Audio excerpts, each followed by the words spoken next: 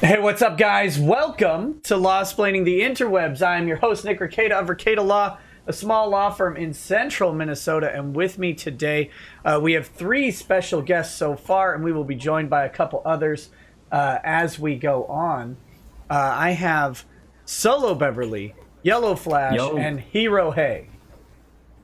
What's Pleasure up, to be here. Hey, What's up? What's up? Hey. What is... There's not like any feedback going on in the background, is there? I'm showing something playing, but it's not actually playing to me, so that's weird. It sounds good to me. Okay, good. Yeah, as far as I can tell right now, everything is all right. But Yeah, you sound pretty good. Yeah, so it starts immediately. Solo Beverly, that's a girl's name. I remember my first super chat to you. You thought I was a girl, Yeah, well, wait, I wouldn't think that, because what about Han Solo? right? It's- They're but- getting it from the Beverly bit. yeah, like Solo, like the alone Beverly is what I get. But maybe that's a last name or something. I don't know. Yeah, well, No- I don't no even know. dots. That's what I was kind of thinking. Solo Beverly, Yeah. Now, like you're solo. I combined that with like acoustic performances for music and part of my name. So Oh well, there you Solo go. Being my, I like it. We will be joined at some point by Cody from Anime Outsiders, which half the chat just left when I said that. And then, Yeah, actually, do you hear this? My phone's going off. I'm not kidding. My phone is going off. And yeah. 2 minutes. Okay, I have like 2 more minutes on the show, and I gotta go. I'm kidding. That was just really good timing. hey, whoa, you're a face. You're not just an avatar. Oh, Cody, you hey. have a face. What the crap? Apparently I do, yes. Oh man, hey, welcome to the show. This is Cody from Anime Outsiders. And whenever Ralph gets done drunkling through the kill stream, we will be joined by Gator as well. Oh, great. So here we are, guys. I don't have much of an agenda tonight. We're just gonna hang out, talk about stuff, talk about what people are doing during lockdown, give people ideas for shit that they can do, because the government has decided that we don't get to leave our damn houses anymore. Mine starts. Isn't that more of a suggestion, though? No, mine starts in 53 minutes. In 53 minutes, it is illegal for non-essential travel outside of the home in Minnesota. Monday. There's for going to be me, a lot of 5 lawsuits, PM. I think, Nick. What do you think about that? I don't if you were know. to get in trouble for this, I mean, isn't that against? Oh, I mean, if you know they more than me. arrested me, it would be a disaster. I would waste the whole world's time with that.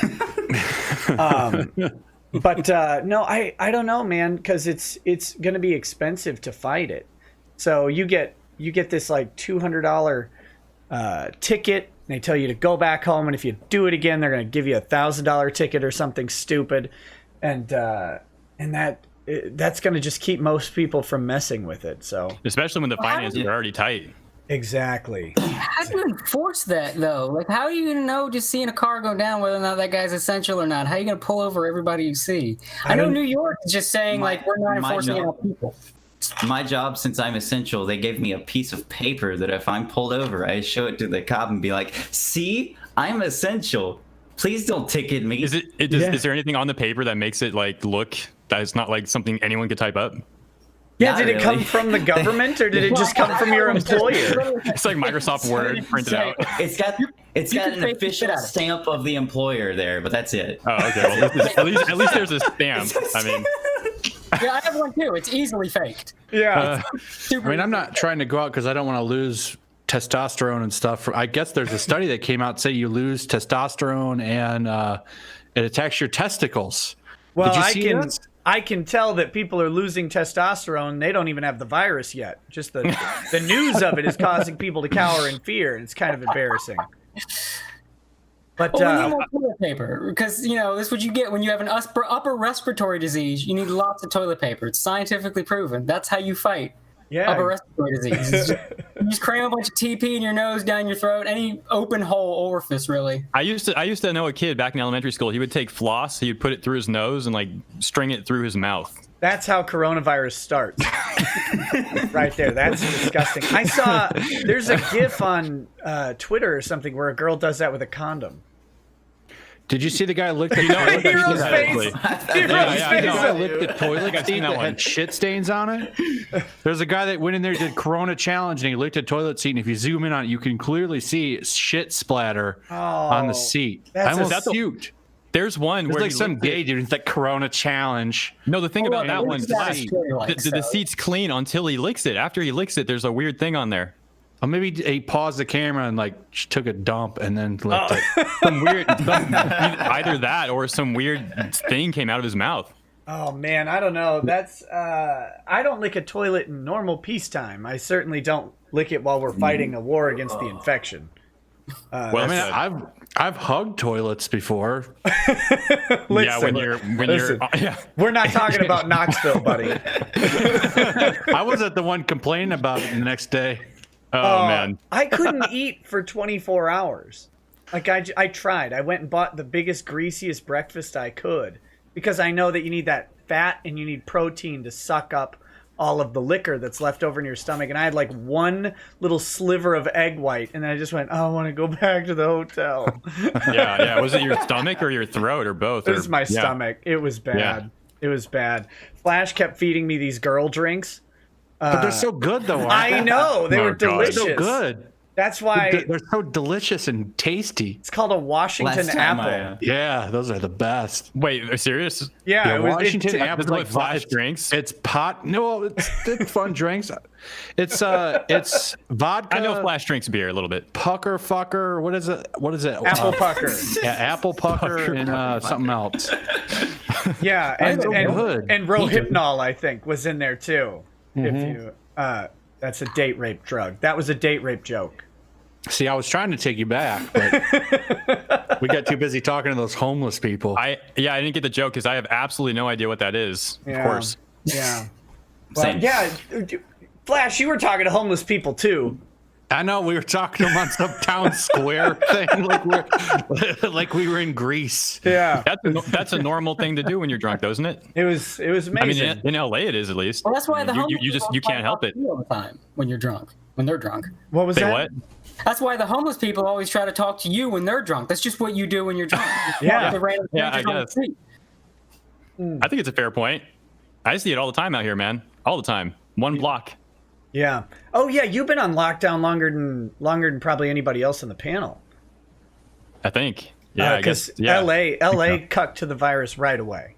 I think, let's be real. I think it's pretty much most of the people in this panel have been locked down long before coronavirus. Yeah, I was already on lockdown before it even happened. I've been in lockdown since I was 13. Not much has really changed for me. So I've never seen the sun. A scary fireball in the air. Yeah, that's mostly true. Until they started recommending we stay home. I tried to stay home all the time. Now I leave. Then all of a sudden I want to go out. Yep. Yes. Now I want to go They said, "Don't outside scratch and your go face." someplace. They Yeah. said, don't scratch your face, and all of a sudden your face just starts itching. You son of a bitch. Yeah. I'm resisting right now. Everybody get out of here. Whoa, don't touch your face. No. I've Gonna been get the COVID. I've gone out like every single day for something, some stupid little thing. Like today was the last day that we'd be allowed to leave our house. So we had a party, a birthday party for my wife's cousin's husband. So they had their kids, and I had to go out and pick up the pizzas and the refreshments and stuff. It's like every day got something now. And I went out yesterday for the first time in like a week, and I was surprised how many people were actually on the road. It was almost like a normal day on the road, at least. I was surprised. I don't know where they're all going. I guess shopping, grocery maybe they're store. just driving around. Like honestly, probably some of them at least. I need purpose in my life. People in my town, everywhere else is closed. It's not essential, so they'll go to the grocery store just to have something to do, and it's like just stay home for a little bit, let blow over, just relax. Nah, I can't. I don't want to stay home. I don't want to do it. People are saying like this is gonna last until May or something. This ain't gonna last until May. If this geese starts going through April, people are gonna start rioting. They're gonna have to start opening shit up.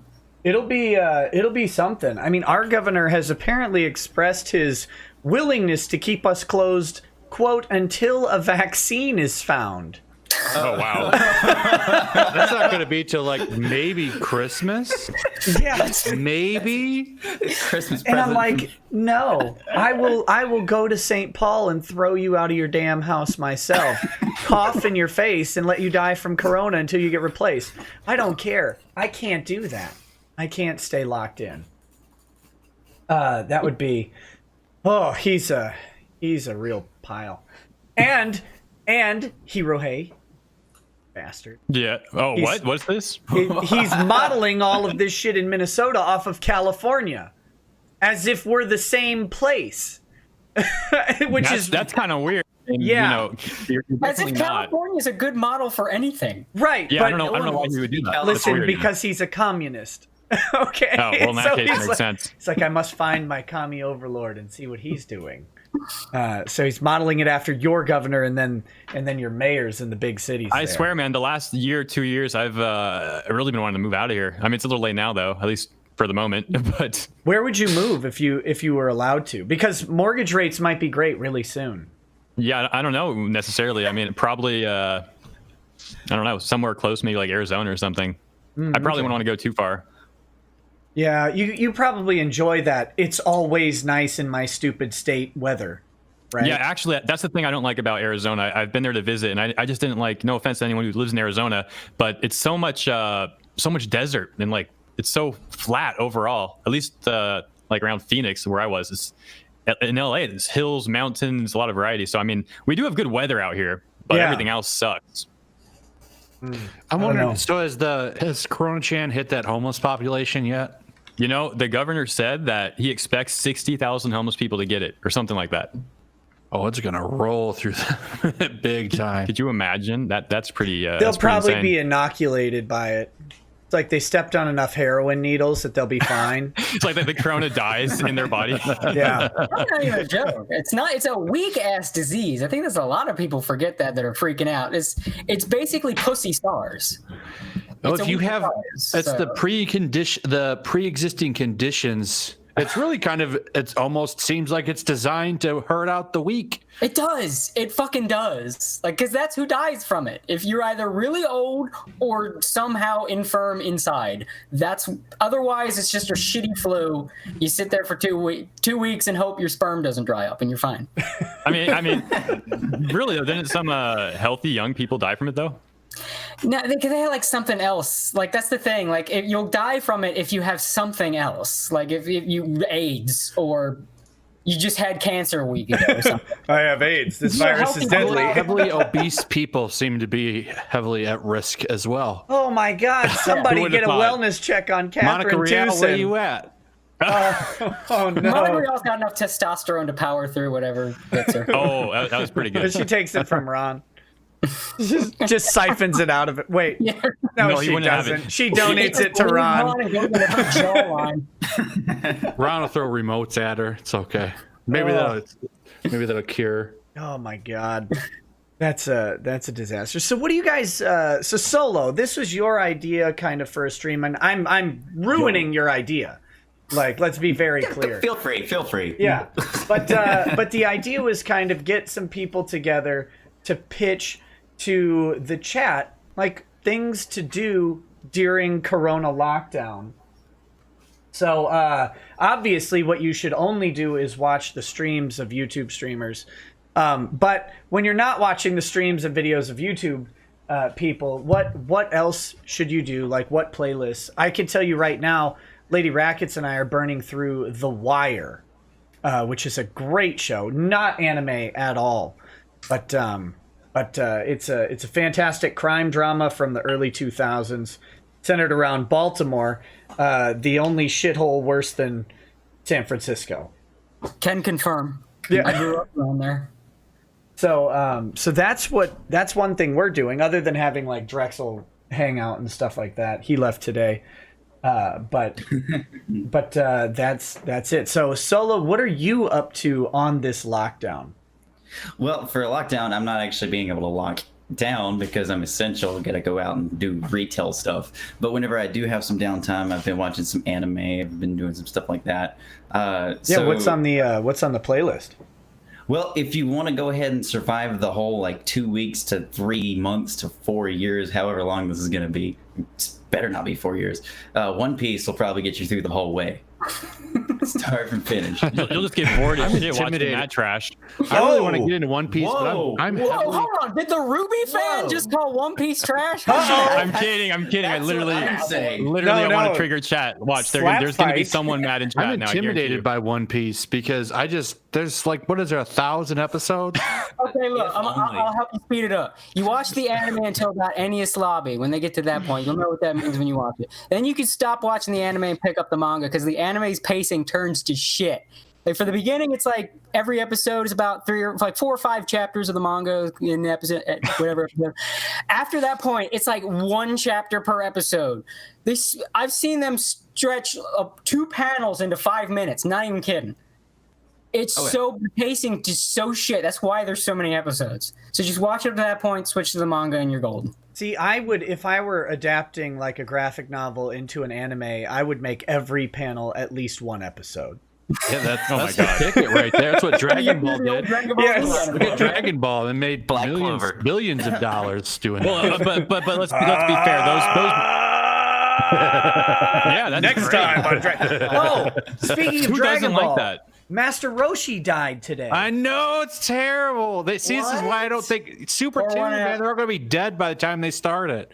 Because didn't know Goku's that. voice No. actress, she's like 89 years old. Yeah. Crazy. Yeah, but she's like full of energy and love and shit. Like she's got shit going on that's gonna power her for years to come. That is Like, some you- bullshit you- anime you- power, you- isn't it? Jumping around and doing all kinds of stuff. She's like, I'm Goku, yay! Like she's just. That's not how old. Whatever she's got pumping in her. It's like they're giving her the best healthcare. Should we take a moment of silence for Master Roshi, though? Yeah. Yeah, I like, think for real. we got to sniff some panties or something, right? Everybody Yeah, I mean, well, commemorative you know. watching of that one episode from Super, from the Tournament of Power, Roshi's episode. Everybody go watch Oh, that tonight. where he's like Eat just well, kicking ass play for a well. while. Yes. Yeah. Yeah. Glorious fucking episode. Well, If you read the manga, he was beating Jiren's ass. yeah, manga With sucks. Ultra Instinct. F to so Master stupid. Roshi. Respect. Always respect your spontaneous panty-fueled nosebleeds, buddy. Rip. A man who knows what he wants and not afraid to speak his mind and get it. Cheers. To May all we- fucks. May we all live to be that old and carefree. Well Oh, said. Damn. F's in chat all around. Okay, let me read a couple of these super chats as we go, so I don't get too far behind because I'm bad at that. Gelth Walker says, Nick, check what I have. If they shut Queensland down, I'm so prepped. Anyway, I got a dip. Friends are coming over, and he sent me an Imgur link. That's dangerous. Oh no. no. He boomered the link. He can. This guy. No. Send in a just- donation, boomers, anyway. Yeah. Friends coming So over the quarantine. I can't see. I'm guessing there's a letter wrong somewhere. Adam D says, never more urgent to tell your representatives and governors how you feel about what they're doing. By the way, Adam D was my guest the other day talking about the Lucas Gerhard case. He's a legislative aide in Michigan. By the way, I'm going through HR 748, the deal they made today, and compiling what's in it. We'll send you my findings. $47 billion in, and I just started. Oh yeah, that's a disaster. It's like 800 pages. The stimulus bill, and they're already talking about the next stimulus to fix all the shit that they didn't fix with this one, and we're already getting articles about the next crisis, which is the mortgage crisis. So they're going to bail out the banks again. That's coming. So Always a good idea. Yeah, great. Glad I saved money so that it could just be worth less. yeah. Hey, it's me, Gator. It is me. What's going on, Nick and everybody? Hey, Gator. welcome. Did Ralph make it through the episode? Somehow, some way, he did. I wasn't sure if you had to deploy the emergency bucket or anything. Yeah, I gave a pretty decent roast, I think, last night of everybody in the call. Yeah, although someone, I can't remember who, they were critical of you, and they said you didn't roast me that hard. So I guess That's true. That's true, but you get roasted on Twitter pretty hard every single day. I don't want to move into that territory. There we go. by like less than men, you know what I mean? You gotta actually throw real roasts at them. They just recycle the same couple of lines and then pat each other on the back. It's not a roast. Ouch. No, I took a couple L's yesterday. That was fine. I was okay with it. I took it down for revenge. What are you doing in here? What? Me. He hit you? You tell him not to hit you, and then you go to bed. Okay, good night. Maybe you're gonna have to go up there and whoop some ass. Gotta lay down the lost splaining. Daddy's trying to do a stream. What's going on up here? Exactly. He hit me. Well, tell him not to. That's all I would do anyway. Well, Oh if you my left, win it right. Sakaki Onsite says, week 1 of stay at home. It's okay, but I'm starting to want out. Send cookies. Oh, man. I got a stash. I don't have any down here with me, but I got a stash of those double nutty Nutter Butters. Well, that just sounds amazing. Oh, that sounds good. Yeah, they double stuffed Nutter Butters. They did it years ago. It was a limited time run, and I've been crying every day since they haven't re-released them. And then they re-released them like the week before Corona hit, and they are amazing. The only thing I've Send some to hoarded. North Carolina. Send some to me in North Carolina. Come You're on. essential. Go out and get your own. Use your little paper right. or whatever. Yeah, Wait, man, you're it's got in- a stamp on it. You're in North Carolina? Yeah. Oh, can you smell the rot between the folds of Doucette's neck from where you are?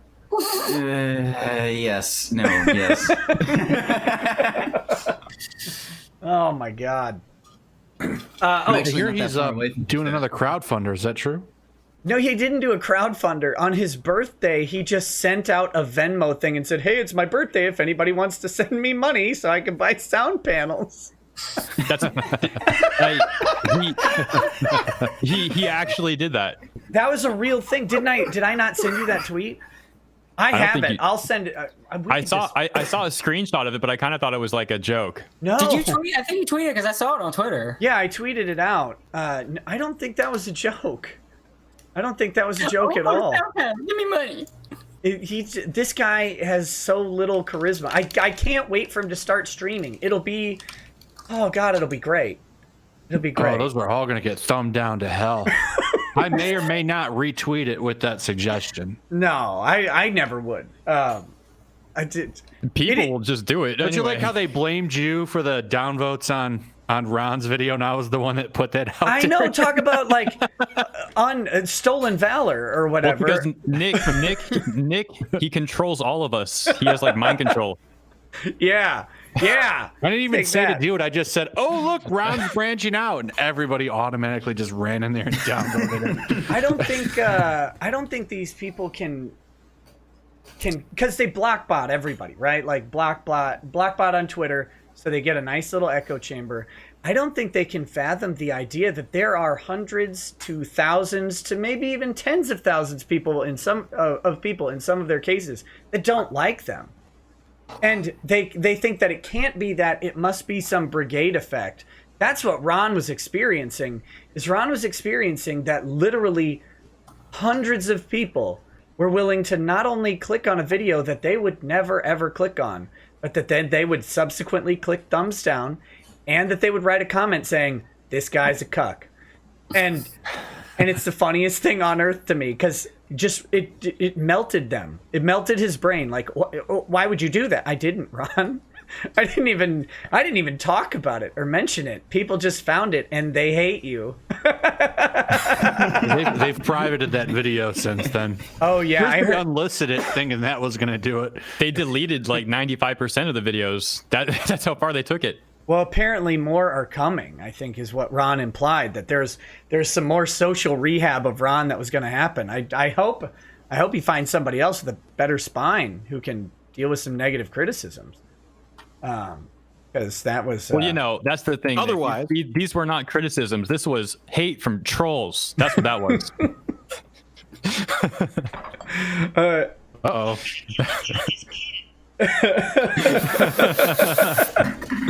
Yeah, I mean, it's an unfortunate place to be, but I've learned this. So confidentially, I have to keep the source of this confidential, but early on in this stuff, when the heat was kind of turning up on me on Twitter and stuff. A voice actor that I had talked to asked me. They said, Nick, there's a bunch of people saying mean stuff about you on Twitter. How do you deal with that? And I was like, well, I don't really care.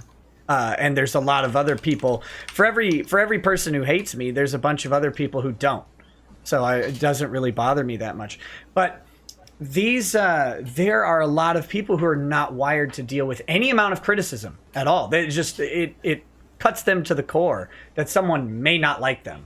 Oh, that's big with voice actors. We actually recently on Anime Outsiders, we put an article that kind of one of our members has been an anime fan since the days of circulating tapes, and kind of talked about how we got here. And I hate to say this, but the fans hold a little bit there because for years, and I mean years, these people were deified by the anime fandom. Like, it was pathetic to watch. Like, I would go to conventions and see these people get slobbered over. It was shameless, and it's gone to their heads, like absolutely, just right, like straight to their heads. And now we're seeing the result of that. Now that their skeletons are out of the closet, we'll combine with that and the fact that they're just worse people than they used to be, most of them. Yeah, well, I think they got away with stuff for so long. When I was at C2E2, the lines for the voice actors were near empty. Yeah, it's like now they can't handle it because they spent all these years being treated like golden gods, and then now they're catching shit, and they don't know. They've never caught shit. They don't know. This is so alien. Chekhov from Star Trek had a bigger line.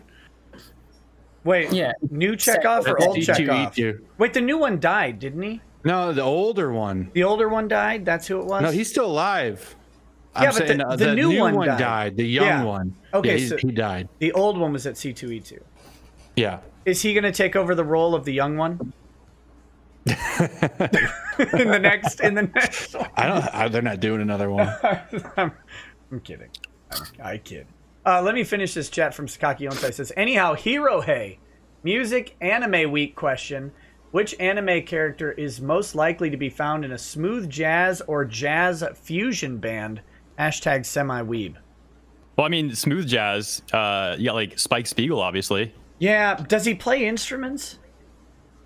I don't think so. Just his background track is great. Yeah. I mean, I could totally see him in that kind of place. But in terms of playing music, well, they were in that kind of place for one episode.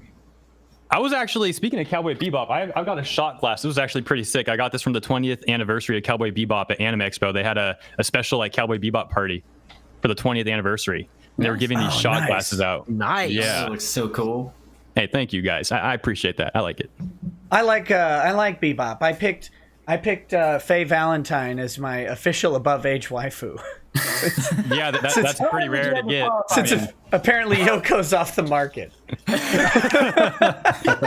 But a little bit. Oh my god. Okay, next we've got where the hell did it go? Lance Parker Tip says, take a shot for Harlem Globetrotters legend Curly Neal. Died 3/26 at 77. Oh, Curly's dead? Curly Neal apparently is down, so if people keep dying, I'm going to get real drunk on this stream. Esme Illis Anime says, Nick, you're missed. Yellow Flash, you're missed. So are you, adult. Or so are you adult. However, hey, adult, tends to stream when I'm working, though. Yes, I'm still working. I'm also essential. Banana stand money, you're welcomes. Essential Squad. Literally, I do that just to trigger you, and it works pretty well. There's always money in the banana stand, boys. Just remember that when the mortgage industry collapses. That's a good show to go back and rewatch. Not the 4th season, though. Oh, no. No. Yeah, Arrested Development season 1 through 3 is brilliant. season 4 when they are like, oh, look, we're popular. Let's bring on a bunch of B and A- celebrities to join into the show who aren't funny and you made a show with 0 celebrities in it, basically, and it was great. Don't bring in celebrities to ruin it. Oh, God. I thought there was some. I remember still liking the later ones, not as much, but like, I remember there still being good stuff. Is that the Netflix season? Yeah. Oh yeah. You know, the Ben Stiller one was kind of funny. Him and with his brother. I don't think I even made it to there because I was so turned off when they started getting into that. There were some good ones, but the problem with that one, they couldn't get everybody back at the same time, so they had to do like each episode being character focused, and depending on who it focused, depended on how good the episode was. Yeah, I could see it being possible that there were some good episodes, but I refuse to delve into it. The Joe episodes were fantastic. No. Stooge Muffin says, I know I've said this before, but watch Black Lagoon, Nick. If I have to, I'll send it to you. Also, make sure you watch the dub. Yes. The Black Lagoon dub. Yes, and the dub is canon, by the way. Is this a hentai? The manga has said canonically the characters are all speaking English, so the dub is the canon version. You got to watch it. Well, because Bible Black is a kid's show, and I figured Black Lagoon was also a kid's show because Black Lagoon is phenomenal. It is one of the best animes ever made. Imagine if like an action show like Die Hard was deep. Like if you took something like some Excuse cool me, like, Die Hard action, sir. right? I'm going to. We're going to have to talk about something real quick that you just said. Are you suggesting, perchance, friend, comrade, that Die Hard is not deep? Well, he didn't say that. I mean, you're about to know what a TV dinner feels like. Gator, roast him, please! That's like the best Christmas movie ever made. Die Hard's great. I have to watch it every Christmas. Get that show into my veins, I'd do it. It's that good. Oh God, it's so good. I can't roast Cody because he introduced me to Garo Vanishing Line, which is absolutely fantastic. I'm about halfway through it right now. What is that? Can I describe it as like muscle-bound monster punches a giant tit machine in the first episode? Yes. There you go. That's all you need to know. It's one of the greatest animated things you've ever seen. He's like, what's it called? Garo? This sounds revised. Garo Vanishing Line. This sounds like a refined piece of artistic integrity. That's exactly what I was thinking, Nick. Yeah. Dumb action, and then the fighting is just, I love it. It's so good. Yeah, I've never based on watched Tokusatsu, so it makes it even better. Yeah, it's based on a franchise, the Garo franchise. That's basically, it's like Kamen Rider for adults. That's straight up what it is. It's like Kamen Rider, but it's like darker. It's super violent. It goes into some shit, and the monsters, instead of being dudes in rubber suits, it's like Lovecraft shit. And there were 3 anime based on it. And the first 2 were, like, the first one's just okay, and the second one's bad. But then the third one was Vanishing Line, and the quality shot up through the fucking stratosphere. Like, it went from okay to bad to holy shit, my pants. Like, it's that fucking good. And, like, it's probably the best Garo anything. And you don't have to see any of the other Garo stuff. Vanishing Line's, like, really well self-contained. You can just watch Vanishing Line by itself. I did. And you get everything. I haven't watched it, but my buddy sent me, like, some meme gifs from it, and I need to. I know I need to. Where can you watch this thing? I watch it pirated. I just go on pirate stream sites. See, goddamn it! No, I must. Being a pirate is all right. Well, here's why you should pirate it. License. Listen, I must humbly and I am ethically honor bound to suggest that nobody pirate anything. Cody must mean watching it literally on a pirate ship. That's what he means. Look. It's owned by Funimation. If you want to watch it legally, you know who you got to pay. So, I was trying to look it up right now, and copy.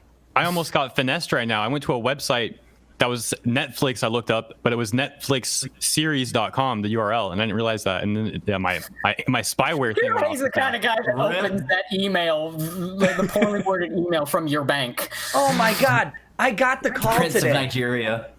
I've gotten some of these ridiculous PayPal scams, but no, they're all obvious though. Kiss Anime is a good website. Yeah. Disavow. Funimation agrees. Yeah, Funimation officially endorsed Kiss Anime. Imagine pirating your own screen cap. What dumbass. Yeah. No, I got the call today, right? I'm in my car. So I got a call early in the day, and I thought it was a spam call, and I was like, oh, yes, I've been waiting for a damn spam call for a week now. And it turned out not to actually be a spam call, so I just hung up. And so then the next one I'm driving around, and I get an actual spam call. It says it's from Alaska, and I pick it up, and it's the recorded chick saying, "Hi, we've got a last chance to lower your credit card rate. We've been trying to contact you, and this is our final opportunity." So I'm like, "Oh yeah, baby, press 1," and I wait, and I get the guy on the phone. He's like, "Hello, we'd like to talk to you about your credit card." And I'm like, "What are you doing? Calling me during a goddamn virus. People are dropping dead in the streets. You're trying to scam me on a credit card."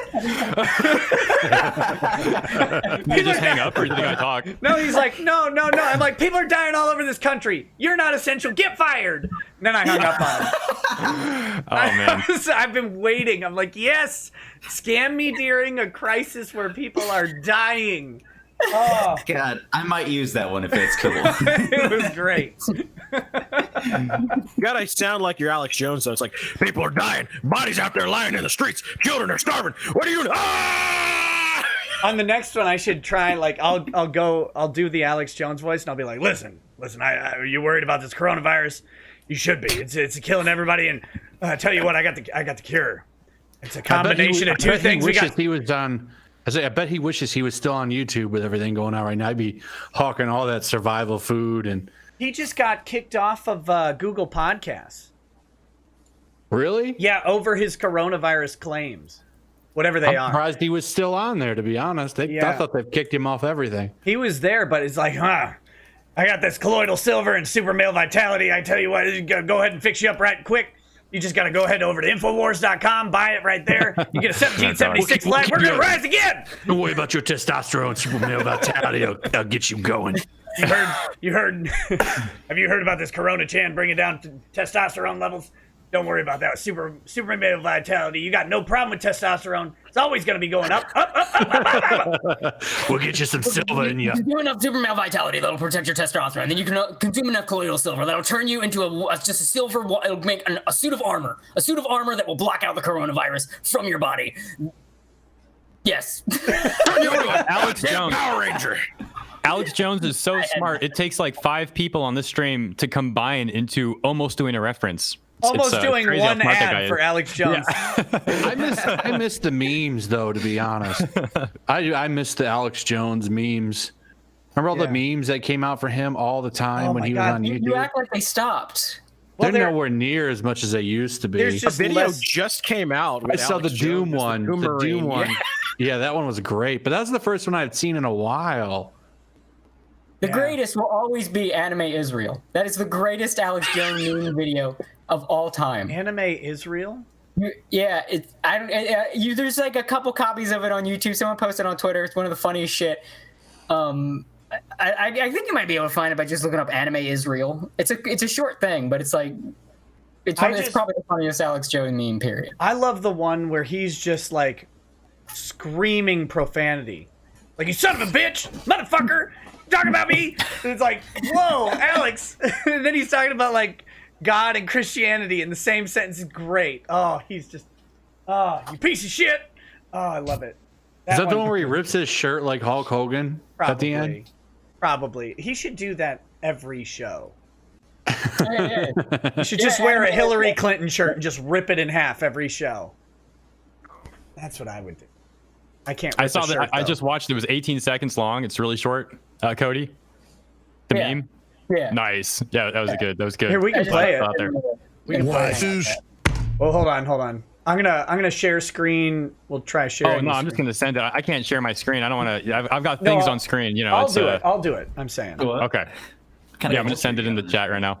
So let me share the screen. Hopefully you guys can hear this. The chat will be able to either way. Oh, you already got it up. Yeah, I got it. Listen. You already got the video. No one. I got no problem getting it up, buddy. If anyone heard something else, it's in their mind. Didn't happen. Screen shares. Okay, here we go. I'm gonna hit play. Hopefully you guys can hear. Why? Think about that. Can't hear it. Yeah. Think about that. Can't hear. Well, you guys can't, but the stream can. So you'll just have to suffer for 1 minute. It's a minute long? Oh, the one I found was 18 seconds. Oh, damn. A minute? Wait. I DM'd you the one I found. I don't know what that one is. I mean, maybe that's the full meme. I don't know. Cody sent this one. Hold on. Let's do. Let me make sure it's the right one. No, Pretty sure it's the right one. Okay, hold on. Oh, here we go. I think we've got it. Yeah, here we go. Okay, I'm gonna play it. It's 18 seconds, so you guys can just suffer. I don't know what I found.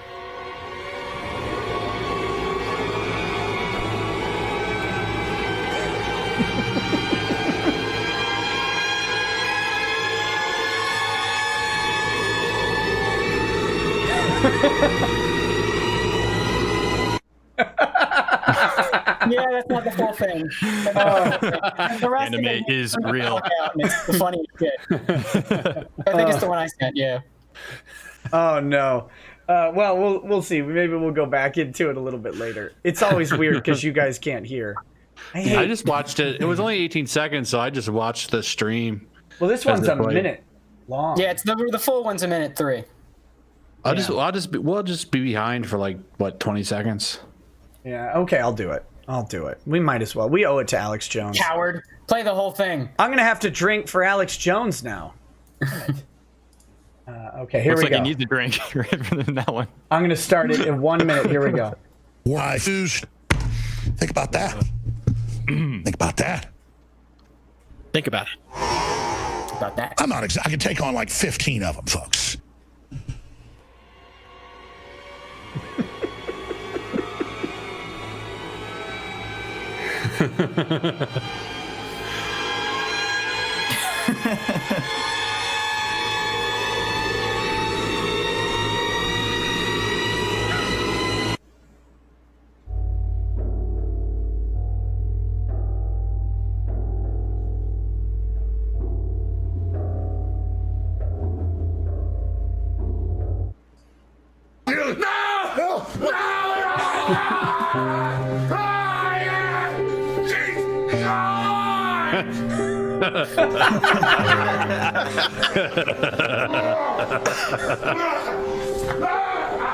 What happens when people lose their minds?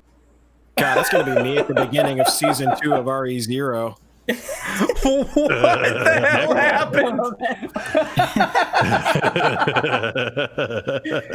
Oh, baby. Oh, can you even contain half of that manliness in anything? No. That's what Was super trying male to burst vitality will out get from you. him. Just, yeah, it's trying to escape from his chest like an alien. See, that's what you get when you get super male vitality. I fully believe that it will cure coronavirus. I mean, if everybody was juiced up like Alex Jones, nobody would be dying. Nobody. Wait, I just saw someone say plus ultra in the chat. How has nobody made an All Might Alex Jones compilation yet? Take the clips from My Hero. Get English dub even better. Take out All Might's line. Just put in some Alex Jones shit. It's just a recipe for fucking success. That'd be pretty funny, actually. I'm gonna do that. Just like All Might saves some people from a burning building, starts telling everybody about chemtrails. Had to get him out. They're turning the freaking frogs gay. Oh my God. Hillary Clinton sacrificing babies to harvest their blood and their heterochlorotrine, getting from the brains, help her live forever. Her and the devil She smells like sulfur. Synac 8 says, Gator, what happened to Full Blast Forever streams? Well, you see, Ralph was on the Drunken Peasants podcast with Vaush, and some things happened, and Vaush decided to pull his best Corey King impression and instructed all of his followers to flag and take down everything that Ralph has. So unfortunately, Full Blast was one of the people that got caught up in that. Oh, that's so lame. So this is a guy restreaming the kill stream, right? How does that not on backfire in his face, though? Because people hate false flaggers. Yeah, but he's got a very spurgy fan base that don't know why they follow him, but they do. But he's part of that like BreadTube collective, which is based. It's really just the New Skeptics. That's all it is, and they are just fanatical and stupid. Who is Vaush? I believe a while back someone told me I should have Vaush on the show, but I don't know who he is. Who is this guy? He's low IQ Destiny. Oh God. He just apes Destiny's bit and does it poorly. With a man But bun Destiny or is low whatever. IQ Destiny. Like, he's by himself. He doesn't even need a low IQ version. He is the low IQ version. Comparatively. Oh, that is it's horrifying. relative. That sounds entertaining for like I don't know, 5-10 minutes though. I don't know. I laughed my ass off when I saw what Vosh looks like. Because it's the stereotype. It's what you picture in your head when you're making fun of him. But that's how he really looks. Oh He looks like he smells like patchouli and sadness. Damn it. So he makes mayonnaise. Yeah, I was really enjoying that Rage Blast channel because I could just use my YouTube app to listen to your guys' show again. Yeah, we got some other people. We got some other people that are also restreaming it, but hopefully Full Blast will get his channel back, overturn the strikes. But Vouch is still sending his people like every single day to go and flag the kill stream, and because his fans are so just absolute pieces of shit, he's not getting the flack for it like Jarbo did. I don't even know this was happening until right now. That's so weird, man. Like, I don't get it. Why do people, who has time to like actually brigade people? Like, why bother? Just do your Internet own communists. Just make your shit. Just work, and if you don't like them, try to do better than they're doing. If they wanted to work, they would have become internet communists. Exactly. I don't disagree with that. I want to get some water real quick. Yeah. Touche. That was an effective rebuttal. How'd the roast go, Gator? It was great while I was on. I had to leave a little bit early, of course, but I really enjoyed it. How did it end up? Well, let's just say that Dick maybe pulled a little bit of a Ralph there. Not a full Ralph, because there was no certain words that were used, but he kind of was he tossed. Oh God, like a salad. I was wondering because his set was bombing like the Enola Gay, man. It was pretty fucking bad. I thought my set was terrible because so I'm Ralph's like, okay, come on, do the roast. And I'm yeah, okay, this sounds good. I'll make fun of Dick a couple times. And then Ralph has this like elaborate thing that he wrote down and it's like got all these jokes that like lead into each other. And then Worski does the same thing and I'm like, holy shit. These guys put time into this and I didn't put anything into it at all. They prepped for it. Yeah, that was, oh my God, that was tough. So then I'm spending the rest of the time, I'm like, okay, what joke am I going to say next? How am I going to make, making fun of Worski's fucking easy. How am I going to make fun of somebody, Wang? Like, how am I going to do that? And that was tough, man. Now you know what it feels like to be Greg Doucette in a court of law.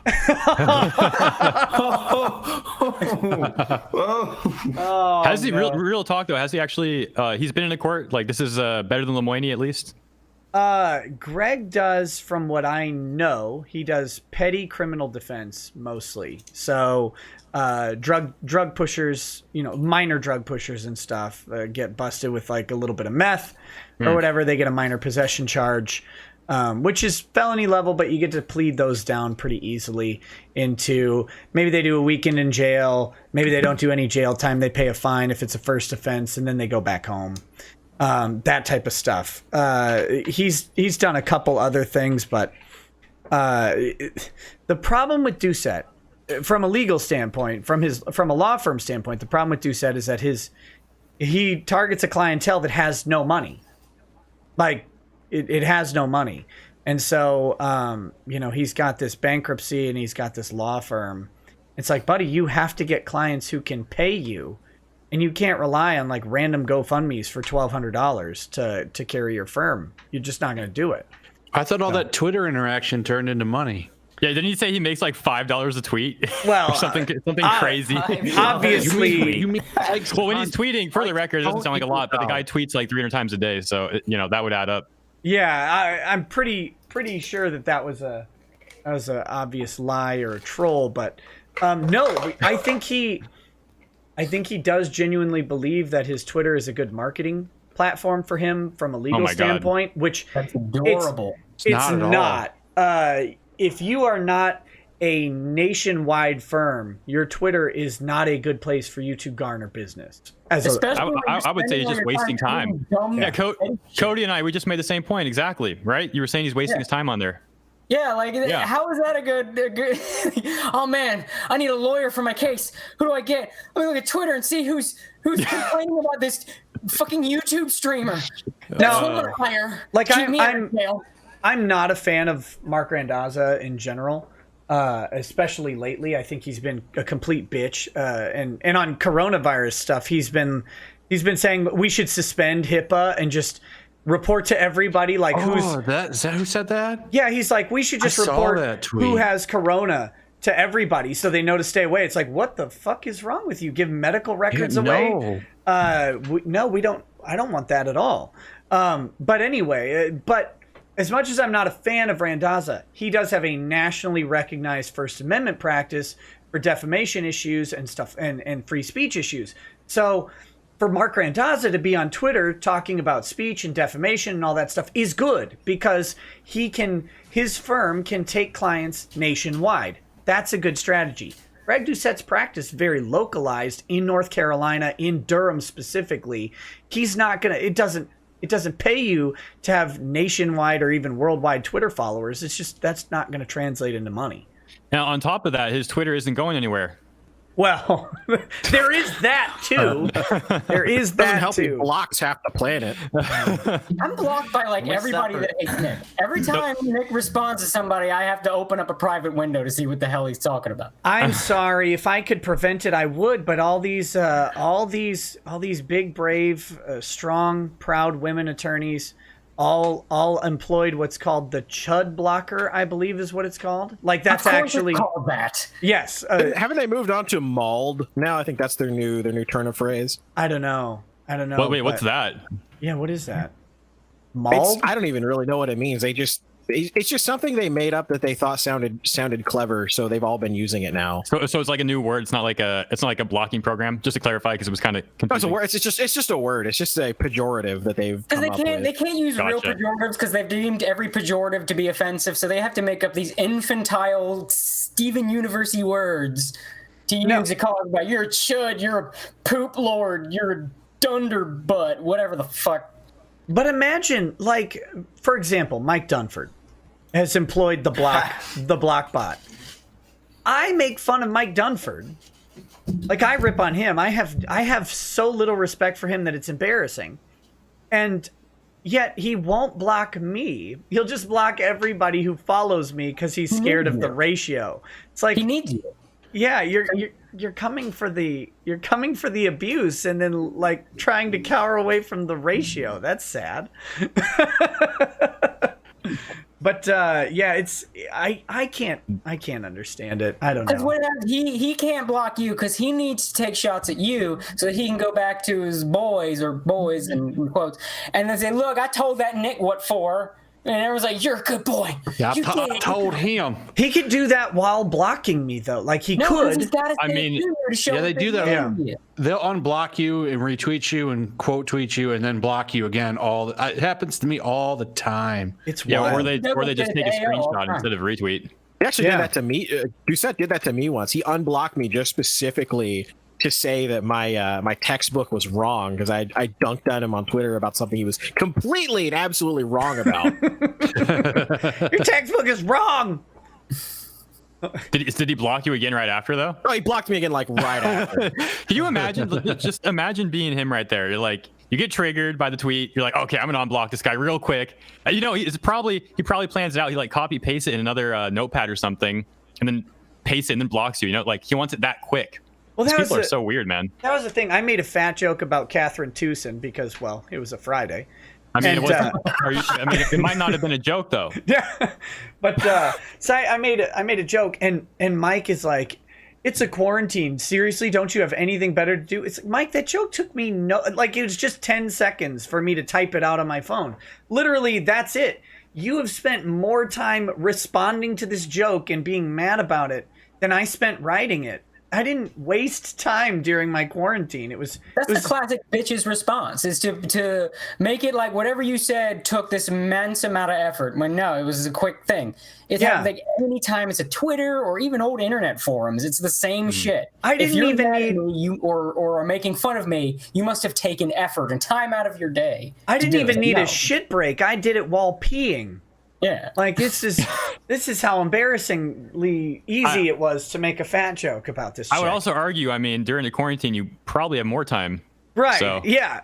Weird argument in general. That's the other weird part. Also true, but still, the idea that this like took some amount of effort. It's like, no, Mike, it doesn't take me effort to write jokes about you guys. You guys are just inherently terrible and embarrassing. Like it no work to make something about you. I just have to wait. Like, they weren't working before this anyway. That's true. Hey, dude, Chet's about to come into some money. I'm sure he's going to get that whole $1,200, 5 months of unemployment at the maximum. Oh, his creditors have to be thirsting. Oh, thank God. The government is finally going to give us some money through Greg Doucette. This asshole will never pay. Maybe Randazza's thinking the same thing, though. Maybe it'll be a competition. Is there a risk? You don't have to answer this either. I don't know if it's a weird question, but is there a risk having debtors and then tweeting out having a PayPal like donations? Yeah, absolutely. Like it's probably not the smartest thing to do. No, you should not, especially if it's something that's hard to trace or whatever. Because if a creditor looks at Doucette's tweet and says, "Well, hey, maybe you got $1,000. Oh, he has a Venmo account. What's been going on in that account? We don't have anything going on." Especially when you've angered a bunch of people by being a complete asshole. Someone might actually tweet or email or whatever the trustee of your bankruptcy or one of the creditors and let them know. I mean, DSP. Yeah, I was just about to say, we just go off topic real quick? Did you listen? Because I tweeted this at you. I haven't listened to it yet. Discord, the debtor call. Yeah, there's 60 people on it. Like somehow the number leaked out, so there were detractors on the call. The court published it. Yeah. Yeah, somebody was pretending to be Citizens Bank. Oh my God. Nick said he was going to go through that. Yeah, that's great. They were playing sound bites. Like all of a sudden, people, why am I toxic? Oh no. You would think that call would be boring normally, but they made it so good. Like it was a great 40 minutes, whatever it was. I'm gonna go through it tomorrow on a live stream. I can't believe they didn't end the call or something.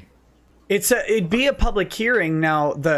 It's in a way, I know DSP is a cockroach who will live through anything, but in a way, that was a worst case scenario for him. Because normally you'd have to go into the courtroom, and people on the internet are not going to travel to the bankruptcy court across the country. But making a phone call isn't that hard, right? Just sitting on a conference call with Streamlabs up recording it is not a big deal. So it was that was unfortunate for DSP.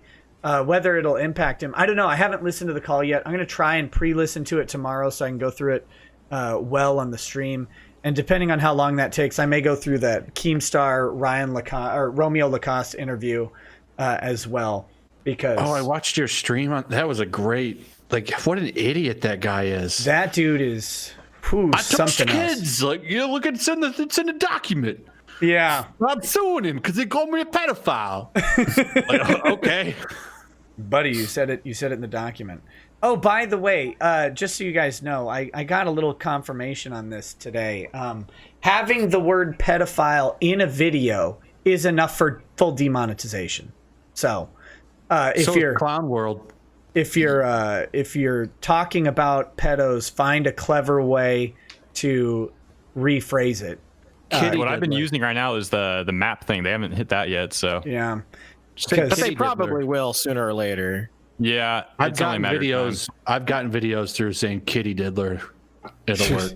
I got specific feedback today that says YouTube will not monetize the sexual exploitation of children, and I'm like, I'm talking about it in a lawsuit, talking about it.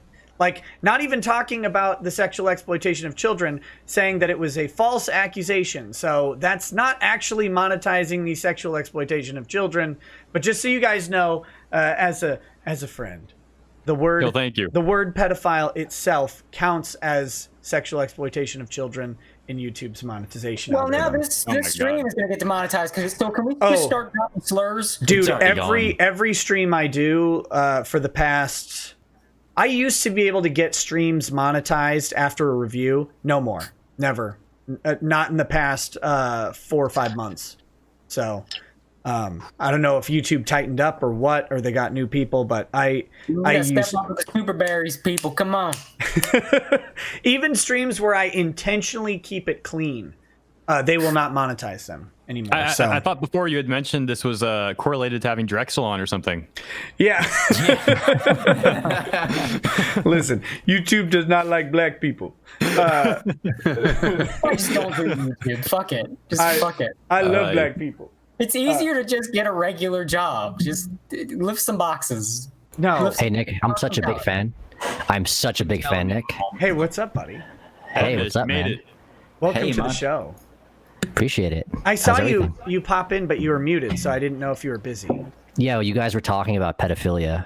And... God damn it, Image! It's an anime stream, so you know. Yeah, exactly. I just jumped in and I was like, what are they talking about? And I was trying to like figure out what you guys are going on, but then what am I walking into? Yeah. Yeah. It's pretty weird. He like leaves the stream. we're off the rails a bit. We're supposed to be talking about activities to do during Corona Chan lockdown. Now are you on lockdown or no? Because I'm in New York. Oh yeah, your governor is the one winning the fight. The governor of New York is outgunning the mayor of New York City. Are you in the city or just the state? We don't want to give that away. Like 15 minutes from the city, from Manhattan. So yeah, but it doesn't. A good radius. The city. Oof. It doesn't matter. De Blasio is losing the popularity contest because Cuomo is being more authoritarian than him, and so Cuomo is shutting down the state. Didn't Cuomo just ban interstate travel out of New York? I'm not aware. I got to check up on that. I don't think so. The only thing I've heard is just he said some like businesses will be shut down and it said flat out in his statement, we can't enforce this with people. Just they can't. The last thing was that anyone traveling outside from New York or into it, generally, like as far as like traveling is concerned, they would have to be like quarantined immediately for like 14 days or something like that. Super unconstitutional. Yeah. Like guys, I know. Ignore everything you feel about what we should do about coronavirus for just a second.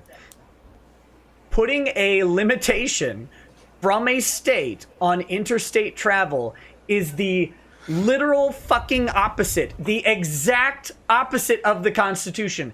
The entire purpose of the Constitution and why it trumped the Articles of Confederation and why it was written was specifically to prevent this exact thing from happening. And it is crazy that we've got it and that people are like, yeah. Articles of Confederation, like a sovereign citizen video here. Well, you see, Nick, I'm a traveler under the Articles of Confederation. Yeah, that's my Lambo. I fucking love those videos. Those are the best videos on YouTube. Like, I'm not getting out of my car. I'm a traveler, and then they bust the window and drag them out of the car. But that's one of those. This is one of those things where putting a mandatory quarantine on someone who travels in the between states is one that would go to the Supreme Court, and the Supreme Court would say, nah, you can't do that. That's like putting a tax on interstate commerce, and you can't do that stuff. That's the one thing that you really can't do. They can. I had to confirm that yes, there is a limitation on interstate travel from someone in New York. So. Oh, there we go. I gotta look more into that. Change soon. Yeah, I gotta look into that then. I mean, for me, none of this stuff bothers me really. I prefer to be home anyway. all this lockdown stuff. It's just like, yeah, man. I mean, I can cook my own food. I have my computer. I'm good. Like, I don't need to be outside. We all confirmed earlier that none of us were leaving the house anyway, but now that we can't, we all want to go places. Yeah. Well, there's some shit I got to do out of state next month. Well, it's later in the month, so this will probably be fiddling down, if not gone by then. But it better, because I'm gonna be fucking. I mean, there's always a chance it's the opposite. Well, they're hoping that humidity will kill it, but it seems to be doing just fine in hot places. Yeah, so. yeah. I think they moved on from that one though. Have you had any humidity in Los Angeles by the ocean, Hero? Because I think Corona is still a little bit. I think Corona still exists in warm weather with humidity by the fucking ocean. I don't think that's going to be the solution. It's not going to be the solution they're hoping for. Well, I'm here finishing bottles of liquor now, and I'm getting more and more depressed. Well, the warm weather's going to kill this, in that people are going to be less tolerant of this fucking quarantine lockdown shit when the weather gets nice and the government's telling them not to go outside. Yeah, they were like a week ago. If I get coronavirus, I get it. It ain't going to stop me from living my life. If I got it, you going to have it too. Good thing they shut down all those pesky ammo and gun shops. Oh man, that's where all of the social interaction was happening. Everybody's just hanging around ammo and gun shops, giving each other hand jobs, passing that coronavirus in, licking eyeballs and stuff. And now they shut that down.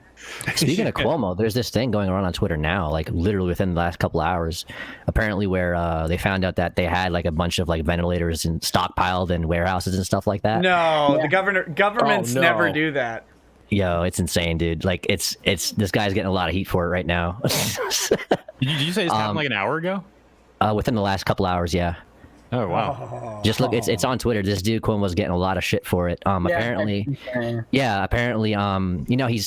today he was on MSNBC, I think, talking about how New York needs like 30,000 ventilators, and he needs them yesterday or today because in 14 days from now, people are going to die. It's a matter of life and death. And then today, at the same time, apparently, Trump tweets out something about how there were a bunch of ventilators either delivered or they were found in New York, like in warehouses and stuff like that. And now Cuomo's talking about how, we need to stockpile them for when this stuff gets bad. We don't need them today. We just need to have them ready. And I was just like, dude, I don't know. It just sounds, that's not what he was saying this past week. That's weird, pretty man. crazy. I got to look into that. Yeah, I didn't see that one. I shared it on Twitter. I shared it on my page. I just retweeted it a little while ago. Like Puerto Rico, right? Exactly like Puerto Rico, Nick. Exactly like Puerto Rico. Yeah, exactly. It's crazy, man. I don't know. It's amazing how they always criticize Trump for his terrible response, and then it turns out they have the massive pile of supplies just they were the ones that didn't want to shut down. We can't shut down the borders. That's racist. Dude, it's the Rahm Emanuel. It's like Rahm Emanuel said, never let a good crisis go to waste. That's what most of this has been about. It's just these motherfuckers will let people fucking get sick and die just to get an own on Trump. Like, they're trying to scare they're trying to get people scared of the chloroquine shit now. You know what pisses me off too? Trump shutting down international borders would have been constitutional. A temporary, like a 90-day shutdown of international travel due to a pandemic, a global pandemic that stood to infect the United States, that would have been much more constitutional than what half of governors are doing right now. And they shit all over him for it. It's like, even me, super libertarian over here, I would have to swallow that pill and say, you know what, though? The president does have the authority to shut down international travel under the Immigration Naturalization Act. It's the same shit that he was pulling that they took him to court over before, when he was like, well, we don't want to import terrorists. It's like, yeah, Trump can do this. Obama did it. Bush did it. We can do this. And if there's a pandemic, he certainly can fucking do it. And then they're like, no, don't do that. Instead, let's just ban interstate travel and shut down the goddamn economy. Fuck them. I hate governors. Yeah, it's probably because he's too orange. Yeah. God. Ultimately, yes. At the end of the day, like, yeah. And that's why he's immune to coronavirus. Spray tan knocks it out. No problem. He has like permanent like vitamin C and vitamin A. Yeah. he's super orange. I just crumble up vitamin C and I mix it with liquor and then I rub it all over. It's perfect. So much vitamin C. I've got the most vitamin C. Nobody's got more vitamin C than me. It's great. Yeah. Got top guys. C levels are huge. Got top guys telling me it's good. Top guys. All the best. We got the best people all telling me the same thing. Trump, you've got so much vitamin C. You're great. It's great. They're great people. You should know them. You should love them. They're great people. Morty J This whole says. shit's a shitstorm. Morty J says, in the age of Corona Chan, all you need is the holy trinity of Trigun, Outlaw Star, and Cowboy Bebop. Great watches for first timers and still hold up to this day. Good. I've never watched through Trigun. It's really good. It's really good. The manga is very different. If anybody wants to check that out, it's like like a whole different story. But it's super good. Doesn't Johnny Young Bosch do that dub too? Yeah, his first role. Yeah. That was his first role. Was bad. Was it really? Yeah. Oh wow. His first, but he'd done Power Rangers by then, Oh yeah. It's a Black Ranger. Well, first anime. When Trigun was out and coming out, it was at the similar time to Rurouni Kenshin, which Funimation just picked up.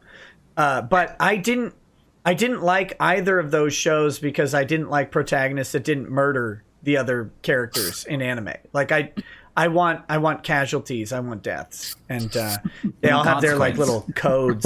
That's what was cool about Kenshin though, because he had that side to him. I liked Samurai X. I wanted that Kenshin. Oh, you did like? Oh, okay. Did you ever see the OVA, Trust and Betrayal movie? The one where he just kills everybody? Like, yeah, it's him as the Batosai back in the day. Yeah. I saw that, and I never watched the show. Oh, okay. Kenshin. Kenshin's good, and I've always said probably more than most, separate the art from the artist, but still there's an oof because if you remember what Kenshin's author got busted for, It's going back to our earlier conversation. It's still an oof. Is he a kitty diddler? Yeah, he got busted with shitloads of brutal child porn. Like, they literally gave him a slap on the wrist for it too. It's always brutal child. Like, what the fuck is wrong with people? Jesus. Yeah. I don't know. That was like that dude from Glee, right? Who ended up hanging himself because he got busted with the child porn. And he played Puck in Glee. And I was like, okay, wait. So my initial reaction was, okay, he's like a little teeny heartthrob of a super popular show. I bet some 16-year-old girls sent him some tit pics or whatever, and he got busted for that. And then I looked up the complaint, and I was like, holy fucking God. And then I went immediately to church and just prayed for longer than... You read on, isn't that the one you read on stream one day? I never read his charges, but they're bad, man. It was all the bad stuff, and it's like, God damn it. A lot of these pedophiles, they're already evil people, and then they've got all these other issues that they put these kids, they make these kids suffer because of their issues, and then a lot of them, because they have influence, they can basically commission worse and worse shit because it's like with any fetish, you go long enough and that shit snowballs and it gets worse and worse and worse, and then. It burns my fucking soul that I even know that half of this shit exists. Like, not even just that there's child porn, that there's fucking genres of it. Yeah, I didn't know that before this moment.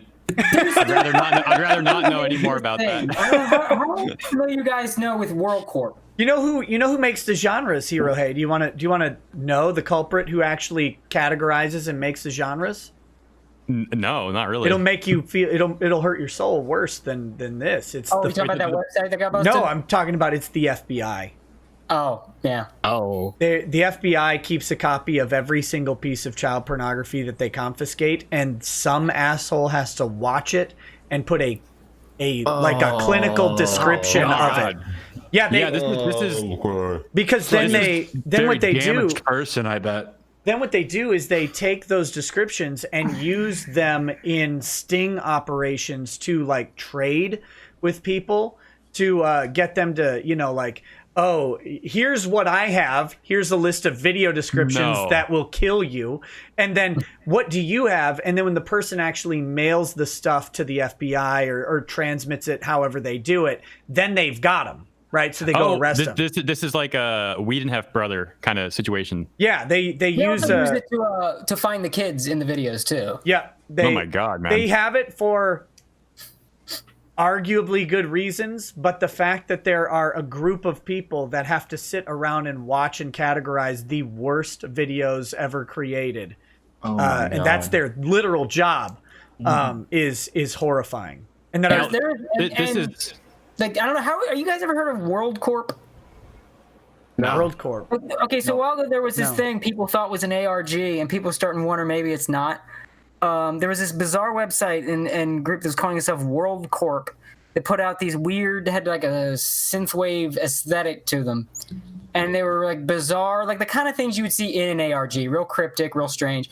And then people started finding out, like 4chan started finding out shit where some of those videos that he would use, because he posted 2 that had cryptic titles that it sounded like Podesta Kitty, like they were taken from Podesta videos with children. Like there was a voice yelling at crying children that sounded a lot like John Podesta. People even did the voice comparisons and everything. If it's not John Podesta, it's his fucking twin brother.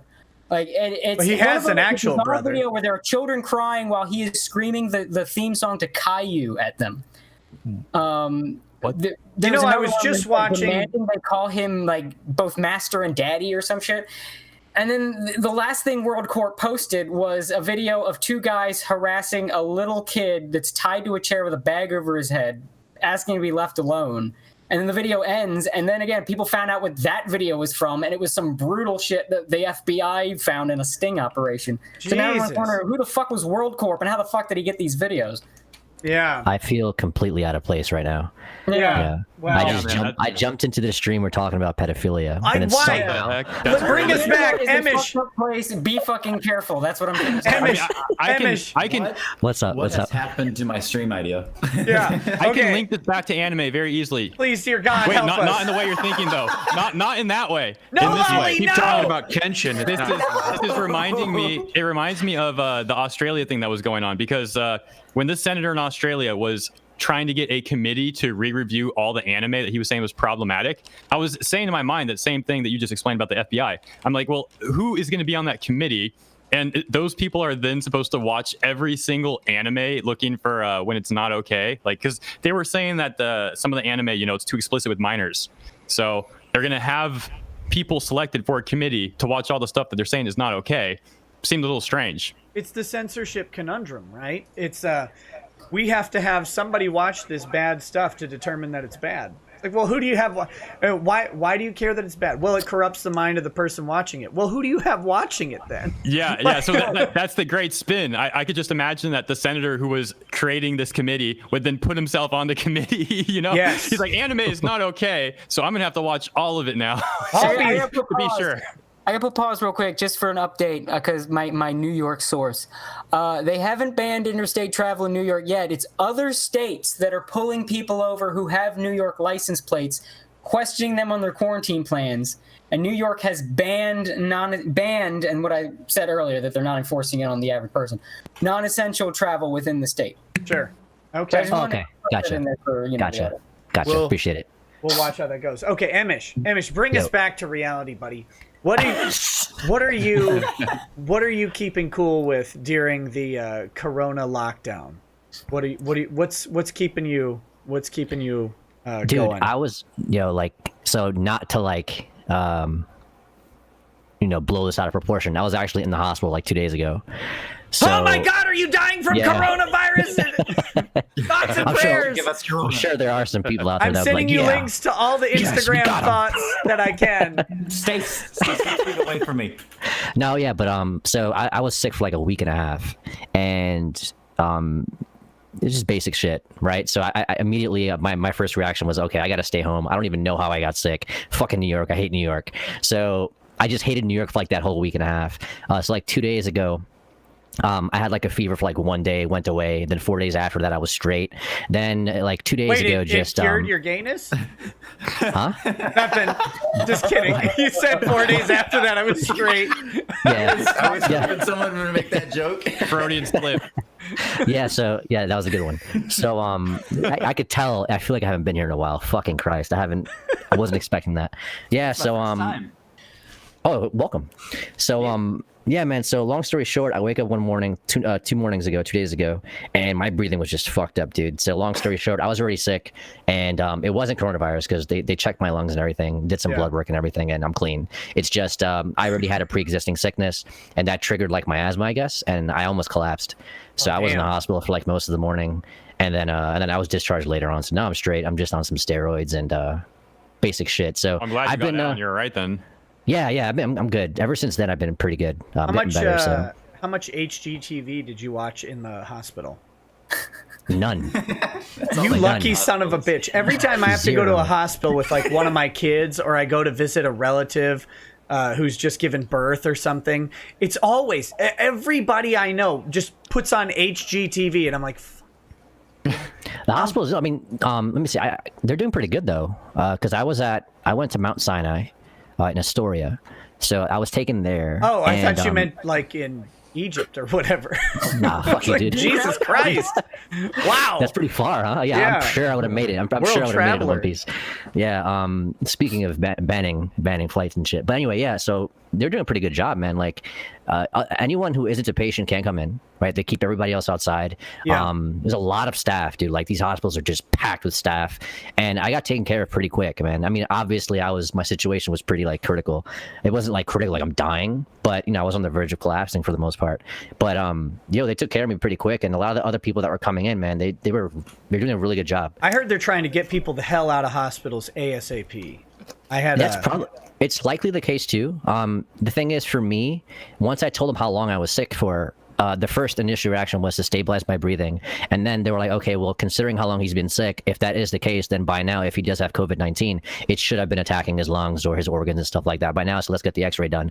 Boom, they got the x-ray done. I was clean, did my blood work and everything. And it was really fast, dude. So I guess in some instances, yeah, they might be trying to get people out as soon as possible, but that's only because they're maybe trying to keep people who actually need the bed in there. Oh, it wasn't a criticism. No, but I think people take it that way though. It's obviously, it certainly is portrayed that way, that the hospitals don't care. It's not the case. No, in general, don't hospitals try to get people out as quickly as possible anyway? Not always. It depends on the condition and the hospital.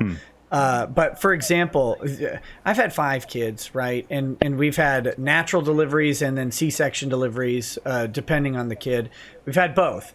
And you're there, and you're always there longer than you want to be. It's like, can we just fucking go home? Like, can we just go home? You guys aren't doing anything. All you do is, like, eventually they just leave the baby in the room with you and stuff, so they're not even taking the baby out. You're just stuck there. And you're like, can we just go home now? Because there's nothing to heal. Like, everything's going to have several days of healing anyway. Can we just go home? And they'll keep you there. But I had a relative just give birth to a preemie baby, and it was by C-section. And they had her out in, like, a day. And normally they keep you for like almost a week for this stuff, and they're like, "Nope, we're gonna get you stitched up. You're good to go. Get up and run out." It's like, Jesus. But all I was thinking was, I would have killed for that treatment 5 other times in my life. Like, you don't want to be there. It's great that first night when they take care of the diapers and all that stuff for the baby. But then after that, you're like, okay, you guys aren't doing shit anymore. It's all me. Can we just go home and I can do this at my house while playing PlayStation or whatever? Yeah, when my son was born, we were there for I had to stay there for 5 days, dude. Exactly. I was just I was okay with 3. Initially, they usually keep you for 3 maybe, 2 to 3, depending, right? Yeah. But I was there for 5, 6, 7 days. I for sure I remember 5. It was a few years ago, so I don't remember. But for sure I was there longer than I had to be. And at that point, I was just traveling back and forth from the house to the hospital, from the house to the hospital, check up on the baby, check up on my son's mom and stuff like that. And they put him in NICU even though he didn't have to be there. Yeah. And it was just it was in Elmhurst too, fucking Elmhurst. That's scary shit. The NICU stuff is fucking... Yeah, and he didn't even have to be there. He was fine. Vitals were fine. He was born healthy, good size, good weight, no health issues at all. They just threw him in there. because my son's mom had a fever when she was giving birth to him. But he was fine. It was crazy. My first kid, his umbilical cord was double wrapped, right? And the doctor was super pro, right? She gets the kid out. She's like, okay, double wrap, give me the scissors, cuts the umbilical cord, no problem, not even worried, calm and collected. And then they're like, Dad, you want to cut the umbilical cord like near the baby's stomach or whatever? And I'm like, cool, yeah. And then my son was not breathing very well. And he was kind of turning blue. And so they like tell my mom, they're like, turn off the camera, please. And we're like, what the fuck? Right? Oh, man. Yeah, and then, you don't want to hear that, right? No. That was terrifying. Yeah. And they just completely forgot that I was supposed to cut the umbilical cord. And they did a respirator. And so they get the thing over the mask over his face and pump some air into his lungs. And then he starts crying right away and it's all good. But his oxygen levels were low. Right. And they said, we got to take him. And they just take him. They don't tell you anything. Oh, and I like, fucking hate that, dude. Yeah, it's the same thing to do with me. Yeah, and they're like, we're just going to take him to the intensive care unit. I'm like, you didn't even give him to Mom. I haven't even seen him. What's going on? I heard him cry, so I know he's alive. Like, what? And they're like, we'll get back to you. That was like the worst couple hours, man, of my life. I assume. Yeah, I can only imagine, man. That sounds scary. Yeah, and it turns out when they do that little thing, it often will pop holes in their lungs because it's like more air that can go in, and they can actually take. Yeah, it's perfectly normal, and they heal up no problem. But they don't. Normal. Yeah, well, yeah, we learned about that during. I got BLS certified last year, and yeah, you learned about that. Yeah, it's basically there's so much air in that container, and it gets forced into their lungs, and it's too much, so it'll pop little holes to let the air out, and then it'll form air bubbles on the lungs, which will prevent them from inflating as much. And all they have to do is just wait, and they'll dissipate 99% of the time. And it's a thing that happens, but they don't tell you that when they take your kid away. So you're sitting there for hours, just like, what the hell is going on? If you don't know about it, it's terrifying. Yeah, and as a dad, you're just sitting there. They're taking your kid away, and you're around scalpels and all sorts of shit. Yeah. And the first thing you could think of is, dude, you need to tell me where he's going because I'm within the vicinity, of cutting your face open. So they not to say that I thought about it, baby, and say it's going to ICU. I mean, yeah, it's called it's called pneumothorax is the condition, and it's really, really common in babies that have to be aspirated or whatever. But they don't say it because they don't, and to their credit, they don't know that that's the problem. So they're not going to say that that's the problem in case it is something worse, right? Right. Yeah. But it's horrifying for like a couple hours. I noticed something between the pedophilia talk and this stream had a theme to it, and it has not been anime. No, it isn't. Look, we go where Corona-chan takes us. That's what. I mean, that's the first word on there is Corona and chill. So. Yeah, exactly. Exactly. But I mean, that said, if you want to, I don't have too much time left. So I mean, I have a custom Dakimakura pillow. I don't know if you've ever seen one. What do you got? Whoa, bring it. Show it off. Yeah, no, because we've seen Hero's collection. I have not seen this. I need to see it. I also see that Rim plushie behind you. Yeah, that's a cool one. But that one. I mean, there you go. You see what you see is what you get with her. It's nothing too special. Let me see that custom. Let me see that custom girl you got, Hero. Yeah, I mean, what up? Because what up, baby girl? In general, a Dakimakura pillow, it's got the same character on both sides. One side is the dressed look. The other side is not so dressed. That's how it usually goes. Yeah. But this the lewd side, yes. But this one's undressed on both sides now. Which side has a hole in it with a comment? Okay, hold on. I'm gonna focus it on Hero here. Oh. Yeah. Can you see that? Yeah. I see it. Who that's is one this? side. This is from Strike Witches. I don't remember her name though. She just looked hot. You don't even know her name? Oh no. No, she was hot. Hero. Oh no. No. Oh my God. You're supposed to know her name. The other side is a little looter though, so I got to be careful. So for the theme of the stream, he doesn't know the name, likely doesn't know the age. No. There's a reason he's not showing There's a reason he's not pulling up the waist part. I don't want to get Nick in trouble. I'm trying to be careful. It's a trap.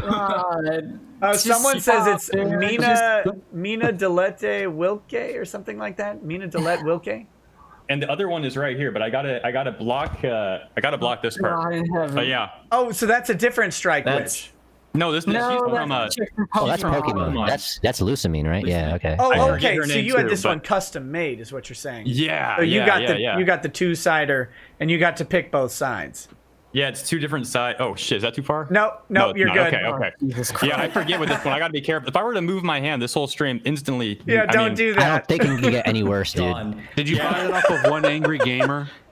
No, this is from anime.documentarypillows.com. Use the code HeroHey, 20% off. I was just about to say sponsorship. I was just about to say that.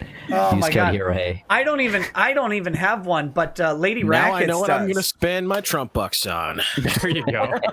Lady Rackets has a Dakimakura pillow. Does she? Yeah, someone gifted it to her. It was it's Sam and Dean from Winchester from Supernatural. From Supernatural, yeah. Yeah, of course. They're animate out, and I'm like, oh, come on. That's pretty funny. That's good. That's good stuff. Oh my god. So Hero, before you go, well, what do you think? Trigun, Outlaw Star, or Cowboy Bebop? I put it in the order of, I think Cowboy Bebop is better. Mm-hmm. I think Outlaw Star is more fun, and I didn't watch Trigun, so it can eat shit. Yeah, what you were saying about Trigun is the same thing I have to say about Trigun and Outlaw Star. So I haven't actually seen those two. Somehow, when Trigun was on Adult Swim, I missed it like every single time. So I don't know. Same. Out of those three, I've only Weren't you seen like Cowboy Bebop. 8 when it was on Adult Swim anyway? Yeah, something like that. I mean, I missed it every time. I saw Kenshin, I saw Yu Hakusho, Dragon Ball Z, Cowboy Bebop, like all the ones that were on back in the day. But Trigun and Outlaw Star, I forget if Outlaw Star was even on Toonami, to be honest. But It was like one of the shows on Toonami. Yeah, it was. That one in Trigun I just missed somehow every time. Trigun was on Toonami's Midnight. I don't know how. Yeah, that was the the boy has a right to dream ad. Like that's my first experience with Trigun was the Netflix movie. That's how I saw it. Oh jeez. I think I hated Trigun because of all the cosplayers. Like every male cosplayer was Vash the Stampede. Yeah. At the time, and I was like, this is too popular. I can't do it. I'm too much of a hipster before hipstering was cool, and I can't countenance that. But no, I think it was on. It would have been on in like 2002 or something. So. See, I'd rather do Wolfwood if I was going to do cosplay, but who the fuck is Wolfwood? The priest with the giant cross gun. Yeah. Oh yeah, that guy looks cool. Yeah. Sounds like furry porn. Way better. Sounds like straight up furry porn. It sounds fucking Outlaw weird. Star is great though. That's a cool show. It is. Oh god, it's so good. Yeah, I like the characterization. I like the gun magic gimmick that was going on. It's all good stuff. It's cool. Hero, you should check it out. Also, definitely watch the episode they didn't air on Toonami. It's not just because it's the spa world where all the girls are in their skivvies or whatever, but it's also because important plot points happen in an episode. Is that OVA? To how the gun works. Is it OVA Yeah, like it's like standalone? an Like you just important watch fucking it? episode, and they skipped it completely. Stupid Toonami. I mean, they drew bathing suits on the girls in Tenchi, so why couldn't they just do that? Why they just do that? I guess the one shot of Aisha was maybe a little too spicy. The the one that's on all the fucking Google image search. Have you? Yeah, they did a weird thing on Hulu where they like censor the lewd anime. Blood Sea, they censor the violence too. And I'm like, why the fuck am I watching Blood? Right? Why am I watching Blood Sea if it's not for violence? The fuck?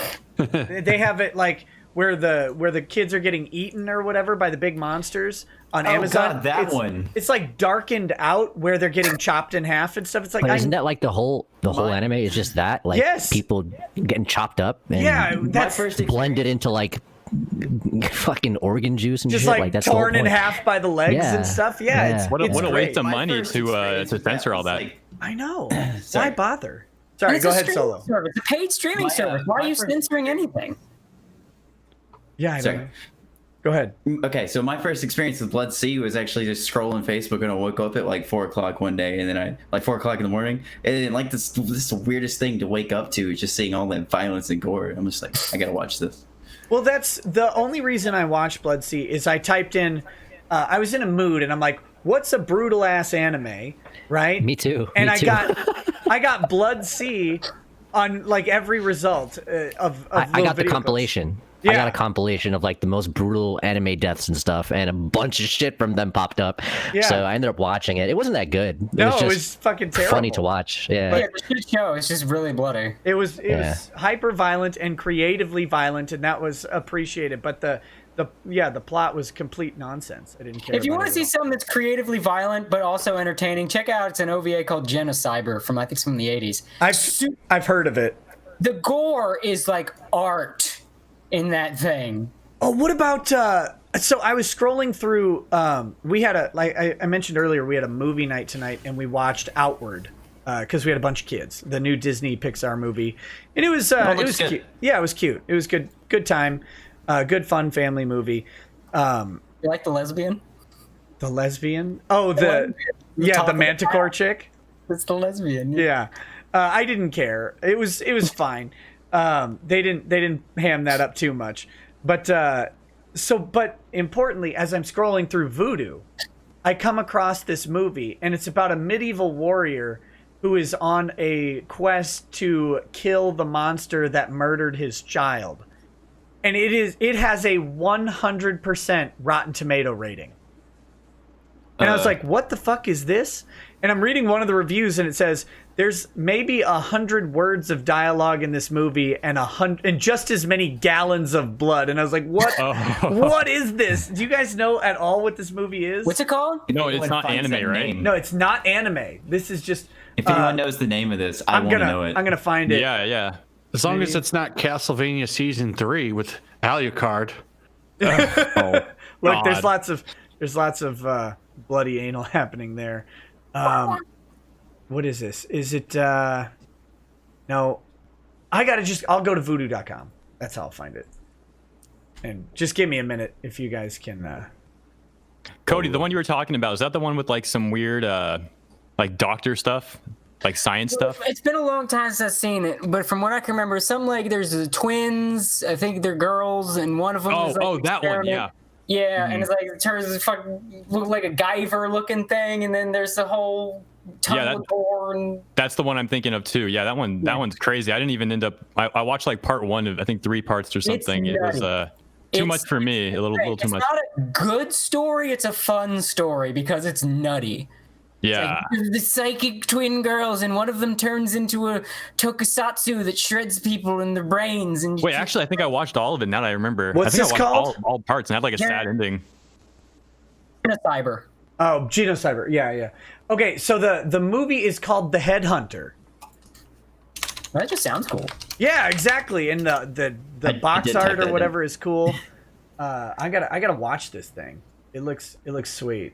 Don't Mind Me had it. Yeah, thank you. Don't Mind Me. I found it on Vudu, but you had it before I did. The last full anime I watched Mino-sign or Nemo-sign or whatever. No, oh god, that fucking. That was. I was like, what the fuck are they doing with this? This is weird. Thing's a piece of shit. That one is. Yeah, it wasn't good, but I watched like the first couple episodes a while back, and I was like, well, I might as well finish it. Oh, so you didn't see where one episode just ends in a spontaneous rape? No, I think I saw that. I'm pretty sure I saw that. How we end this episode? Raper. That's the most lol Japan thing I've ever heard.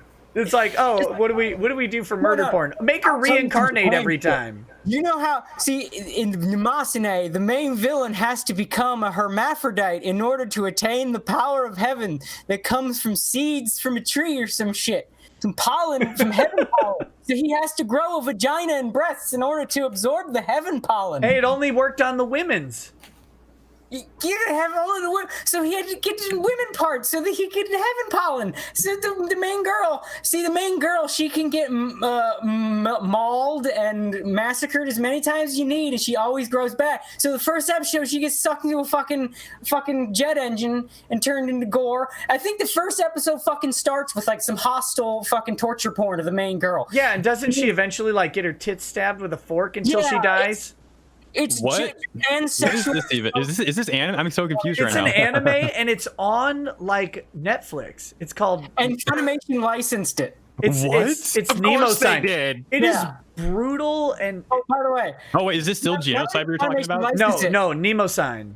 Oh, Demon okay. Sign. Yeah, because the localized name is like Rin, Daughters of Namasane. Yeah, Not only yeah. did Funimation license it, they played it up. So when they first released it, it had a special edition box. It was like fake skin, like lady skin. Dude, what? Like the box was like skin. Whoa! It was. What? It's What's going on there, Chris Sabat? It's you an want to talk about interesting- something, big guy? It's an interesting watch. It ultimately, like, it covers. Basically, these chicks become immortal, and of course, one of them becomes immortal as like a young teenager, so they get the lolly side in there too, where they have the she's like a 500-year-old dragon sex scene happens, which is super uncomfortable. But it spans like hundreds of years of time, and it's a detective story that covers centuries, and it's weird. It's not greatly executed, but it's mildly interesting at least. Is it a movie or is it a series? It's a series. It's several series Okay. or movies or whatever. Mhm. But it was Hey, a Tug. weird one. Tug's here.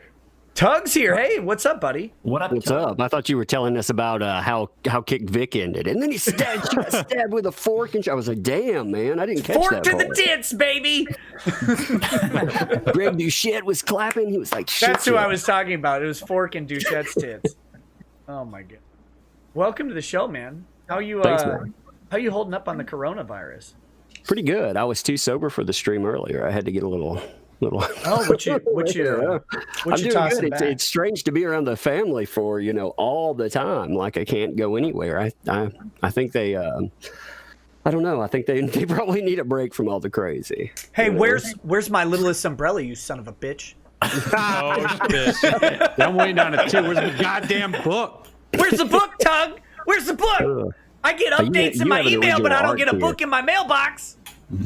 Hey man, you gonna come and knock mine down? Is that the? Yeah. I got a baseball bat, and I'm gonna steal your duct tape.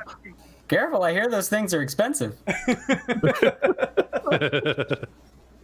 What do you? So we're here ostensibly talking about our Corona playlists and watch lists and just stuff for ideas for people who are going to be locked up for weeks for what they can do to pass the time, and it ended up turning into a trash fire. So what are your suggestions, Tug? What do you got going on?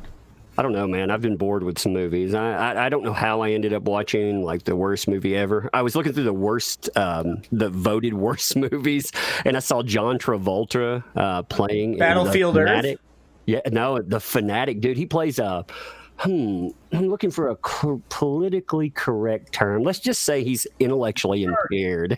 And it's, oh God, it's a Simple terrible Jack. movie. But man, just seeing him get paid for that role was amazing. Wait a Here's the thing minute. about the Fanatic. I gotta give John Travolta props. He plays the most accurate autistic fanboy I have ever seen in film. Mannerisms, like holy shit, I'm not even kidding. That's it. They should have had him stalk a female in that though. Like he could have been like an autistic a simp in it. Basically, if they would have just thrown a female in there, he could have been the Tug, end result of the simp. I'm seeing in chat people got their comic. Yeah, man, you've got an original art tier, so we're making that's sure right. that's special. We're damn making sure it's good. And Yellow Flashes is currently sitting in the toilet. Once it absorbs enough water, It's one of those. It's a That's mini what's gonna comic. You're kill just off trying to grow it to the proper size. That's what's gonna kill off all those bugs from China. well, we've been sending it around to hospitals to make sure that children that are sick with the coronavirus are entertained. You What shouldn't Tug's waste their actually time. Flash is just gonna stab the thing anyway. That's right. Yeah. Tug's actually sitting there and he's like, okay, what name is this? Okay, let me open this plastic thing. All right, this one's ready to go. Did this person bug me like 3 times about this? No. I remember your name from Twitter, you asshole. I do. I have more respect for people that deal with crazy assholes out there, because some of the people you do see, you think, man, that person was an absolute asshole. I do know who you are, but you know what? Respect your consumer. So Of course. always. But I have a newfound respect for for independence out there after a lot of this stuff. Did your wrist fall off after signing everything? Yeah, man. And that's just I ended up signing 2,800, I think. Packages. So it'll be I think 5,000 books or something like that. Actually, what's crazy is my daughter. I told her, like, you're not going to be able to sign these. She was like, I want to sign them. I was like, you're not going to be able to do it. And she signed all the main books so far we've sent out. It's crazy. Wow. She's very determined to do so. She's good stuff though. She's cool. Yeah. She's going to be really funny. She woke me up at 4 this morning and was like, Dad, I've got a problem. I was like, what's your problem? I got to watch a zombie movie, The Corona. She's heard so much about the Corona. I got to watch a zombie movie to know about the Corona. I was like, it feels like the start of every zombie movie. Everything that's going on right now. I was talking with a buddy about, I shouldn't even say this. Never mind. I can't say stuff because then disregard. Yeah. What's going on, guys? Christopher French says, "Hey Nick, I'm 21 now." Hey. Terrible time to turn 21. Yeah. Good save, by the way. Can't go to bars. Good save. No, if I remember right, Christopher French, by the power of Grayskull, had his mom procure a bottle of liquor before the lockdown, and it was a good one. I think it might have been Lagavulin or something. Christopher, if you're still around, what'd you get, buddy? Let's. What liquor you get? So there we go. I finished off the Canadian Wayne Gretzky whiskey. I had one shot of this Koskoway gin from Finland, which is really good. Thank you, Keck. And now I need to move on to something else. Any of you guys drink? Tug, you said you were drinking. What were you drinking? Did I forget? Oh, I always drink the same thing, man. Jack Daniels. I'm just lazy. Why? Why do you do that to yourself? No, dude. Tennessee. That's the worst whiskey. Yeah, but at least get like the Jack Daniels Black or whatever. Get a good one. I mean, I will experiment with it every now and then, but I don't know. Creature of habit. It's the only 10 I see. Oh my! I'm gonna head out now though. I gotta try to be more productive tomorrow than I was today. I barely got jack shit done. What are you productive-ing? Business. Like, a lot of business. Like work stuff or YouTube stuff? Yeah, I gotta get more work stuff done tomorrow, and I gotta drop off some family stuff too. But I'm gonna try to get a lot of work done tomorrow and deal with that on Sunday. So that's what's going on there. Because some of the folks, they can't go outside. Like my dad's, he's real old, so he's got to stay inside. Yeah. So yeah, absolutely. Well, yeah. buddy, I gotta do the same thing tomorrow. I gotta go grocery shopping for my parents.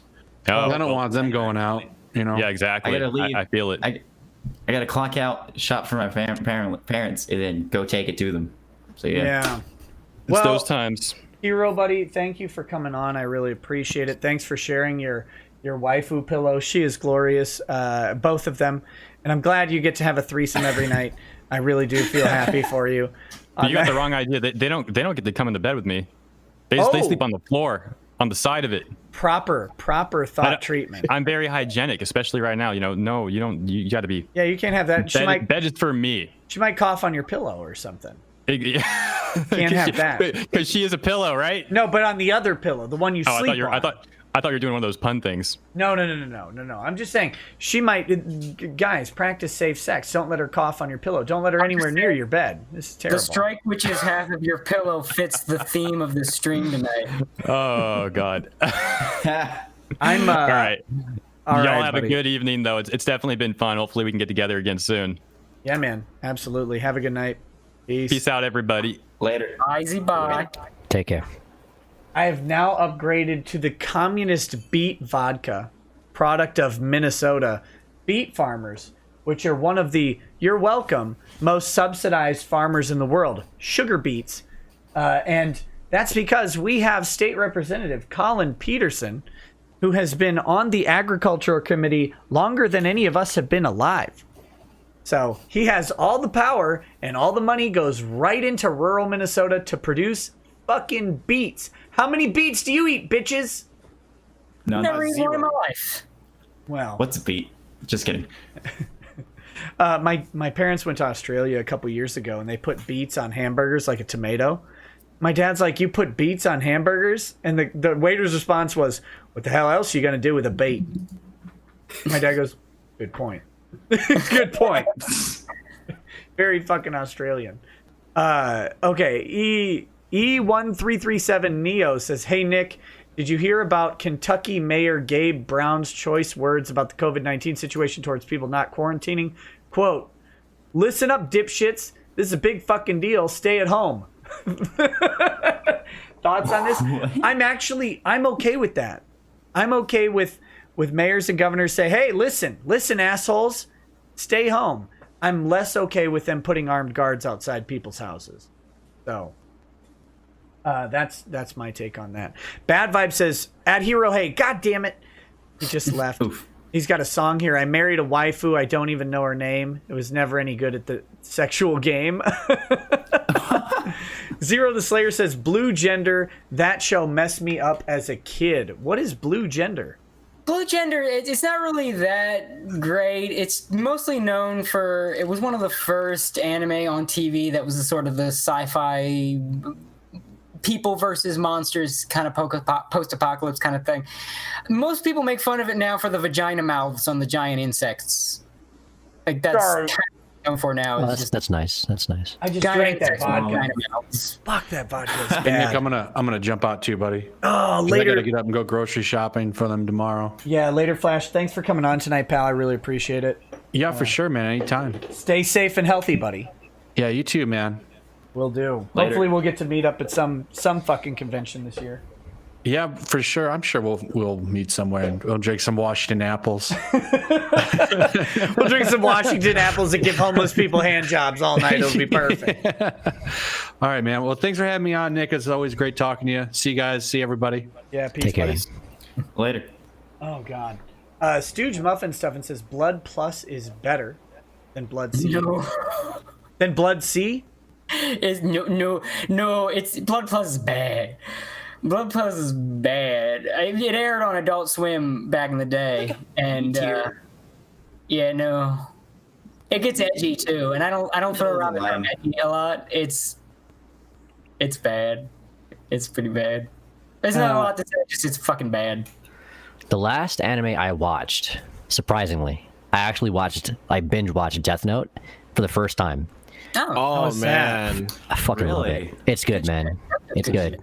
It's good. But then I did something really bad. I actually watched the live action afterwards. Oh, wait, which one? The one on Netflix. And at least 3 minutes in, I slammed my desk. I was so angry. I was just yelling. I lost my voice that night. I was just yelling at the fucking screen at how fucking stupid it was and how trash it was. I kind of love it for how dumb it is. It's fucking no, it was unbearably stupid and fucking retarded. Like just shows her the fucking book. Hey, weird girl in school. I got a crush on. Look, I got a book that kills people. He just gets cucked immediately. Yeah, he looked like it too. Like you could tell. Like the minute that girl walked in, it was literally a Goofy movie, but in like live action. You know who else? Did you read the Orange Man Bad chapter that they put out on Shonen Jump? Yes, yes. It's actually pretty funny. It was good. It wasn't an Orange Man Bad chapter. It was pretty neutral. It was good. I liked it. Neutral. You Trump know, got a death note, and that was pretty I'm gonna hilarious. kill it. Man, I'm not gonna lie. If I had a death note, I would definitely use that. You know who else wrote a death note? Sakujo. Have you guys ever heard of a lovely person named Russell Greer? This fucker actually wrote a death note on the wall of a bathroom stall, and I am 1000% confident in saying he absolutely did it, though he denies doing it to this day, and I can prove it. So Russell Greer wrote his death note on the wall of a bathroom stall in his high school back when he was just a little asshole, and got arrested for it, charged with it, but got the charges mysteriously dismissed. But he absolutely did it. It was. I remember when I was going through middle school when Death Note was a thing, and all of a sudden all the teachers were like, they were putting people in like an alternative learning program if they ever showed signs of having a Death Note. I should have. I definitely had a kill list. It was written on the back of one of my notebooks, even, so everybody could see it. It's like, yeah, you're on it, fucker. So well, it didn't turn out too well. But I never got arrested for it because I never actually threatened to murder anybody. It was just people I hoped would fall down the stairs. Ooh. Anyway, In Minecraft. No, it was. I was in high school back then. Now I don't wish death on anybody. Anon Emos says, "Hey Nick, would you be interested in having another person on with you and Drexel, similar to what happened on Wednesday? Always looking for cut college or simp school applicants. Go ahead and email to me your situation or whatever you want to share." I talked to Drexel. I've got another guy who may even be a full-on kink cuck, not just a guy who ended up in an unfortunate situation where his girl cheated on him, but a guy who actually was into watching his girlfriend get plowed by another man. So iDubbbz. Yeah. Can you? Damn. Are you gonna have iDubbbz in the show? Oh God, no. Can you imagine? Hey, look, I got all this success. Here's all this money. Hey, girl, I'm gonna get that body fixed up for you with my cool YouTube money, and then Big ol' anime titties. And then she opens up an OnlyFans, and you are yeeted right the fuck out of that. No, but I still come home to you. But you're not though. Oh no. Oh no. Imagine getting potentially cucked by Chris Reagan. How about that? Oh God. I would find every Minecraft server and join it immediately. Jesus. Oh. And I would go beat up Chris Reagan on principle. I'd say, I don't even blame you. I blame her, but I'm beating you up on principle. I feel like you have to. He just has that kind of face. You just have to. Yeah, absolutely. What is Ty says, I know I'm going to regret asking this, but what does yeeted mean? It means thrown out of, Ty. That's the simple Throw. You eat someone, throw him. Yeah, they're just tossed right out of that vagina. Zach B Team says, Rocket from Pokemon. I don't know if Ty will get that one, but Yeah, blasting off again. Don't do that. There you go. He doesn't even know what a Pokemon is. Just keep our sweet summer child innocent, please. Zach, gotta give him baby stain. Yeah. Was Ty here for the Namasine discussion? Ty, yeeting is keel hauling without a rope. Zach B says, grifted by a damn YouTube lawyer. First super chat. Hey, thanks, buddy. If you don't have time for a series, try one of these movies. Jinro, Paprika, or Mad Bull 34. Think it might still be on YouTube. Cody, any other side episodes coming? No, we kind of put it on indefinite hiatus. For the other side is the main podcast, the flagship podcast of AO. We put it on hiatus because it took a long time to make, and I got shit to do.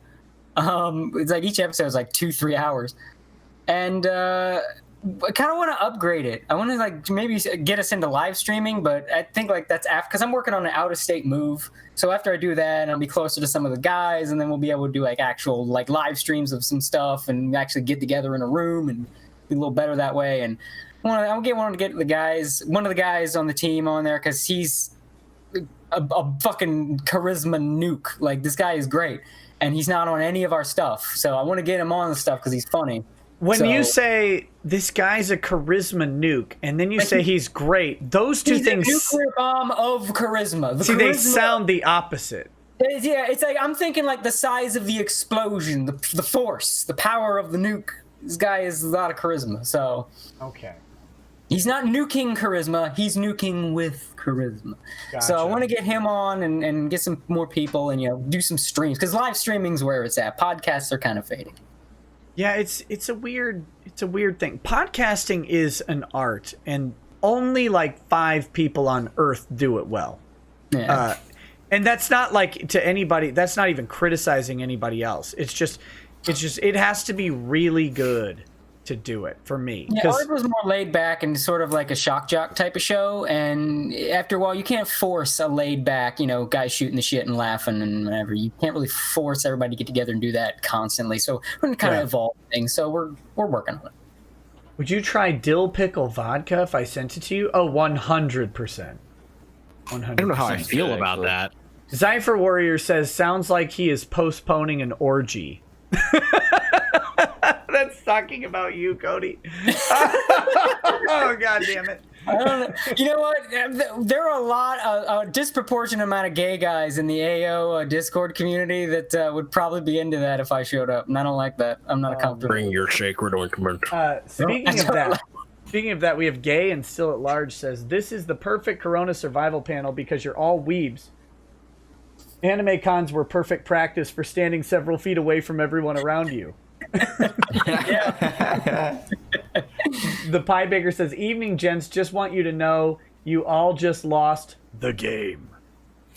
Oh, we're bringing that meme back? We're back in the 2000s now, boys. That's how bored people are right now. Does that mean we can say racial slurs on YouTube again? I miss it. My dad asked me if I saw one of his... Yes. My dad asked me if I saw one of his tweets the other day, or today, and I was like, what's your Twitter? And then I went and looked, and I was like, God damn it, Dad. Stop being on Twitter. Stop it. No, bad dad. Felipe Move says, hey, Nick, Flash sounds like the long-haired guy that does the Gamers Nexus channel videos. Maybe I cracked the mystery of Yellow Flash. Look, I'm bound by secrecy. I actually watch that channel like almost daily. Gamers Nexus? I've never heard of it. It's like a lot of tech stuff, mainly with computers and things like that. Very, very informative. I don't watch anything useful on YouTube at all. I'm like, because when I get done streaming, I go upstairs to my I have a room with a heated floor, and I just go and put my feet down on the heated floor, and it's magical. Oh, that sounds amazing. Yeah, that's literally what I do. Whoa. It's like I go up, I sit down on my couch with my feet on the heated floor, and then I put on Total War Warhammer 2 or Total War 2 Warhammer streams, like for no reason, and I'll just watch. It's like I haven't played this game in probably a year, but I'll just watch other people who are better at it play, and I just fall asleep. That's my wind down. It's a good lullaby. Yeah. Yeah. A simpleton like you says, yeah, the CV-19 will stop spreading as easily in warmer weather. Right. Look up the forecast in China where it's spreading like wildfire and tell me that's not summer temps in North America. Yeah, I don't think they've got that one right. I don't know why they think that it'll be better in warm weather. I don't think it'll be like better, but I think they think it'll help. It'll at least mitigate things a little bit. You got it. Yeah, Chloe's right. Like they never specifically said it'll definitively help. It was wishful thinking, if anything. That was the context. Yeah. Oh, yeah. Like they said that we hope it's true that generally, typically with flus like this, and viruses like this, it dies off in warmer weather, so on and so forth. People are just out there, just like, oh, these guys said it was going to miraculously go away in April. It's not what they said. It's just a gross misrepresentation of what's being said over the course of past few months, if anything. Gay and Still at Large says, I hope half the chat that hates Cody loves the Hero Hey segment because I confirm he is actually in physical pain. Yeah. Siren Jag says, I eat more pickled beets than you all. Tell good jokes during online I eat more pickled beets than you all tell good jokes during online roasts. So I think Gator, that's got to be targeted at us, right? Both of us, right? Unless it's zero. Zero beats? Zero beats. If that was more than good jokes that we told, that means we told -1. Negative jokes. That's pretty bad. Kamikaze jokes. I thought I had a good Wang joke. I don't remember it. I was already drinking. I don't remember half of any of the shit I said either. So there you go. Your set was brilliant, by the way. I must fillet you a little bit. Your set was I believe the best set of anybody on there, and I think the chat agreed. So good job, buddy. Your roast was premium. Prime rib from you, and fucking chuck roast from Dick. Jesus Christ. Well, I have to say, I liked your roast, but I don't know if you understood the purpose of the roast, because last I remember, all you could talk about was how shapely and firm and fine Dick Masterson's ass was. It was, hey, look, I only spit fire that is truthful fire. I'm just saying, 80s girl is jealous of the tight jeans that he wears. It's dangerous. Titan Prime says Outlaw Star is the best anime, and Aisha Clan is the #1 waifu. You can't change my mind. Tenchi Muyo is a close second. I could never get into Tenchi. Tenchi had one good series, had a lot of cool aesthetics. Tenchi Universe was good. The other stuff, a lot of people don't know, Tenchi Muyo started as a dude doing his self-insert, like, OC shit as an anime. Because you remember Tenchi's last name is Masaki, and the creator of Tenchi Muyo's name is Masaki. Tenchi is his self-insert. And then it's actually kind of funny behind the scenes of that because I'm just keeping it short. One of the guys that worked on the OVA told the creator, like, you have some good ideas. You can make a better show here. And then the creator's like, don't you dare, like, talk shit about my show. And it was literally like, I bet you can't make a better show. Oh, yeah, I bet I can. And he went and did, because he worked for, like, the studio that had the rights to it. So they made Tenchi Universe, and that was the other guy's show. And it is a better show because it's not self-insert pap fantasy shit. It's more just wacky sci-fi stuff. I would watch Tenchi sometimes on Toonami or whatever, and I was like, I don't understand this. I don't get what it's like an unwitting harem anime or something. Yeah, I think it was the first. It was the one that basically started. It wasn't the first harem, but it was the one that popularized, like the codified. It created all of the typical harem tropes that you see. Yeah, it's basically what started that fucking plague. It's weird. It was a weird show. Liquid Steel 3190 says, on my way into work due to being essential, but you guys stay safe. Hey, buddy, a lot of people would love to be essential right now, so congratulations to you for your job surviving the coronavirus. Very good place. Ty Beard has requested that I say something, which is unfortunate that I have to do this. Contractually obligated under the terms of the GoFundMe, that I definitely set up only to steal money from my trust fund through Ty Beard. I love the con sluts. Have you ever tried to motorboat a con slut? It's difficult because usually their breasts are down at my knees.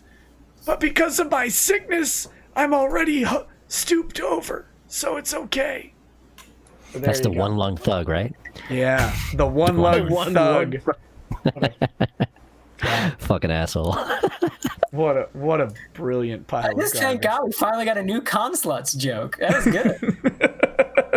So some guy was trying to shame me for making fun of Lemoyne, thinking I was making fun of him because of his illness. No, I make fun of Lemoyne because he's a piece of shit. His illness is just the method to do it. Exactly. It's like, good Lord. How many people don't get that? You make fun of people. You're not making fun of, like, whether they're fat or whatever. You're using that because you're making fun of them. Shit, how hard is that to understand? I don't know. Well, of course it's all just the virtue signal, right? Like, how dare you? How dare you? That's true. How dare you? Did you hear, Gator, she's got coronavirus or whatever, or she thinks she does? Oh, no. Imagine simping for Lemoyne, though. I mean, that would be weird. Oh, man. Well, I think he's simping for Lemoyne for $280K. I use the term chimpanzee these days. Yeah. Imagine, like, okay, even exploring the hypothetical that some insurance company is paying Lemoyne's fees. That insurance company gets a bill $280,000. What the fuck? Yeah, no, we cap that off. You do not get $280,000 worth of defamation protection on your homeowner's policy. Sorry. So that's an interesting exploration here that no one's really talking about. But the insurance company just magic it away. Yeah, we're gonna get all this money from Vic, and we're gonna get that GoFundMe, and everything's gonna be all right. Don't worry about it. Don't think about it. Anyone who thinks that the homeowners company has given Monica Rial and Ron Toye an infinite allowance to rack up fees from a lungless lawyer has never ever dealt with an insurance company in their life. And that's pretty indicative that most of that talk is coming from supposed lawyers.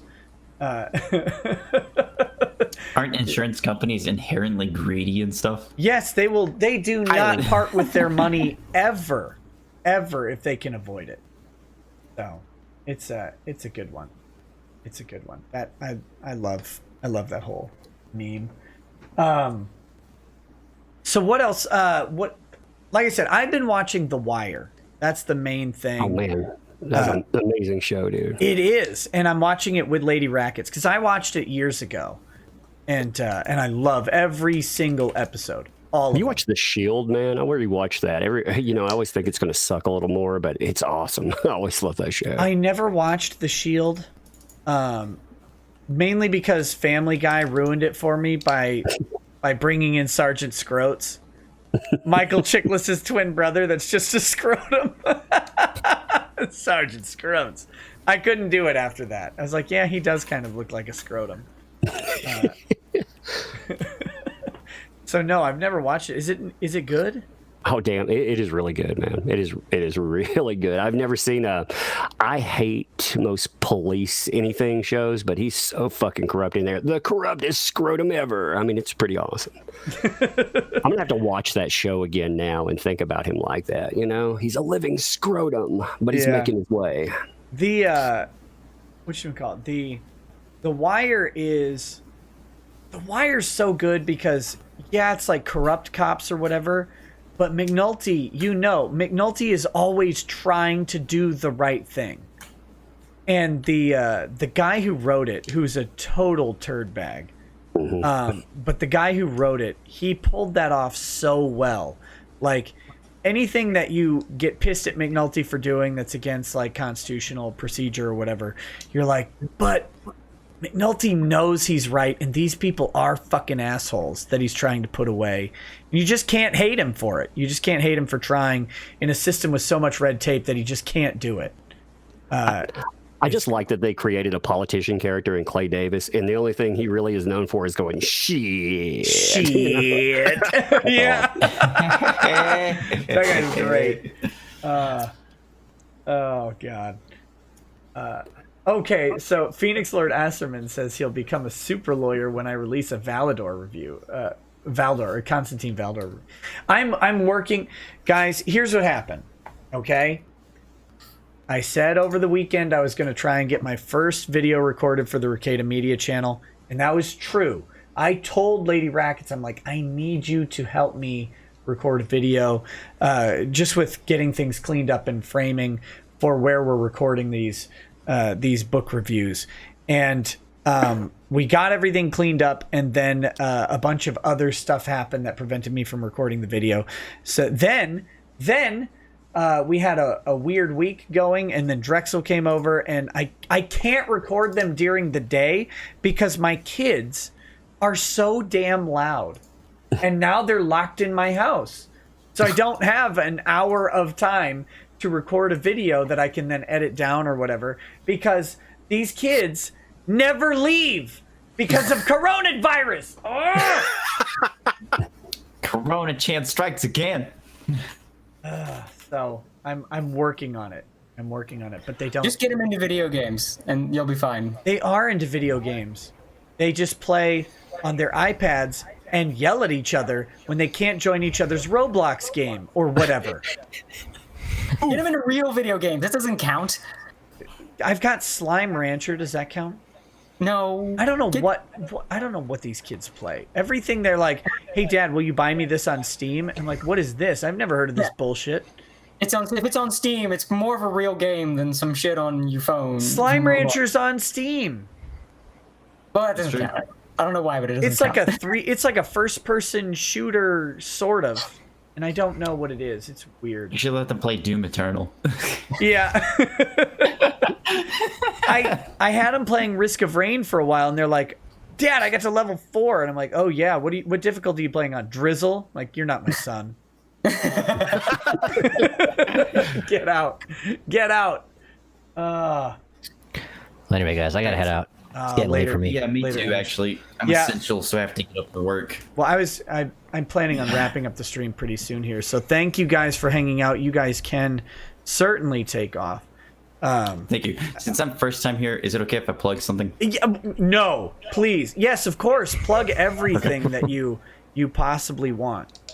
Cool. If you guys are interested in it, I have a Twitter. Solo Beverly BMS is the Twitter handle, and my Twitch channel is Solo Beverly. So yeah, check out Solo Beverly on Twitch. What do you play a lot of? A lot of story games. Now I'm playing through the Doom series, so it's pretty fun.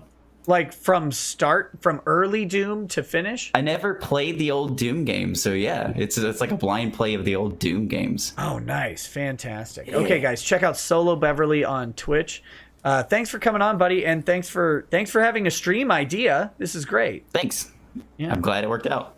Even if we fucked it up, yeah. Well, listen, what's a little lolly and brutal child porn discussions among friends? Jesus. Fucking hell, dude. Yeah. I come at that time. I leave at that time. You do not come at that time, Emish. Never say that again. Jesus Christ. No! Praising! I arrived. Damn, I heard about your sore ass at the hospital, and now you're coming. Oh man. Yeah. All right. Good night, everyone. Stay safe. Don't let Corona get you. Catch you later, buddy. Take care, man. This guy Nick got me all sorts of fucked up. Yeah. All right, Emmett, you said you had to peace out too. Yeah, I'm gonna head out too, man. I appreciate it. It was good to be back, man. It's been a while. Thanks for coming on. And everybody, what's your you've got a channel on YouTube? Yeah, again. it's just Emish. So EMOSH is my name. It's just basically my name. I cover mostly Dragon Ball, the manga and stuff that's been going on. So yeah, check that out. Guys, go check out Emish. Subscribe to him on YouTube. Check out his videos. If you like it, share it around. It literally. Sharing stuff is something that we probably don't ever plug enough. It's huge. That's big, man. Nowadays, if you kind of want to kind of do anything as far as this platform is concerned, you guys gotta interact socially. Like you need to be able to interact and collaborate with people. So it's part of a big thing. I'll tell you this: YouTube is literally phasing out subscriptions. They don't care about sub counts. They don't care about anything. And if you notice, you don't go on your subscribers anymore. You go to your homepage, and YouTube has already figured out what content you want on that homepage. That is where the interaction that they care about is. They don't care about your subscription panel anymore. So make sure you share stuff and watch what you like. And if you don't like stuff, remove it from your history, because that's what YouTube is focused on. It's focused on just algorithmically delivering the content that it knows that you want anyway. And sharing and commenting really helps us with that stuff. So yeah, that's true. And for example, like if for example, if I'm watching one of Nick's videos and I go on to another channel's, like a channel that isn't Nick, and I go on and I watch a video from them, but I came from Nick's channel, that actually helps with that too. That's been that helps like the watch time and kind of like suggesting videos, and it kind of builds this algorithm for you specifically. So yeah, what Nick is saying is 100% true. So to figure out what other channels are related to Nick's channel and who coming from Nick's channel, what do they watch? So it builds that association. Exactly. It's more preference based. So that way the algorithm figures out, hey, this guy watches these kinds of videos or watches this specific YouTuber. Oh, but then he came here from this specific channel, and then it kind of builds up that kind of ecosystem of, I guess, suggested videos for you to watch. So yeah, I mean, it really goes a long way. So yeah, definitely guys check it out. Nick, I'll talk to you soon, man. Appreciate it. Yeah, everybody else, it was fun. As always, peace. Stay safe. Stay healthy. You too, man. Thank you. Have a good one. Hey man, you were asking what shows we're watching. I'm watching the collapse of the fucking comic industry. That's a pretty good show. Yeah, no kidding. People care about old stories too. I was digging up one where a guy tried to I personally believe it was going to be part of attempted swatting, but they tried to dox Yellow Flash, and somebody DM'd them and convinced him for at least a day that his name was really Mundane Matt. So I'm digging all that shit up. It's good, man. Everybody's paying attention. It'll be a fun story. Yeah, it's crazy. When I saw Diamond's announcement, we're not taking any more orders, I was like, oh, they're done. The comic industry may not actually survive the coronavirus. And comic retailers may not either. That's the really crazy thing. Because they're the ones that are going to get hit the hardest by this. And Diamond is now making redundancies, so they're phasing out even upper management levels. It's insane to see what's going on there. Marvel was apparently so desperate in this that they were behind the scenes contacting local comic shops, trying to still figure out how to deliver. They're still making comic books. They just can't get them out because they can't stop this machine. If they do, yeah, they're in trouble. And then DC, Transcontinental, they're through Canada. DC, IDW, all these companies, their printer quit. So DC was trying to actively shop another printer, and they're still trying to figure out what to do. Yeah, they have no idea. Like, what do?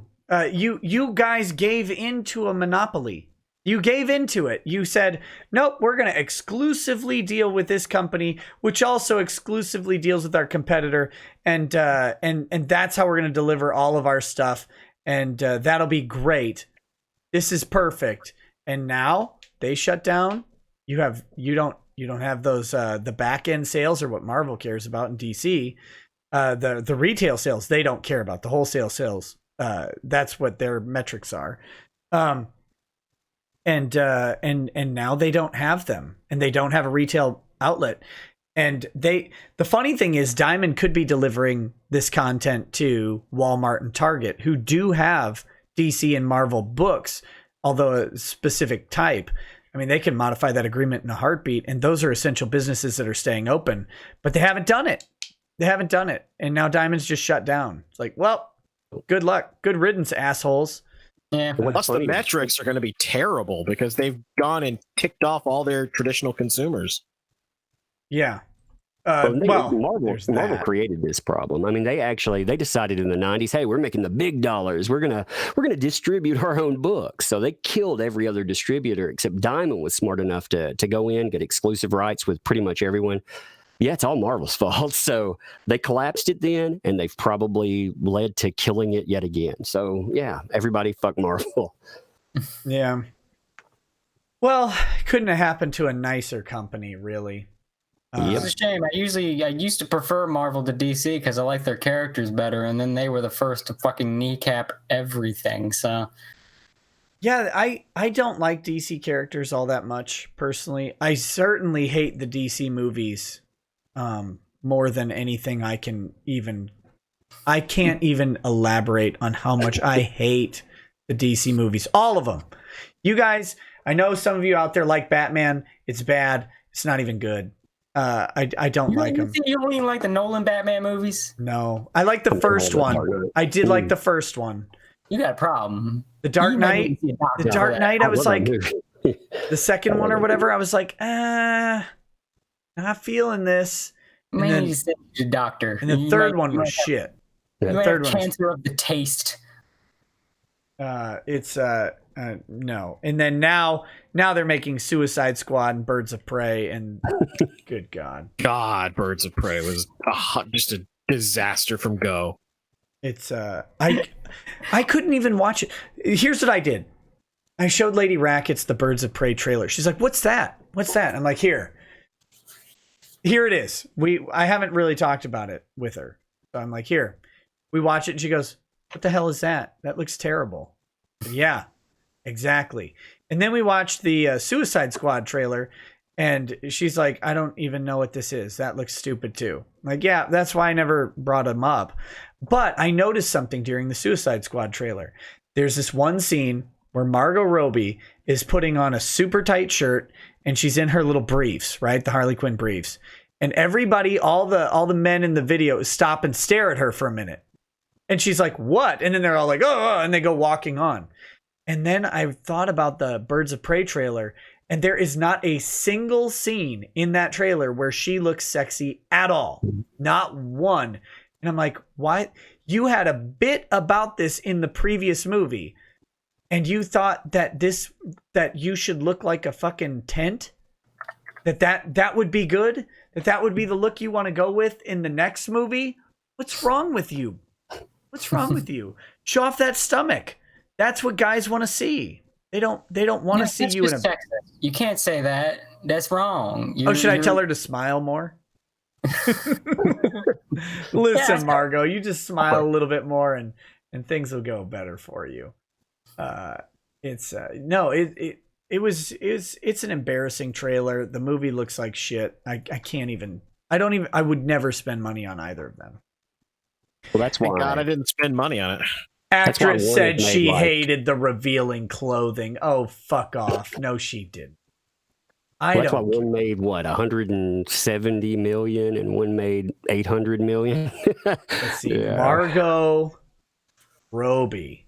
She hated it because it reminds her of how she had to reveal herself for whatever producer she fucked to get her career. Let's see. She is Barbie in the Barbie movie coming out. Yeah, is she gonna make Barbie look like a fucking man? She was in Bombshell. What else is she in? Is she in American Horror Story? She's in a bunch of those, isn't she? Or no, she's not. That's someone else. That's real life, dude. You're getting confused. She's in The Wolf of Wall Street. Yeah, I don't know. Showed her tits in that one, actually. Yeah, and that movie made more of an impact and more money than any of the other ones. If she's in a movie, she needs to show some skin if the movie's going to succeed. That's the sort of thesis we're getting from this. You know, Jim Carrey, he said that on a talk show, and she pretty much tried to destroy him for that. He was like, "Yeah, I know how you got your career. Basically, it must be really hard." He said that about Margot Robbie. Yeah, he did, and I'm telling you, it came out right before Birds of Prey and with Sonic. So I mean, that was a beautiful thing. They tried to Jim destroy Carrey. Jim Carrey's like a weirdo, though. Yeah. Well, he said, "Hey, I'm not going to do all this politically divisive shit for a little while," which was weird. I'm like, man, you've been finger painting Trump mad scenes for 6 years, but what the fuck ever. But yeah. Well, the thing with Jim Carrey, you kind of got to remember, he's fucked in the head after. Because, I don't know what her name was. He had some girlfriend that he got into drugs and she overdosed. And you could tell that that did affect him. You could really tell. He probably blames himself. Because after she died, he became a fucking wreck. That's when he started growing the fucking crazy dude beard and saying weird shit and making those weird Trump paintings and shit. It's clear that dude, he took it hard. So I couldn't even get mad at some of the shit Jim Carrey's saying. It's some people take shit. I watched several episodes of Comedians in Cars Getting Coffee. And that actually made me like a lot of the people involved, even though a lot of them are absolute scumbags or whatever, like Trevor Noah. I don't like Trevor Noah from The Daily Show. However, watching Comedians in Cars Getting Coffee and watching him interact with Jerry Seinfeld and then tell his life story, I'm like, okay, I don't like you, but now I understand why you are you. And that was that kind of smooth things out between me and Trevor. So now we're cool. We weren't cool before, but now we're cool. What? The feud is over. Yeah, the feud is over. There were very few people on that show that I did not like after the episode. One of them, of course, was what's her face? That Amy Schumer. Her episode was fucking trash. Margaret Cho's episode was trash. But Jim Carrey's episode was really good. It was really, really good. And I watched it and I was like, I don't like this guy's politics, but I'm still okay with him. He feels like he's just been through some shit, but maybe he's starting to get things back on track. He's dialed down the politics. He's not painting weird Trump pictures anymore. He seems happy again. This fucking Sonic movie might have saved Jim Carrey, which is weird, but it seems to be where we're at. He did really well in the Sonic movie. I got to give him credit for it. It was his performance was very funny. It was a weird one, but it was good. It was a good thing. He did really well. So weird but perfect. Yeah.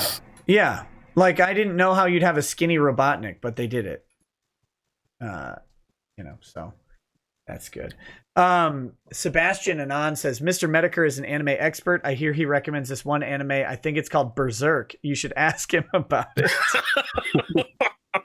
I've been wanting to watch Berserk. I've watched the Golden Age arc, 1, 2, and 3, but I've been wanting to watch the actual show after watching some clips of it lately. It looks wild as shit. The show is basically the goal. That's the problem with adaptations of Berserk. You either get the same story, the Golden Age arc, over and over again, or you get that god awful CG mess. Well, I don't mind the CG. I'm okay with that art style. It looks. I don't know how much you've seen of that new show. It looks so bad. I mean, there's the one with Guts. It's just this to walk. But see, I can stomach Baki. I can stomach Berserk, right? But Berserk, the CG animated Berserk animates like Baki the manga is drawn. It's like, have you seen a human being at any point in your life? Like, the Berserk manga is a fucking masterpiece. I will put that as a masterpiece of fucking literature. I don't even care about manga. Literature in general. Like, that's why it's frustrating. We can never get a good adaptation beyond the first, like, quarter of its entire run. Sure. Because there's some amazing shit outside that will just never get done well. What about... Damn it, what was I thinking? What about Overlord? Should I watch Overlord? Overlord is so good, but you have to go in knowing once you get to season 2, the animation turns to shit. By then, you're watching it for the characters and story. The animation season like a lot of anime. That budget goes through the fucking floor. It does. It's because they overworked the studio. They had them do like 2 seasons at once, and they're already like overworked, not getting paid anything. It's like, okay, you're gonna crank out 2 entire fucking seasons back to back. They couldn't do it, which is why we didn't get a season 4. Like, we're gonna get it at some point, but they need time now because that was an experiment that did not work. But like the first season, the animation's fine. It's super good, but it's very character and concept driven. Like, it takes some. I watch clips of it. Ideas that usually suck ass. And then makes them good. I watch clips of Overlord out of context all the time. It's so good. It's an interesting take on a villain protagonist too, because we've seen that before, like with Death Note or something. This is something that basically he wasn't a villain; he was a regular dude, but he became his game character that is a villain, and it affects him gradually. And he sort of notices it, and it's like, I'm losing my humanity. Part of me doesn't care, but I feel like I should. And then, the thing going on there. And then he's like killing everybody, and he's like, this will be better for you. Let me get you out of this game, you addicted cuck. It's like, but they're not in a game. That's kind of the cool part, because that's usually shitty when they're like, oh, we're trapped in a video game. It's like, no, the stuff from the video game got taken to this other world and made real. And he sort of discovers how game mechanics translate to real life. Like, there's a spell in the game that's like, it insta-kills weak characters, and it's called Grasp Heart. And then he finds out now that it's real, it literally crushes people's hearts. That's good. Yeah. What about this Viking anime that always shows up? Saga, yes. Absolutely. Okay. That's good. Because, like, I've watched the clips, I'm like, this is pretty fun. This is pretty brutal. It's real shit, like real good shit. Like, you get used to anime silliness after a while. Like, even the good stuff has that kind of anime feel. And then you watch Vinland Saga, and it's like, oh yeah, anime can be just fucking real shit. Like, if you're not even into anime, you can watch Vinland Saga and enjoy it. Like, it's just some real good shit. Yeah, I've watched a lot of clips of it, and it's like this kid, like this guy killed his dad or something. He's trying to get revenge, but he's like subservient to him or something. It's weird. Like, what is the plot of that show? Because I'm trying to figure it out. It's about that. Like, I haven't had a chance to sit and watch the entire thing myself. I'm still, like, it's on my queue. Sure. But that's the gist of it. Like, he's trying to get revenge on the guy that killed his father. The guy that killed his father is like this big leader.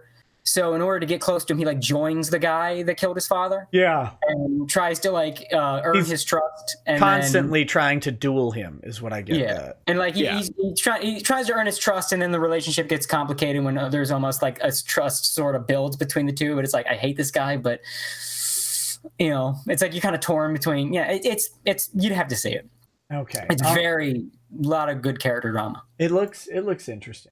All right, I'm going to start burning through the remaining super chats, but if you guys, if anything pops out at you, please feel free to jump in, or if you need to leave, let me know. Because we should probably. I could do more show recommendations, but then we'd be here for an hour. So. Yeah. There's one that I was watching this season. I want to pop in real quick, and that was Darwin's Game. I really liked that. Darwin's Game? Yeah. I've never heard of this. It's very weird. It's kind of it starts out. How many lollies are violated by tentacles in this? None that I know of. Were you watching closely? I'm just kidding. Sorry. Go ahead. I haven't read too far in the manga, so hopefully not. But the entire concept is that this guy gets wrapped up into this strange mobile game called Darwin's Game, and what happens is that it gives you like these weird powers, but also it's like the if you die in the game, you die for real sort of situation. Okay. So it's like real life with crazy video game powers. It's like that shitty movie Arcade from 1991. But done correctly. Where they skateboard into the video game. Nope. See, that's the thing. It's real life, so you get all the crazy video game powers in real life. And it's some of the most brutal fucking deaths that you will ever see. Okay. Weird.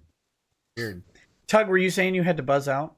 Yeah, man. I'm gonna bounce. I'm gonna make a video laughing at this dumbass that thought Yellow Flash was mundane Matt. Man, I can't contain it. It's funny.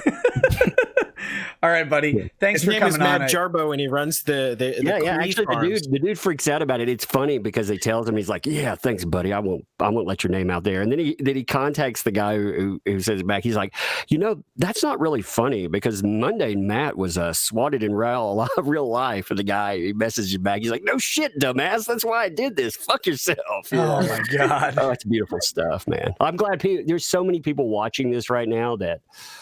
It's just beautiful. I can rehash all those wonderful old tales. Yeah, man. Well, thanks for coming out. I really appreciate it. Good luck getting the rest of Little Umbrella Girl shipped out with. Can I say one thing too, real quick? You can say as many things as you want. All right. Well, support indie comics, man. There are plenty of great creators out there. EVS, Doug's. Myself. Hey, I'm a great creator. No, I mean seriously. There's a flavor for anyone out there that wants to support anything. You don't have to.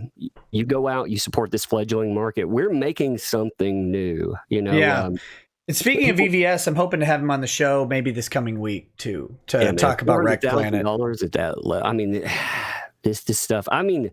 I realize too, I'm going to throw this out there. I realize people get distracted by stupid shit, but we have an end game. The end game is we take out those guys. Let's all focus on those guys. Let's take them out. I get distracted too. I admit it. So, and yes, I want to have RGE back on to talk about Blade Devil as well. Yes. I hear RGE, you guys.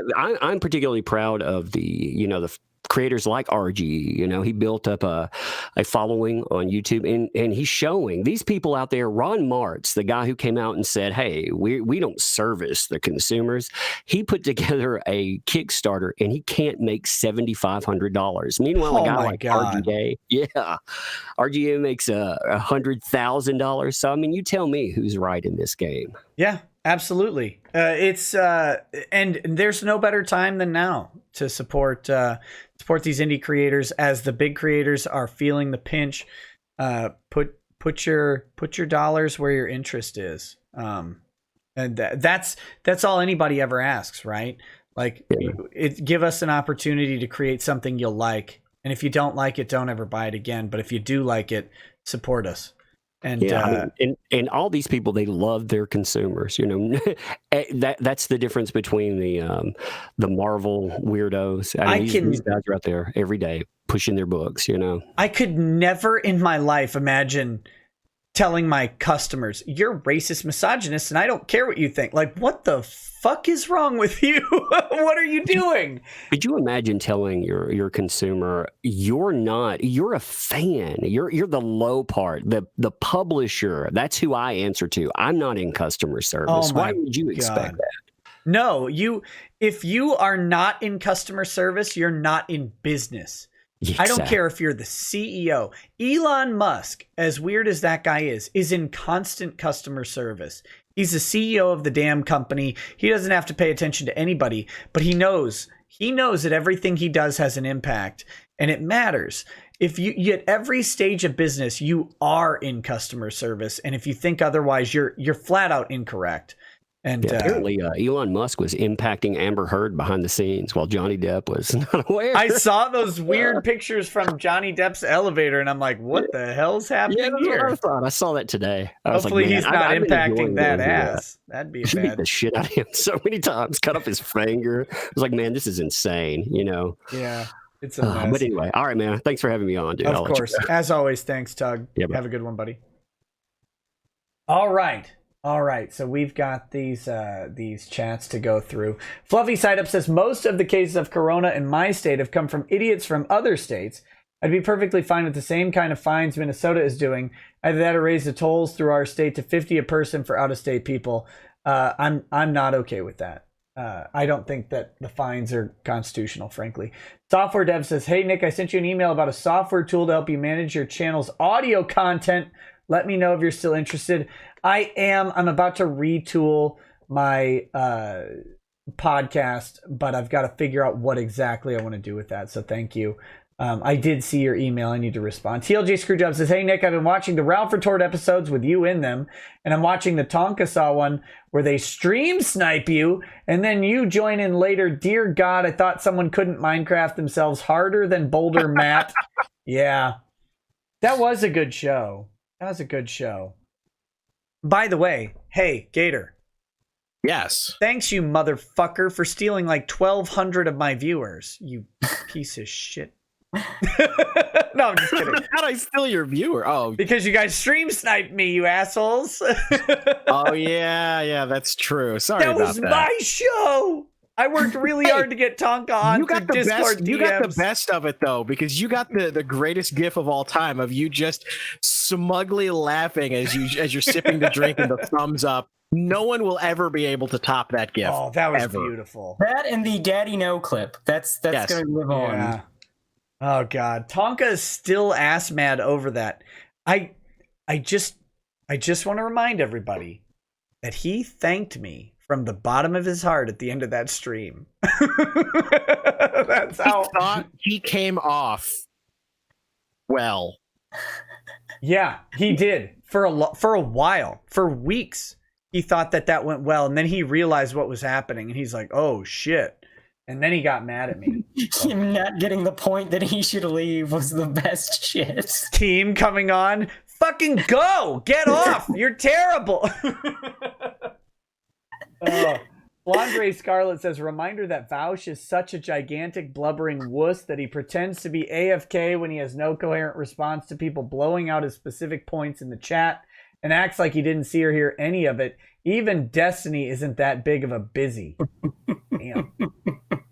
Destiny will at least he'll bloviate through your points, but he'll actually kind of indicate that he has some comprehension of them. Vaush is just like, oh, I'm sorry, what were you saying? He did that to Ralph like 4 or 5 times. Destiny's a woman's name. Why did you pick the name of a woman? Do you love black people? I love people.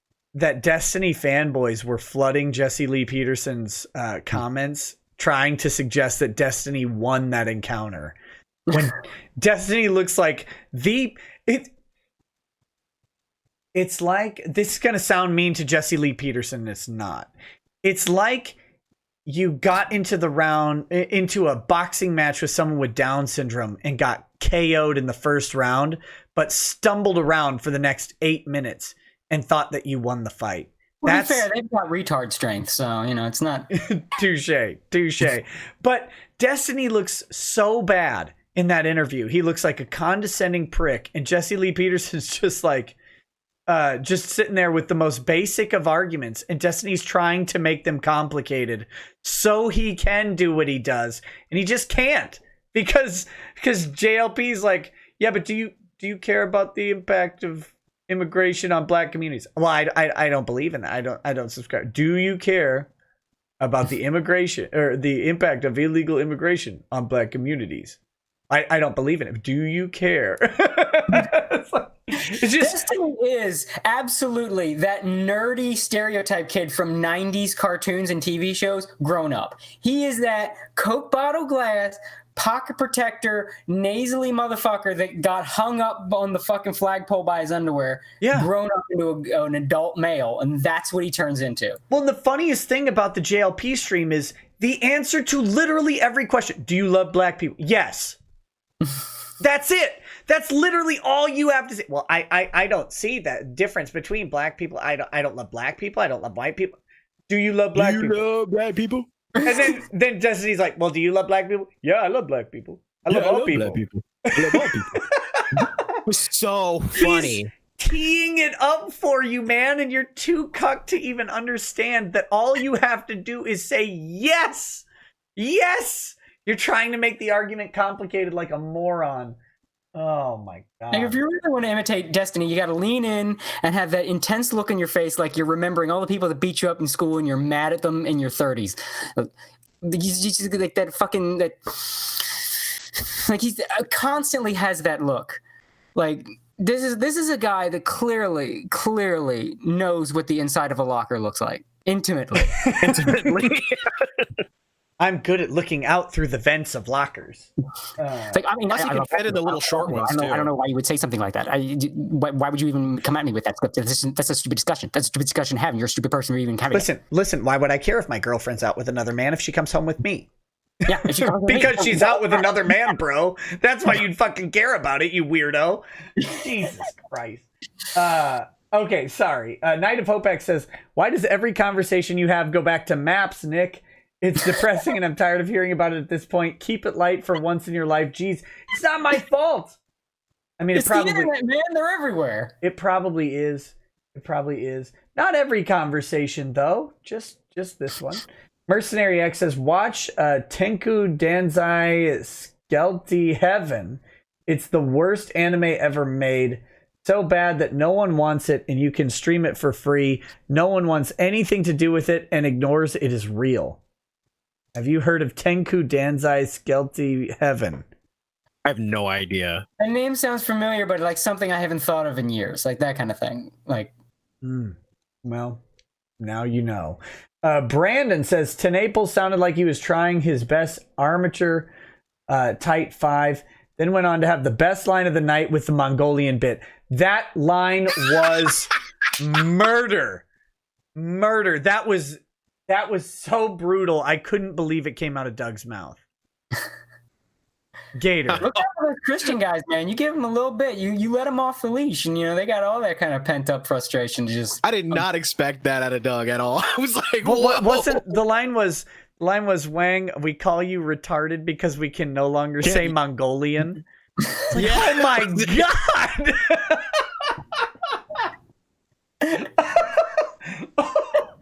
Yeah, I think Gator, I think your roast was the best. I think Doug's was second. I think Warski came in. Warski and Ralph may have tied. Warski started off strong, but then ended up kind of weak, in my opinion. I think the alcohol finally started to kick in about halfway through that speech, and he was starting to feel it a little bit. Yeah. Ralph's was really good. I'm not gonna rate mine. I mean, mine was whatever. I felt completely outclassed, so it was good. That's where I want to be. I want everybody to be better than me at whatever I'm doing. Then I can just comfortably sit in the back and laugh. As Cybertaz says, late and Dart Ninja. Otaku Sage says, hey Nick, have you or your guests ever watched /read Bleach? If so, yes. If so, are you excited for the final arc's anime? Because I'm so freaking hyped. Yes, because here's the thing. Bleach is weird because it's like good and then shit and then good and then shit and it just keeps going. The final arc has some of the best shit. The final villain's great. One of the guys they fight is a fucking superpowered wrestler who gets power from his hype man. Like they have to attack the hype man to stop him because they it's like a fucking. It's great. It's amazing. I love the final arc of Bleach. It makes up for everything that happened before that. It's so great. I just hope they don't censor it like they did the Bleach anime where they had to tone down shit. I also hope they get to expand the ending a bit because the manga got kind of dumped out of Weekly Shonen Jump. Yeah, that was one of the reasons Bleach had as many problems as it did. They did Tight Kubo dirty. Like, he was not treated well by the editors. Like, Ichiro Oda gets break after break after break. And then Tight Kubo gets nothing, which is why he's had these chunks of Bleach that would just drag. Because the dude was overworked. I think he had to go to the hospital a couple times just from fucking overwork. And meanwhile, here's Ichiro Oda with his 80th fucking break. So look, we can't talk about breaks with Ichiro Oda without bringing up hiatus x hiatus. Now, come on. Well, that dude gets carte blanche to just walk away for 2 or 3 years at a time, and they just welcome him back like, oh, yeah, welcome back, buddy. And not only that, have you seen the chapters of Hunter x Hunter in Shonen Jump, not in the compilations? The ones that are like half drawn, he didn't even finish. Yeah, he doesn't fucking finish. And they're one page. It's like this immaculately detailed fucking roast turkey, and then scribble people in the rest of the page. This is nerdy even for me. I have no fucking idea what you're talking about. I'm a big One Piece stan, so... Well, here's the thing. Are you familiar with Yu Yu Hakusho? I've heard of it. Yeah, it's the same author. And here's the thing. Yoshihiro Togashi. Yeah, and he's married to the girl that did Sailor Moon. I was about to say, he's married to the chick that did Sailor Moon. And the thing is, Yu Yu Hakusho was amazing, but apparently he had nothing left after that because he makes Hunter x Hunter, and it's just... And then it just keeps getting where he's going on hiatuses. He's turning in half-finished drawings. He's got health issues. Just let the man retire at this point. He needs to retire. It's sad because the story gets really good after the parts. Yeah, what are the parts? Is that like what happened to Alucard? No. Well, I mean, that happens to the story. It's more metaphorical.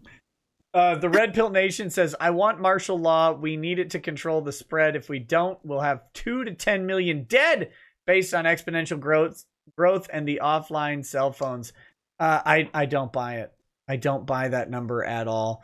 Exponential growth has so many syllables. It has to be right. I don't buy it. I mean, other people can buy it. I'm not telling you you're wrong. I'm just saying I don't subscribe to that. I think at most we'll see less than 20,000 dead in the United States. Yeah, you're probably right. Rage DMX 47 says, quick thoughts on the DSP bankruptcy call. I haven't listened to it yet. We're going to go through it on the live stream tomorrow. Shining Nebula says, I'm late in Lemois because I was catching up on your Ronversation streams. Looking forward to tonight. Oh man, Ron is the weirdest. I can't believe he just contacted you with that weird shit out of nowhere. That's just amazing. I love him. He is just, that is the exceptional levels of cuckery to contact me, knowing he has to know by now. Like, I don't hide that I reveal every single word of the DMs, and I would never dare censor a single line. I said this in your Discord. The idea of him being like this abusive dude's actually funny to me, seeing him on the depositions, because I can only picture him just going up to him like, I'm just going to give you such a slap if you don't get in there. With his I'm going to slap you, Philly! Yeah, with his fucking little head and his shoulders. Like, if you, I will kill you and your judge. You're all going to get slaps. I'm going to chop up your dog. I'm sorry. That's right. You got to do his voice. I'm going to chop up your dog if you fuck with me. Yeah, well, I mean, what? I don't believe it. And that was the funny thing. You know, Ty goes in and in his deposition asks him these questions like, what would you say if someone called you a pedo? Or what if I asked you when was the last time you beat your wife? Because they couldn't possibly believe that the shrimpy little weasel would have actually beaten his wife. Like, no.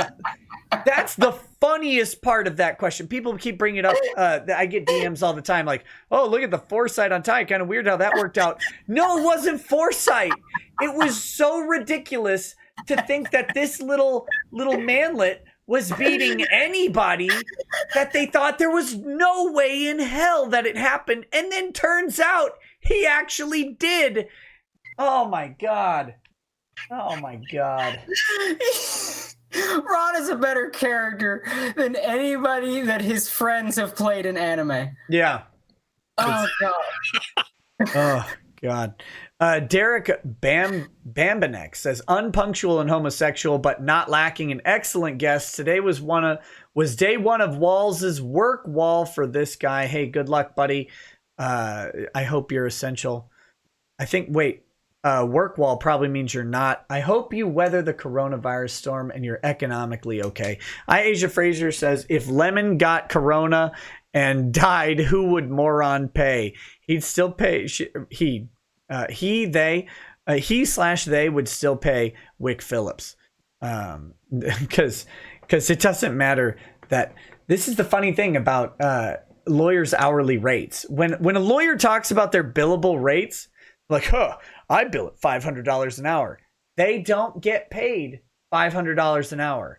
Not even close. maybe they get paid $100 an hour, probably more like 85. All of that money is going towards the overhead that the law firm pays for their office, for their leather chair, for that big collection of books behind them, for their research software, all of that shit. So if you ever see a lawyer flexing on their billable rate, that is entirely indicative of their firm, not of them. Their rate that they're taking home is much, much lower, and it's embarrassing.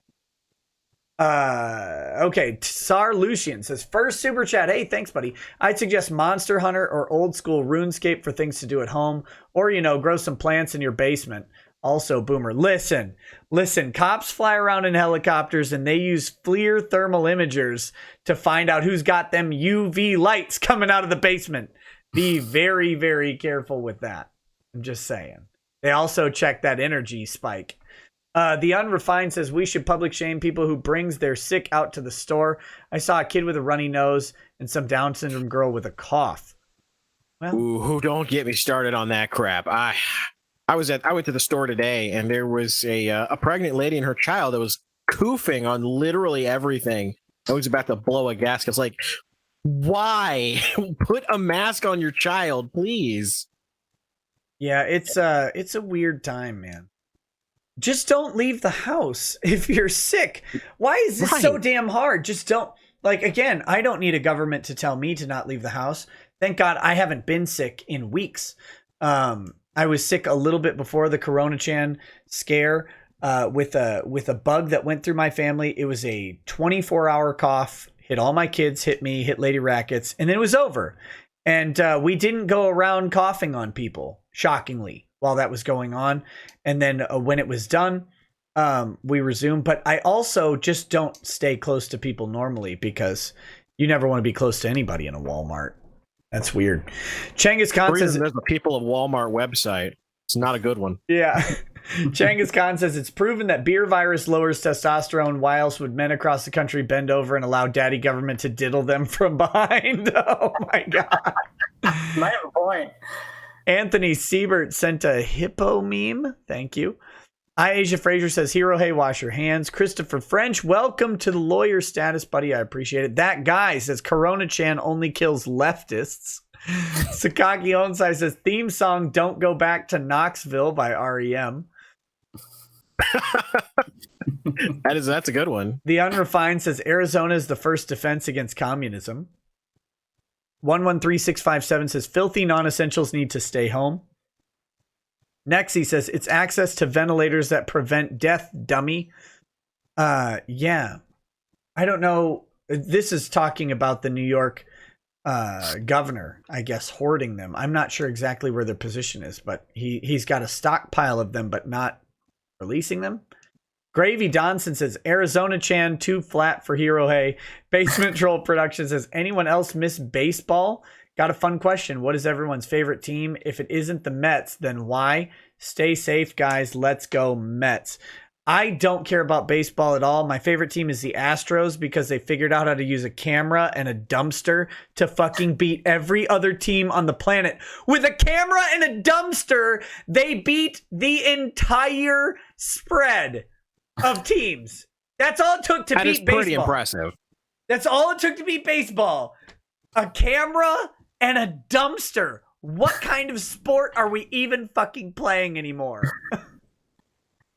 To be fair, that was all it took to take Ralph down for a little while, too. True. A camera and a dumpster, and that guy is toast. Well, I mean, you had to set the dumpster on fire, but I get it. Other than that, I only like the Astros because I'm from Houston. I literally don't care at all if they win or lose. I don't care at all. But that's it. Do you guys care about baseball at all? No, I don't do sports ball. Not really. Boy, I watch Japanese cartoons and play fight games. 113657 says, filthy non-essentials need to stay home. For real, though, I've seen people with this disease. It's not something you want to get. I don't want to get any disease. But I'm not gonna stay home because I will drive. I will leave my house in protest every single day of the quarantine because I'm an asshole. Skeet Neat says Black Clover is better than shows like One Piece. Ew. I don't know what that is. No, it's a wrong super chat. That's what it is. It's a wrong message. Christopher French says, waiting for midnight, but I'm ready. Oh, that's to start drinking. Good luck, buddy. I hope you live through it. Justin Giuliano says, my last name is pronounced Giuliano. Oh, damn it. Hey, Justin from the AO Discord here. Hey! Which anime series did you watch that you consider to be the biggest waste of time ever?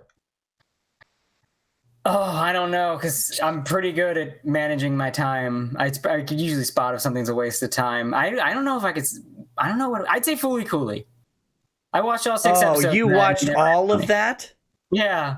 I don't even. I watched the first episode. My buddy imported it, and I was like, "What the fuck is this?" And I turned it off immediately. It likes to think that teenage angst is wacky and funny. Do you want to see a boy whine for 6 episodes while another girl talks like a goose? It's so wacky, funny, random. It's great. What about you, Gator? God, I can't even. I've seen so much shit. I'm trying to think, like, the biggest waste of time I've ever watched. That is a tough one. I can answer this question real quick. It wasn't a series, it was a movie, and it was Tokyo fucking Godfathers. Really? I never, ever want a comedy anime ever again. If it doesn't have ninjas or giant robots or Tokyo missiles... Godfathers isn't really a comedy, though. It's just kind of comedy, but not really. Well, that's maybe the fucking problem, isn't it? You thought it was a comedy. It's like, where's the jokes? No, I didn't like it. I didn't like it at all. I'm like, why am... I go to my friends. I come home from college, right? I haven't seen these guys in like 8 months. And I'm like, all right, hey guys, how's it going? My friends with my cool anime friends, last thing we watched was Spriggan or something cool. And I'm like, what are we going to do? What are we going to do? They're like, oh, we got this great anime. We got this great anime. And they put it in. I'm like, I'm watching like 3 Men and a Baby in Japanese with bullshit attached. Why am I doing this? This is not mecha. This is not missiles. There are no swords. There's no blood. This is just stupid. What the fuck is this? And that's when I realized that anime wasn't just ninjas and robots, and I was pissed for a year of this. I've got it. I've absolutely got it. The anime that was the biggest fucking absolute waste of time was The Melancholy of Haruhi Suzumiya fight. Yeah, I didn't watch all that though, but yeah, that thing's a piece of shit. And the anime community was obsessed with it for like a year and a half. What is this called? The Melancholy of Haruhi Suzumiya. I would never watch anything with that title. You shouldn't. It was trash, but anime fans were fucking obsessed with it. It was A-board, and because it was full of fucking waifus, and they were like, oh my god. It was waifus and it was slice of life, but it was like it had also kind of magic in it, sort of. Oh my god! Someone explained slice of life to me, and I wanted to Minecraft myself immediately. I think I was on that stream. Yeah, I think that's you were. Yeah. Yeah, and I was like, "What? Why would anybody watch this?" That's what I said. Oh god. Now I'll tell you an anime that starts off making you think it's slice of life, and then takes an immediate U-turn.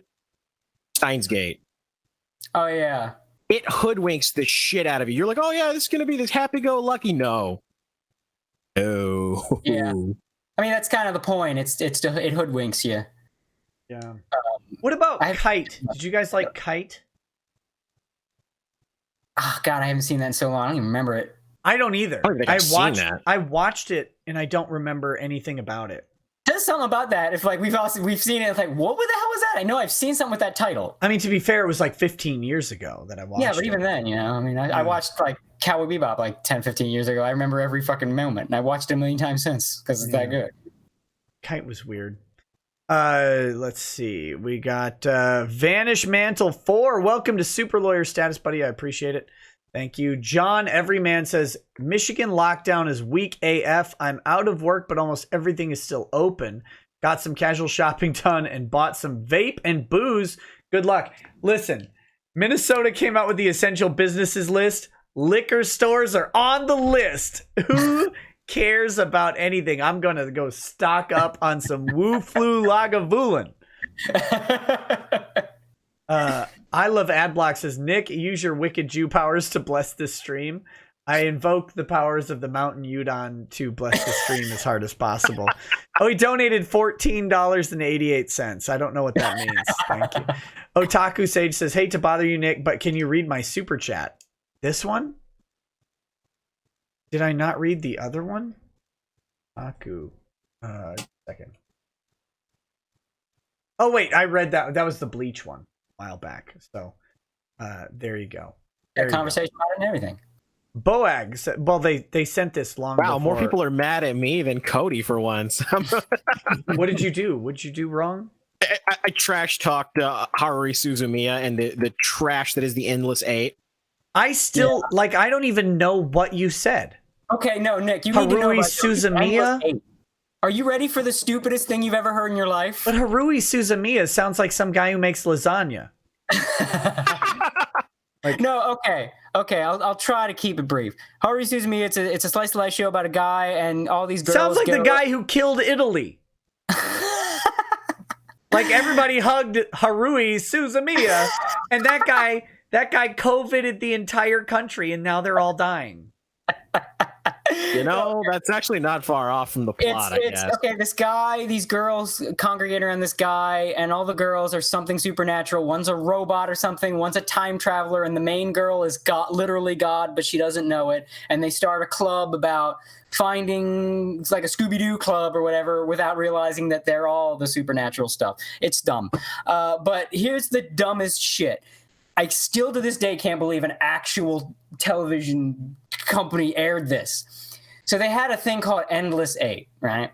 And the idea is because Haruhi's God and doesn't know it, so the universe bends to her will subconsciously. Wait, so, God's a woman? Yeah. Pressing X? Yeah, so she had, apparently, one summer was so great she didn't want it to end. So that summer, so the summer is on a Groundhog Day loop, and only the main character realizes it, but he only realizes it like 2/3 of the way through the summer.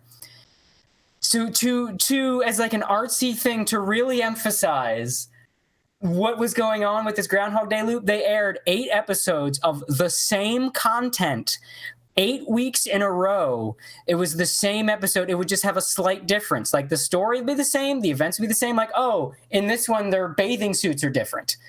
And they did it 8, and this is a weekly show. So that's 2 months of the same episode played over and over and over until the 8th episode where he finally wakes her out of the Groundhog Day loop. Also, Kyokun Denwa! Over and over and over. And just when you think it's going to stop, Kyokun Denwa! Kill me. Gator, get the rope. That sounds like listen, I hate a lot of things, and I would extra hate that.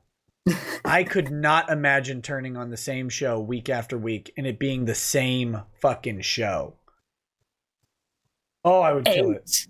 8 weeks. 8 weeks. The Endless 8. Okay. Boag. Oh, and the episodes were aired in the original show before the Endless 8. They aired the episodes out of order. And this was intentional because it was the order that Haruhi wanted you to see them in. So you had to kind of figure out what the fuck the plot was because everything was out of sequential order and not in like a cool piece together the things way. No, in like a, is something wrong? Did they air the wrong episode? Like a confusing way. Again, without being able to actually judge this because I didn't watch, I don't know anything about the show. It sounds grating. It sounds like I would hate it.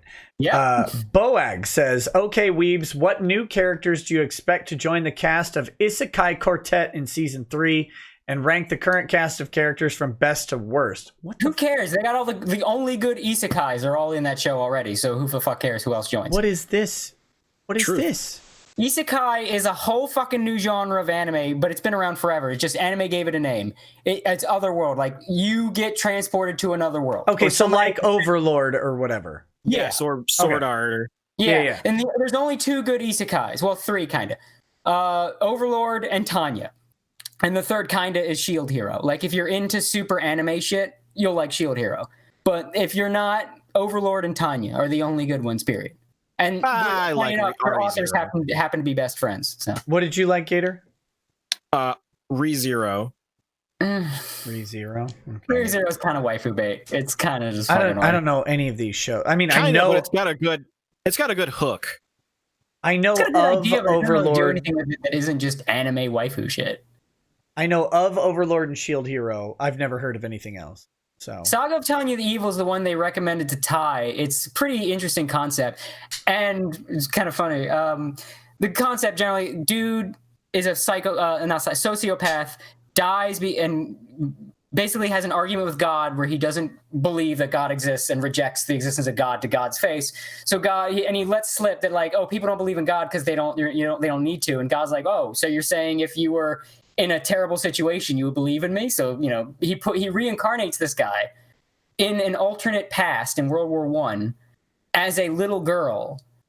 And in this alternate, the only clear difference is the countries have different names and magic is real, but it's not like Lord of the Rings magic. magic is real. Okay. Yeah, it's like the way magic's done in this series, it's very I militaristic. heard those are Mountain Dews. Yeah. And yeah, it's World War I, so there's no Nazis yet. And the main character sort of retains their memories from their past life, and they actually kind of use their knowledge of history, and it's really fucking good. I thought it would be terrible hearing the premise of a guy getting reincarnated as a little girl.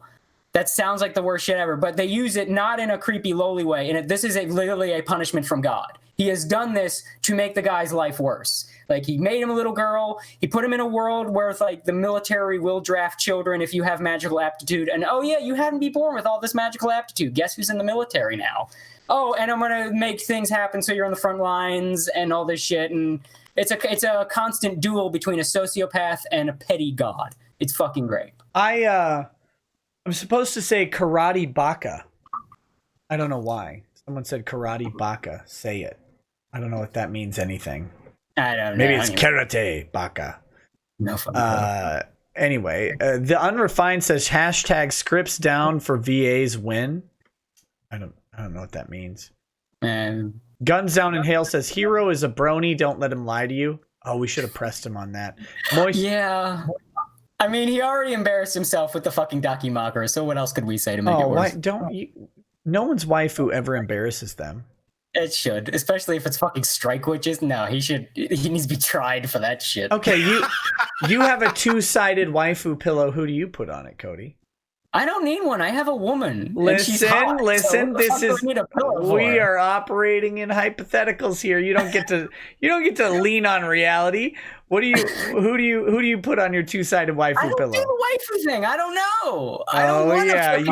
That seems like a cop out. Real woman. With a pussy and everything. I don't need a fucking pillow. You're copping out harder than an Obama beer summit. Come on, who do you put on there? I genuinely don't know. I don't do this shit. So all right, so you picked the lolly chick from Nemo Sign. You want to pick your next one, or should I do it? You don't get to force your degeneracy on me. It's not mine. It's yours now. You get to own that. Fucking put this shit on me. You get Luffy from One Piece on the other side. There you go. Come aboard and bring along all your hopes and dreams. By the way, Vic sung the English version of the first One Piece intro. Fun fact. Oh yeah, Vic did. Yeah. I know Luffy is a guy. That was the joke, Corono. Ah, damn it. He's super stretchy. The Ericho Oda did confirm his dick stretches too. Yeah. Moist John says we'll send Black Lagoon if you will send it back. It's up to you, pal. You really should. No joke. It's one of the best anime ever made. It'll change your fucking life. It's so good. The submarine scene alone is just Pony Cordero says, I toast my Buffalo Trace to you, good sir. May coronavirus claim you last. Hey, thanks, pal. Ralph says, any chance we get a podcast version of the show? I'm trying to retool the podcast to see if I should do just audio uploads of the show like I was doing, or if I should actually just do a podcast that's separate from the show on the podcast app. I'm trying to decide. The Unrefined says Power Thirst. Laughing Kuro says, for me, I'm getting my weekly dose of Haikyuu that's keeping me going during this crisis. While I need to watch more anime, Doom Eternal comes first. Doom comes first always. And tear. Stooge Muffin Stuffin says the anime and visual novel to Chaos Child is complete dog shit. I spent 95 fecking hours reading that shit. I don't know what Chaos Child Typically is. for the science adventure series, so that's Chaos Head, Steins Gate, Robotics Notes, etc. Typically, the animes, with the exception of Steins Gate, are garbage, and the visual novels are pretty good. I haven't actually played the Chaos Child visual novel or anime, so I can't really say whether it's bad or good. But typically, the anime in that series is garbage. I've heard it was bad. I remember hearing a lot about people bitching about Chaos Child. I do remember that. Never even heard of it. Jason of the Great Awakening says, my government just messaged me to stay home. They say don't do anything until April 27th at least. What will I do? I would guess masturbate a lot. Or have someone else do it for you if you've got a companion at home. Genghis Khan. What was that website with the Dakimakura Hirohei was trying to chill? Yeah, you could use Hirohei's code and get you a waifu pillow. Exactly. That code Hirohei and then fucking code Hirohei. Look, what other girlfriend can you just throw in the goddamn washing machine and then dry off and she's ready to go again? The dryer makes her warm. It's almost like she's real. Look, if you were to take a real chick and throw her in the washing machine and dry her, you'd be tried for manslaughter. It'd be terrible. Genghis Khan says Alex Jones is a much better All Might than Sabbath. I agree. Jason of the Great Awakening says admit that you like Masterson. Love him. He's my brosif. Noah Sawyer says Greg Threadnought is the North Korean Navy of Twitter. All talk, no action. Wendell 2020 says, hey Nick, very first super chat ever. Hey, thanks buddy. Been watching since the beginning of all this. I love your show. Stay safe, man. Hey, back at you. Don't get coofed on. Jason of the Great Awakening says, does Trump moving the Fed to the Treasury save DSP again? No. There's not much saving DSP except for time right now. Vanish Mantle Force says, hey Nick, I love the Drexel Fixes Cuck stream. I had a similar experience recently despite being red-pilled and would like to talk to him about it. Well, you can always email me. We'll see how that goes. Jason of the Great Awakening says, I really have to admire all these self-proclaimed libertarians that are actually ruthless despots. Isn't that great? Twisted Puppet says, warm weather means jacked COVID-19. It's in Australia where it's currently summer. It's in Africa, the desert parts. That crap has been debunked. Bob Newbie, Lord of Noobs, has heard that people who brags that they have coronavirus may get charged with a terrorist threat felony, and a woman coughed on $35,000 worth of groceries. I saw that. Only funny. Don't do that, guys. That's terrible. Ash Ukihime says, hey, Emmett and everyone. I saw Emmett in person during VIX at LC signing. NYC is so quiet. Guys, spray, take shoes off at home sneakers with Lysol. CV19 stays on sneakers up to 5 days. Be safe, be easy, stay breezy. So spray your shoes is what he's saying. Aaron Shadow says FBI child porn categorizer. Worst job in existence. Yeah. Worse than Facebook report reviewer. Yeah. Samantha Schoner says, I was born with hydrocephalus. I had to have brain surgery and stay in the NICU for 2 weeks. I can't imagine how stressful that was for my parents. Oh God, it's rough. That shit is nasty. Some nobody says strong furry girl Aisha Clan early crush. That's from Outlaw Star, right? Yeah. She was like, I don't know if you Carl Empire. Yeah, you can't really call that a furry. It's the cat ears thing. It's not furry until there's a snout. No, I've seen that furry chart, and it's a spectrum. Yeah. I've seen it. Definitely a spectrum. Yeah. Wesley de Aguayo says, watch Blood Plus instead of C. Better story. Wesley de Aguayo, there are some people on Twitter who hate you, man.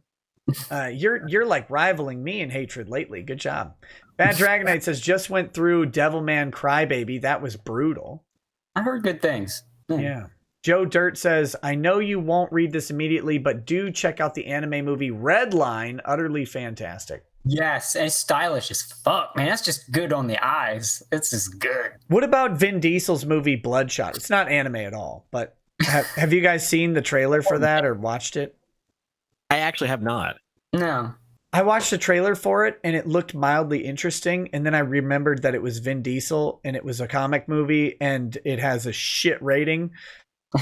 And I was like, oh boy, this probably sucks. You want to see? I'm gonna bring this up because I know I'll forget, and I do want to tell you about this because I remember you talked about how much you love like shitty horror movies, like B movies and shit. Yeah. Yeah, there's one. I mentioned it to you in a super chat when you were talking about it way back when. It just hit me, and I gotta tell you now before I forget. There's a movie you gotta check out called Skinned Deep. Skinned Deep. It is one of the greatest fucking movies. It was made by a bunch of like special effects guys, basically just done to show off. And it is the goofiest plot. It's like sort of a Texas Chainsaw Massacre Family of Freaks thing. No one in the movie can act. The special effects are great, but like the dialogue is insane. It's hard to describe. The movie is so nuts. One of the actors got arrested for public indecency filming a scene in the movie because there's a scene in the movie where one of the family freaks is a guy named Brian. He's got a big brain. Get it? He's imagining what it's like to be free and normal, and it's him imagining himself running naked through New York City. They really shot that. That actor was really running around naked in New York or some city, and he got arrested for shooting that scene. That's amazing. Wow. It's the spoiler alert, the final main villain that's in control of the freaks, their creator, is a headless bodybuilder controlled by an alien hide in a fucking cockpit inside his chest. And the whole movie foreshadows this by showing you like an oiled bodybuilder just oiling himself up in front of a bunch of trophies. And that's foreshadowing to the fucking main villain. It's fucking incredible. Warwick Davis is in it as a midget named Plates because he throws plates at people and that kills them. And at one point, the freaks fight a fucking gang of elderly bikers, one of which is named Shakes because he has Parkinson's. This sounds fucking bad. I love it immediately. It's the greatest. I just remembered. It was one of the first movies I showed my girlfriend, and I knew she was my keeper for life when she saw that movie. Like, I love this. I just remembered that I bought 3 from Hell, and I don't know where it is. I gotta find that. That's the sequel to Devil's Rejects. Oh, sweet. House of a Thousand Corpses, fantastic. Devil's Rejects, even better. 3 from Hell, I have no idea if it's any good. Probably should. Yeah, check out Skin Deep, man. It is incredible. I will check it out. I love bad horror. Christopher French says Basil Hayden's. Oh, good luck, buddy. Hopefully you're fully trashed now. Justin Giuliano says, my last name is pronounced Giuliano. Damn it, I did it again. Hey, Justin from the AO Discord here. I recommend the anime Monster. Oh, God, yes. That's top tier. One of the best. Evan Rogers says, High School DxD is awesome. I don't know if that's a really funny... That could be a really funny fucking deep joke from someone named Evan Rogers. Just saying. Anon Emas says, emailed you, don't leave me hanging. Dude, I did not see a new... Oh, there you are. Willing to speak with you and Drexel. Oh, yeah. That one... Sorry, I thought that was a different one for this stream. I will certainly keep you in mind. All right. Where did we go?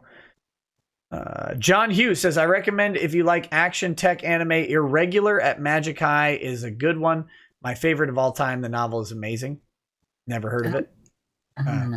Bo Stoker says, dude, watch Foodie Cootie, the original. One of the 2 new ones is decent.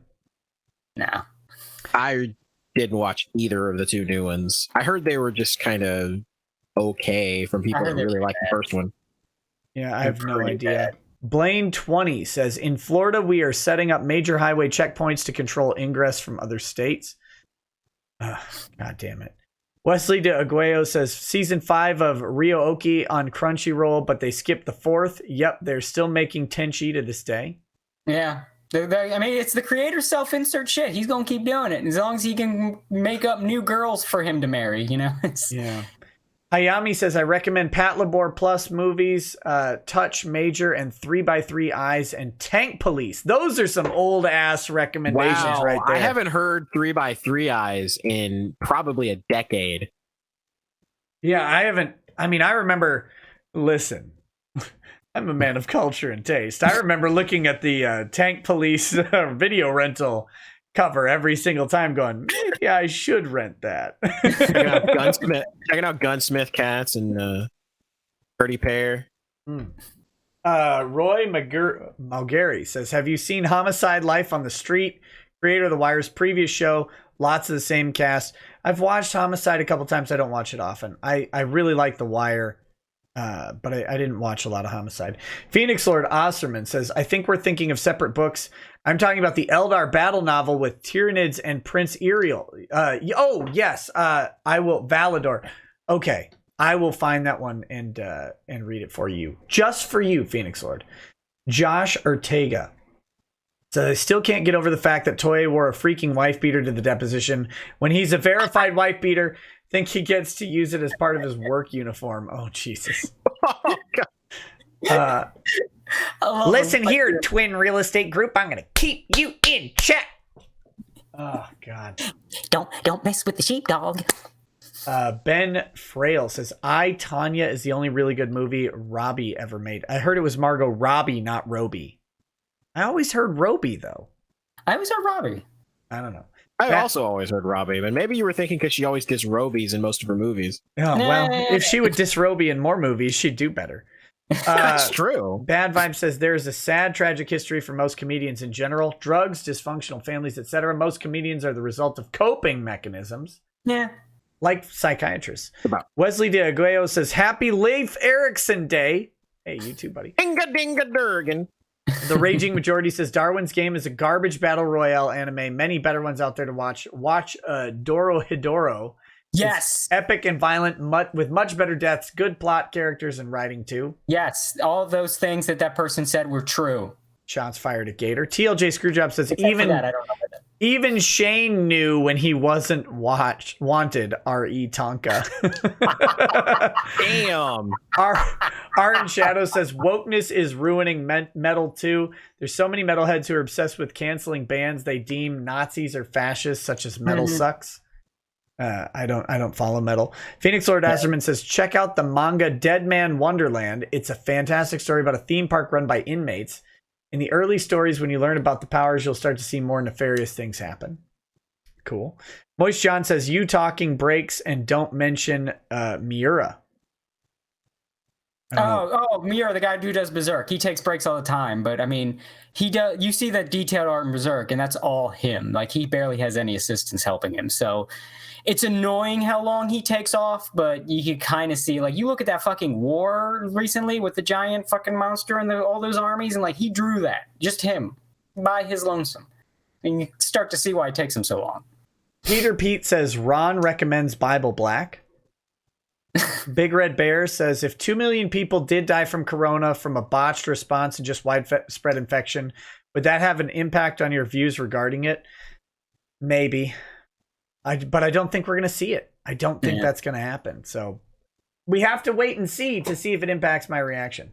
Josh Ortega says, new thought for an anime, the comically sight-filled life and times of Toye. Voiced by Vic. These are my first ever super chats. Well, thank you. That's a great idea. Ocean Vic could do a good Ron. That's the sad part. He probably Ocean Redux says, everyone attention, watch Shin Godzilla 2016. Liquid Steel 3190 says, for the chat, I know Costco reopened their seasonal program. My store hired about 30 people. Might be worth checking that out if you're hurting for cash. Moist John says, Clanad is the worst waste of time. Yeah. There you go. Legend of Blue says, watch JoJo. Gotta do it. Yep. Absolutely. Absolutely. I will not. I'm just kidding. Bad person. I'm just kidding. It's not that I won't. It's just that I haven't. It's Cocky Onsai says, Nick needs to watch what? Nichijou? Nichijou. Nichijou? It's all right. It probably isn't your thing. It's crack and cracked. Okay. Ocean Redux says, Gator, Haruhi Suzumiya is amazing. Lol, stop lying. No. No. Not. I'm sorry. It's very bad, and if you like it, you have bad taste. I'm sorry you had to learn this way. Sorry you had to be here and now you found out that you have shit taste, but yes, you do. Oh, man. John Who says, if you want comedy, Grand Blue is the best one. Evan Rogers says, ReZero hoodwinks you as well. It's like 1 second a slice of life isekai and the next second effed up Groundhog Day. Exactly. That's why I liked it. Malik Foxen says, deceptive anime, magical girl raising projects episode 1 and 2 are completely different vibes. Gets dark immediately into 2 and on. It's more of that dark magical girl shit. Because, like, ugh. I like Madoka. Yeah, Madoka started this whole shit where we gotta make Sailor Moon, but it's all bloody, and the girls get traumatized, and there's dark reasons for the magical girl. It sounds weird. Yeah, Takaki Onsai says, Azumanga Daioh, the Seinfeld of anime. Yeah, it is, basically. That's about right. Chengiz Khan says, so you don't like Konosuba? I don't know what that is. No, it's crap. And even funnier, the light novels because the guy that wrote them is a fucking dork who's not funny. So the light novels are the most hilarious thing to read because of how badly written they are. There's a line. None of the paragraphs in the entire light novel are more than 2 sentences. And it's shit like, the lake, which was the large body of water behind the town. Like, that is the level of writing you're getting. It reads like it was a fan fiction written by a 12-year-old. But it's published work that got an anime because it's got girls in it. That's all it takes these days because I love Japan. Anime fans are fucking lonely. Chengiz Khan says, that's about right. CJ says, Bo Fury if he wants something to watch with kids. I don't recall that one. I don't know what that is. Somali and the Forest Spirit, at least part of it is a good family thing, but it gets kind of Somali and the Forest Spirit. Forest Spirit, yeah, but it gets kind of not kid friendly towards the later part. Sounds like my state already. Somali and the Forest Spirit. Goof Troop says, "Why no Gundam?" G Gundam, man. My man, I love G Gundam. G Gundam. It's the Statue of Liberty cannon, Neo America's greatest weapon. I watched Gundam Wing. I liked it. The other Gundams are good. I know Max, one of my buddies in AO, he fucking loves it, and I can see why. I never got into Gundam, but I respect it. It's a war story, basically. Regular Gundam is a war story, just with giant robots. It's pretty interesting. But G Gundam, it's totally different in the best way. G Gundam is just fucking testosterone, masculinity, and fucking heart. Just in your face, just passion. It's pure raw passion. It knows it's corny, but it doesn't fucking give a shit. And if you're gonna fucking judge it for being corny, it's gonna shining finger you in the face while this dude rides a horse into a Gundam cockpit because his Gundam has a horse robot. And how the hell else is the horse robot gonna get piloted? Obviously a horse has to pilot it, and he's gonna fucking fuck you up with his horse robot because this is G Gundam, motherfucker. Wow. I love it. I want it in my fucking bloodstream. Hyrule 47 says, I loved Konosuba. Hilarious. Konosuba was okay. Konosuba is funny if you think a girl saying explosion is funny over and over again. Maybe they do. Ocean Redux says, best anime, Hoozuki no Reto. God damn it. Reto say Black Lagoon and Roka. Braves of the Six Flowers, don't fucking at me. That sounds familiar, but I can't remember what that is. Well, there's Black Lagoon. There were 3 anime in there. Hoozuki no Retu. God damn it. Rotuse. God, you pick an English language titled thing. And Roka, Braves of the Six Flowers, and then Black Lagoon. Black Lagoon, of course. Like, you need to go after the stream is over, find yourself a copy of Black Lagoon and start watching that shit. Change your life. It's so great. Sebastian Anon says, do you love waifus, Cody? Do you love waifus? Do you love waifus? No, that's not the question. That's not the question. I don't know why you even asking that. Do you love waifus? Do you love waifus? Why would you even say that? It's funny, my girlfriend just messaged me during that whole thing and yelled at me for not answering the question. Do you love waifus? Who do you put on the pillow, Cody? I know who I would put answer their question. Who would she put on the pillow? Answer the question. Who would your girlfriend put on the pillow? Oh, I know. It would be Balalaika and Integra from Helsing. Balalaika from Black Lagoon and Integra. Are those dudes or chicks? Chicks. Oh, she fucking loves them. Good. Boag says, Cody, you have good taste. Thoughts on Otome Mob? I don't even know what that is. Doesn't sound familiar unless I know it by a different title. No idea. As Cybertaz says, like Otome shows? I don't know. Chitara was a gateway for many Gen Xers to furries. That was a Disney afternoon. Well, and Panthro turned all the women into BBC chasers. Colin T says, watch The Promised Neverland, an all-time favorite. Oh, that one was good. I have to agree. I like that. I think I know. I think one of our guys reviewed it. If it's the show I'm thinking of, it does sound good. I haven't seen it, but it sounds good. If it's dark. Don't let it fool you. It is very, very dark. Yeah, I think I know which one you're talking about. I think it does sound good. As Cybertaz says, Bubblegum Crisis. That's another like 80s anime. Oh, yes. I love the original so much. The newer one was but the original was fantastic. Also, all of the bad guys are called boomers. Yeah, which makes every line in that show just great out of context. Jillian Seed says, reminder, lawyers are horrible people. That is true. They're the worst people. Kimberly Moriarty says, One Piece with 900 plus episodes. If you get caught up before the quarantine ends, the world is doomed anyways. Watch the subs though. The dubs are awful. I wouldn't say that. Funimation, I know, you're not allowed to say anything about Funimation, but they did a good job. It was done by the dub was directed by Mike McFarland, who seems like a pretty good guy. He really gave a shit. He worked pretty hard to make sure that the dub was both faithful and entertaining. Dude lost a lot of sleep over it. I mean, I'll give it to him. The dub's pretty good. But the sub's good too. So if you want to watch it subbed, you can watch it either way. But I would say you could watch dubbed if you wanted to. Ocean Redux says, you need to all watch Ghost in the Shell, all of you. I watched Ghost in the Shell when it came out. The TV series is really good. Standalone Complex is one of the best anime period, especially the second season. Second season is one of the best things that's ever aired on television. I didn't even know that existed. I watched the original. If you ever get a chance, the TV series is basically Tom Clancy meets Blade Runner. Cool. And it's great. It's kind of funny, too, because the author of the original manga hates the fuck out of America. And the director, the people in charge of the TV series do not. So one of the funniest things is in the Ghost in the Shell setting, America has been split in a couple countries, like multiple countries. And one of them is the American Empire, which is a sort of a concept of like, if America could do it, they would, kind of an idea. Sure.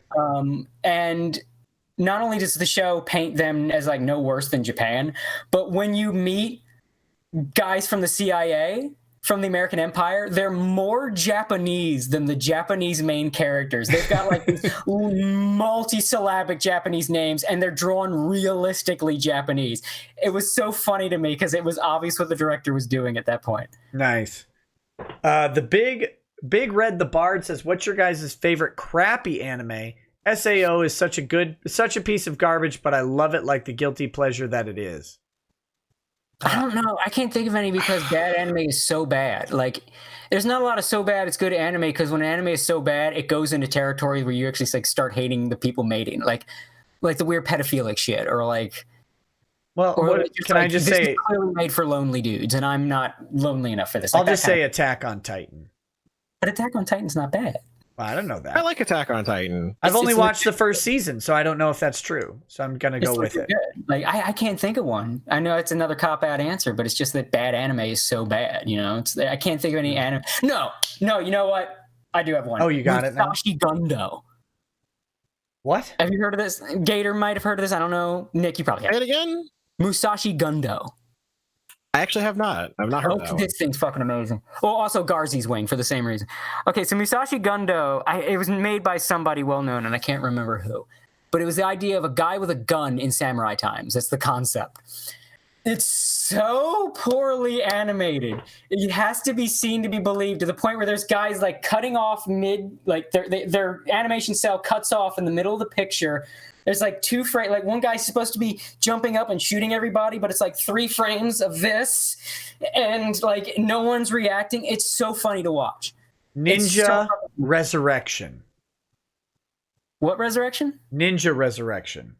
Oh God, that sounds familiar. I the think weird one that was like a kind of supposed to be a sort of sequel to Ninja Scroll, had nothing to fucking do with it at all. I saw Ninja Scroll, but I didn't see Ninja Resurrection. Ninja Resurrection has some like weird Catholic in Japan vibes, and there's like an occult ritual to create Satan, and this guy chops off his own finger, and then his finger bangs like an amputated chick and makes her birth the fucking Antichrist, and his hair like wraps around people and shreds them. Like that's his superpower.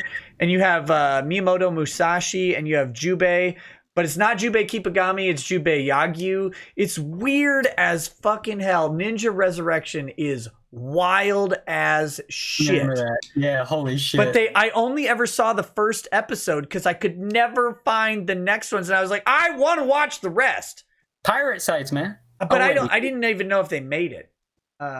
It was wild, man. There's like a big dragon made out of roof tiles. And Jubei's like trying to chop it up with his sword while running around. This is a weird anime, but it was cool, man. Also, I got confirmation. I did guess my girlfriend's waifu pillow right, and she's kind of mad that I guessed it. Wreck. Also, she thought it was funny when you asked, "Are those men?" Because it's a waifu pillow. Clearly not. Yeah, guys, find Ninja Resurrection if you've never seen it. It was a wild ride. It kind of sucks, but it's also pretty damn cool. Okay, Evan Rogers says, I'm serious about DxD. You might think I like it for the boobs, but I like it for the cool plot and the boobs. It's a Coomer show. It's a straight Coomer show. Oh, like High School of the Dead. Yeah, it's just a straight up Coomer show. I just thought since Evan Rogers was the name of that kid who shot up a high school in Canada, that was the joke. The best thing about High School DxD is the episode Fine Game Girls did on High School DxD. Colfie 2A wannabe Honan Muhammad says, Puebla Magi Madoka Magics starts out as a cake story, then turns into the cake is a lie. Yeah, it's that's the whole thing. The start of the dark magic turns into the cake is a lie. Also, everybody's brutally murdered. And here's the thing: it's done by a guy, and I can't remember his name now. And it pissed me off that I can't remember his name. He admits all he can do is misery because he doesn't know how to write people and write like drama that isn't just making characters miserable. So everything he writes is just all the bad things happen to everybody. It's drama. Michael Chang says they only made 2 episodes of Ninja Resurrection, then the studio went out of business. God. Yeah, that was right. Fuck. They even killed their own studio. Anime Lover 0524 says Gangsta is pretty good and yes, Durarara is great. Yes. I like Durarara. I like Baccano better. It's by the same author, but Durarara is really good, and it's the same style. Angry Baneling says Taimanin Asagi equals best anime family values. That sounds familiar in a bad way. Like if I remember what that show was, I'd be deeply disappointed in this guy. I have no idea. It might be a spiral staircase. Acid Blade 21 says, Nick, check out Euphoria, Milk Money, and Kengoku Senken. They're fucked up hentai. Oh, sounds great. I'll watch them immediately. Animate 116, Jesus Freak for life. What else are you going to do during a quarantine? Then chafe. What do you think of a story where names have meanings and the main character is an abortion survivor who's cold but has a heart of gold with his sister? Are you pitching a show to Nick? Because he's not an animation studio. No, I think he's pitching something that will piss me off. Names have meanings, and the main character is an abortion survivor who's cold but has a heart of gold with his sister. Anamik, what the fuck are you talking about? What are you talking about? I've seen Derpy Jew. I've seen Ninja Scroll like 1 billion times. I love Ninja Scroll. Yeah, when you're any anime fan of a certain age has seen Ninja Scroll probably multiple times. Yeah. Keldeo the Horse says, Isekai is trash. Drink bleach in Minecraft normies. It is trash. And like I said, there's only 2 good shows, 3 kinda. Eggs Benedict says, Corey in the House, 11 out of 10 anime. It's that joke. We're still doing that. It's in the year of our Lord 2020, and Corey in the House as an anime is still a thing that we're doing as an internet.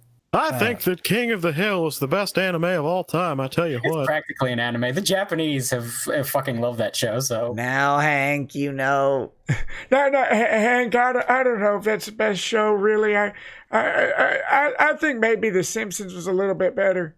I'm just saying. The fact that there are Japanese, none of these King of the Hill have a Japanese fandom, but they have sub versus dub debates about that show. Warms my fucking heart. I love that. I love that that's a thing in this world, that not only are there Japanese fans of King of the Hill, they have the same fucking weeb debates about King of the Hill that we have about their cartoons. You know what the best part about King of the Hill is for me? I grew up in Texas. All of my relatives are Texan, and I have a relative. Sound like Boomhauer. I have a relative that matches every single voice and speaking mannerism of that show. My grandpa sounded exactly like Hank Hill. My other grandpa's brother sounds exactly like Boomhauer. My uncle sounds like Dale, and I have a second cousin Who sounds exactly like Bill. Just like it, with maybe a little bit of more happening down there. It's great. So when I go to family reunions, I'm like, this is Arlen, Texas, right here. Oh my God. Yeah, my family's Georgian. I can relate. Like even with Georgians, I can relate. It's the same shit. Yeah, it's not. Changus Khan says, my last super chat of the night, best mecha anime. Whew, that's a tough one, man. G Gundam, if we don't count Code Geass, which I don't. Like it has a mecha, but it's just in the back seat. Like you don't really like. It's easy to forget there's mecha in Code Geass. There's just so much that happens that doesn't involve the mecha, so it's kind of a mecha anime, but kind of not. Yeah, so I don't even count it. But if you do count it, I'd say Code Geass. The first 2 seasons, not any of the other shit. If not, G Gundam. I love Macross. Man, Macross got me into anime. I did too. And Macross Plus was real good. Macross Plus is real good. Macross 2, even though it's not canon, I love it, man. Hibiki Kunzaki's a cuck, but everybody else in that show is cool. And had Macross Plus, a lot of the people would go on to do Cowboy Bebop. Oh, that's true. It's a good point. Macross Plus is that was just a good show all around. You got to get the Japanese cut though, because you got to see when he makes the pterosaur and all that stuff. That's just like that's art that they should not have cut out of the American dub. That had cuts, didn't it? Yeah, because there's that part where whatchamacallit? What's his fucking name? I can't think of his name. The main character is Isamu. Isamu's like just playing around and like flying around and all this stuff, and then it zooms out and he was making the pterosaur in the sky. It's just a great playing around scene that the Japanese did in the Macross Plus movie, which combined the 4 episodes. And the Americans just cut it. And it's like, why would you? You're doing it episodically rather than as a movie. Why would you cut that? You have more time. Anime, there were some weird practices done back in the day. Yeah, it's Bryan Cranston did the voice dub for Isamu Dyson. No. Yeah, Bryan Cranston did a lot of voice work back in the day. He's actually a couple Power Rangers monsters. Oh man, that's true. It's that was I love Macross Plus, man. I really do. Really do. Bryan Cranston is what every one of these bitter voice actors and actresses wishes they were, because he went from doing what they do to doing like shit like Breaking Bad. Yeah. Shadow Goff says Gundam. He's talented and they're not. Well, that's the big problem for them, isn't it? Shadow Goff says Gundam and G Gundam for the win. There you go. BG Corporation says, whatever happened to that Duck Dynasty situation? Any update on that? I decided not to pursue it because it would have cost thousands and thousands of dollars. And other stuff came up in the meanwhile that was just, it would have taken so much time and energy that it wasn't worth it. So there is no update on the Duck Dynasty situation. It was literally going to be throwing thousands of dollars at nothing. So there you go. CJ says, Bo Fury, I don't want to get hurt, so I'll max out my defense. Cutesy VRMMO isekai that's outlandish and kid friendly. If the title is an entire summary, it's a shit show or a shit anything. That's the golden rule. If you're going to watch anime, light novels, anything, if the title is a summary, it's shit. Save you a lot of time. Stuart Postma says, underrated anime Yano of the Dawn. Very good. I've never heard of that one. Me either. Kita says, bit late. Karate Baka Isekai is a sports manga with a karate obsessed idiot without superpowers using realistic karate on things like minotaurs. That sounds fantastic. That sounds really funny. I hope it's actually good because that sounds great. See, this is how you can tell we're towards the end of the isekai phase because now everything is a subversion of the genre. Yeah. Yeah, because isekai's technically been around forever. The Japanese just named it. Like fucking Wizard of Oz is an isekai. A Yankee in King Arthur's Court is isekai. Yeah. Technically. Fucking the Super Mario Brothers Super Show is an isekai. True. Army of Darkness is an isekai. Yeah. Don't you dare. Don't It you is? dare. It is. Stooge Muffin Stuffin says, did you see the trailer to the new season of Ghost in the Shell standalone complex? It looks like shit. No, I have not. Oh, there's a new season and it looks like shit. Oh, I have to see. I have to find out. They decided to make it CG entirely. Oh, no. Don't do that. They used, I guess, Cartoon Network animators, so the CG is not very good. Oh, why would they do not to standalone complex? Don't put the standalone complex name if you're going to do that shit. Wesley not allowed to like things anymore. Wesley de Aguayo says, Ari Fuerta and AD Police. I remember AD Police. It's been way too long since I've seen it. I remember enjoying it, but I was in high school at the time. So. Someone recommended Ari Freta to me, and I have not watched it yet. It's from Commonplace to World's Strongest or something like that. I'm going to call it Ari Fuerta, not whatever you said. That's close enough. Gothic Nerd Chick says, hey, Nick, I second Moist John's recommendation. Definitely watch Black Lagoon. Bakano is also a good one, and Gangsta I liked. Bakano also notable, having the best English dub ever made. And it was done by Funimation, because this was back in the day when Funimation gave a damn. So if you ever want to find out what Funimation used to be and why I keep saying that it's a fucking travesty that they've become what they become, watch Bakano and look what they used to make. It is like even the fucking weebs at 4chan have to admit that dub is fucking phenomenal. And it's a phenomenal show, so you're win-win for watching that shit. Bad Vibe says, if you like music and cars and cars, samurai swords, robots, and post-apocalyptic future, check out Sturgill Simpson Sound and Fury on Netflix. Anime meets heavy metal, but don't blink. Great details. Okay.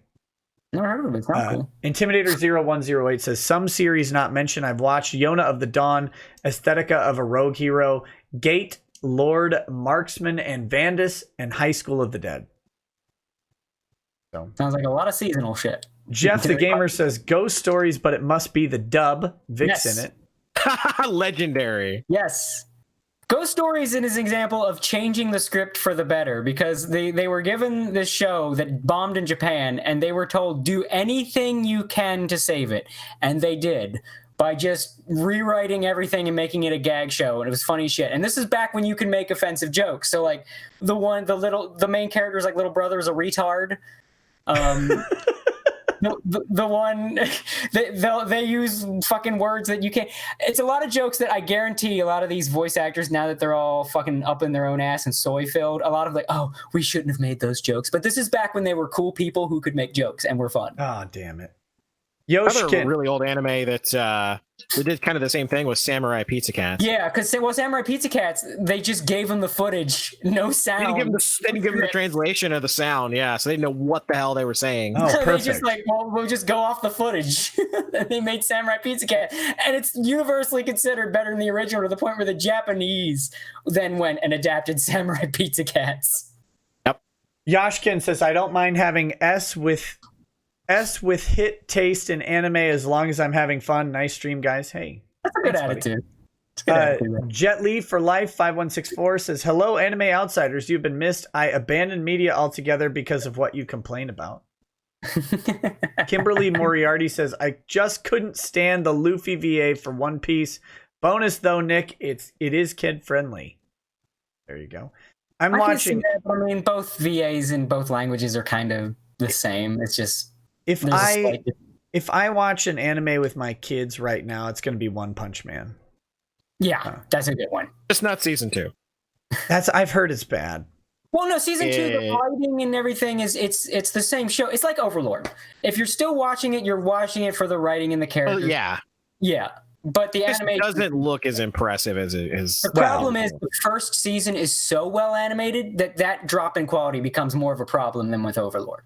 Well, okay. We're gonna just watch Violence Jack then. Hyrule 47 says explosion. F you, fight me and take my money. TJ says, "Oh yeah, Bofuri will amuse." Check that guy's browser history. I'm just saying. TJ says, "Oh yeah, Bofuri will amuse any old school MMOers." There you go. Caldeo the horse says, "Big ups to Fine Game Girls." Nice reference. Yes. Moist John says, "Legend of the Galactic Heroes treats women well." That is such a good show. That's a mature show too. That's for like real motherfuckers that want to watch a real motherfucking show with some real motherfucking drama. Like that is some heavy shit. It's good. It's like anime, I don't know, The Wire or something like that kind of fucking just drama, like character shit.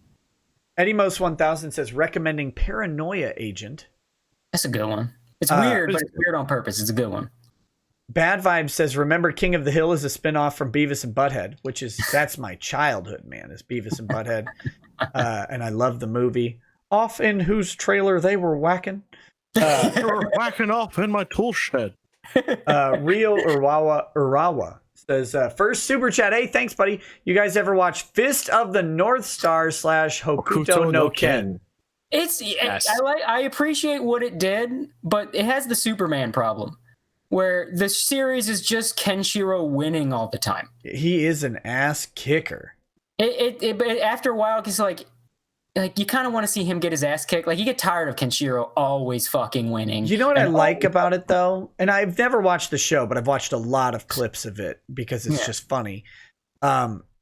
It's just how goddamn grim that world is. Yeah. Like it is. It's Mad Max. It's straight up inspired by Mad Max. Kenshiro is even dressed like Mad Max. But it's like Mad Max, except we put kids in it and made it fucking worse. Yeah. That's great. I like that aspect of it. I like the grimdark. That's also I like. I know this is kind of unpopular, but I like MD Geist, the OVA that they made for. I think it was OVA. I think that's the right term. MD Geist. It was like a one-off episode, and it takes place in like a grimdark future. And MD Geist is he's just a fucking murder factory. MD Geist is entertaining. It's technically not good, but who cares because it's entertaining? It's that kind of thing. Exactly. That's what I love. That's all I care about. Ash Ukihime says I cosplay Shizuo all the time. Watch Durarara. Yes. Bad Vibe says guilty pleasure Eureka 7.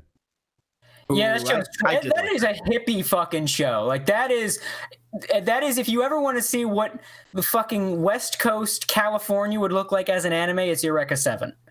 Oh, okay. Like Eureka 7 votes for Bernie. It's that kind of fucking like it is that much that kind of show. Wendell still a good anime though.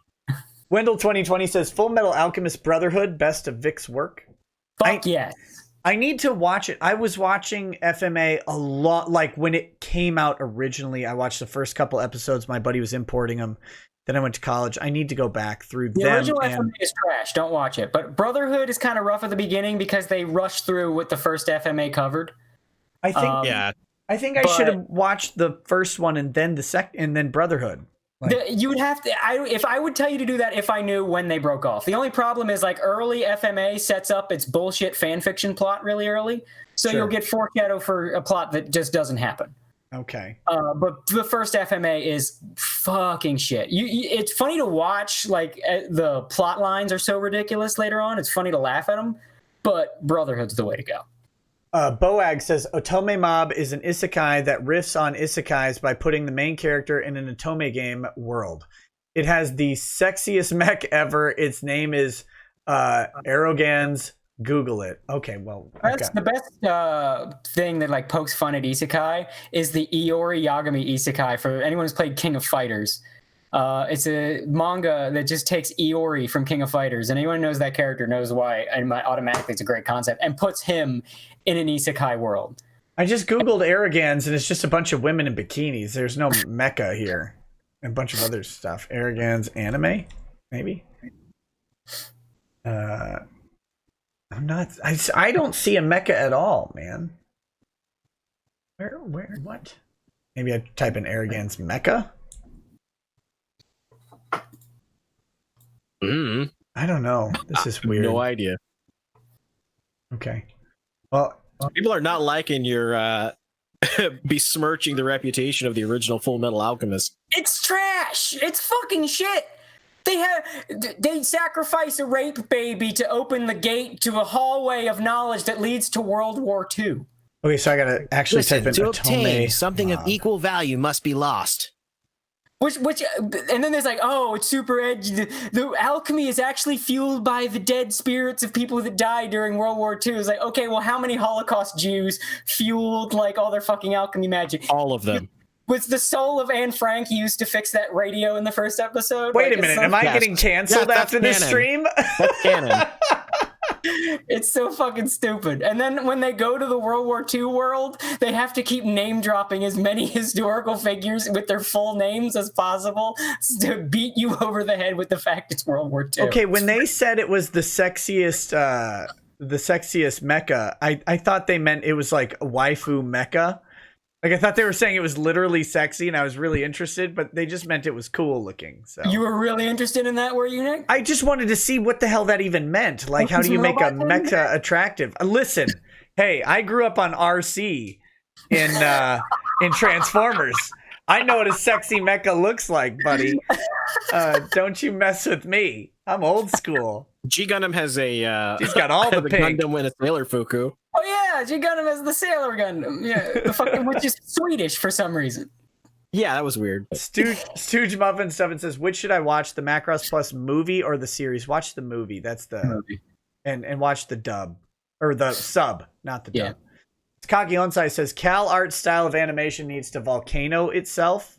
I agree. It's ruining everything. Thundercats, Cal Arts, that should be holocausted. I mean, that got unceremoniously fucking canceled. Like, they just killed that shit. They took that shit to the backyard and shot it. Thank God. Stooge Muffin Stuff and says, does anybody remember Araxophon? Oh, I know that name. Is that the one? I thought it was Rozophon. I don't know how to pronounce this shit. Rozophon, I think it is. Yes, Rozophon, I believe. Yeah, that's the one. Isn't that one like plagiarizes the shit out of Evangelion? Maybe. Yeah, I think so. Yeah, if I remember correctly. DCV Titan says, I'd suggest Slayers, Made in Abyss, Samurai 7, Macross Frontier, Dr. Stone, and Scrapped Princess, a show where everyone is named after guns. Okay, if that guy's recommending Made in Abyss, watch his browser history. There's a lot of those tonight. No, but Dr. Stone is good. It's made by like a fucking weird pedo. It has some weird pedo shit in it, like blatant fucking pedo shit in it. Oh no. And weird little kid torture porn and no. Ugh. Kidda says, still behind Bofuri. I don't want to get hurt, so I'll max out my defense. Cute girl playing a VR MMORPG accidentally creates OP tank build.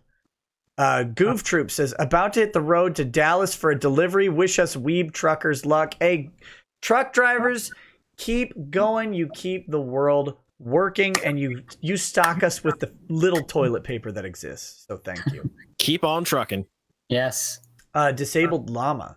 There's a problem with most isekai series that I've seen is that the main character is always way overpowered and never really faces any hardship. Yeah, that because it's a lot of wish fulfillment. It's for otaku, and it's like they're supposed to project into the main character where they're in a much more interesting world where they're the hero and all the women fawn over him.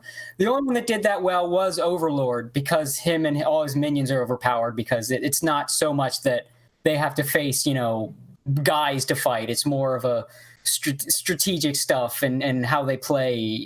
They can't just make too much commotion. They don't know if there's other people from the game that are as high level as they are that are like gods in this world. So it works there because of the way it's used. Kind of like One Punch Man, where the fact that the main character is the strongest character is more of a character thing than it is who's going to come that's going to give him a challenge. Right. Yeah. Sid Zexis says, record of Grand Crest War was awesome, and Steins Gate is the best anime of all time. There you go. I've never heard of either. Yes Man 2044 says, watch Dororo. That is all. Dororo was good. It's a remake of a... Because, that's really good. Wesley de Aguayo says, wrong. Must see the first Full Metal Alchemist. Full Metal Alchemist.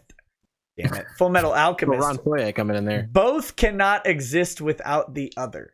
No, they can. The manga is where both cannot exist without the manga. And if you want the Full Metal Alchemist experience, you should read the manga. But if you're gonna watch an anime, you watch Brotherhood. Big Red Bear says, I saw Ninja Scroll when I was 9, bro. That old school 90s shit is the real anime to me.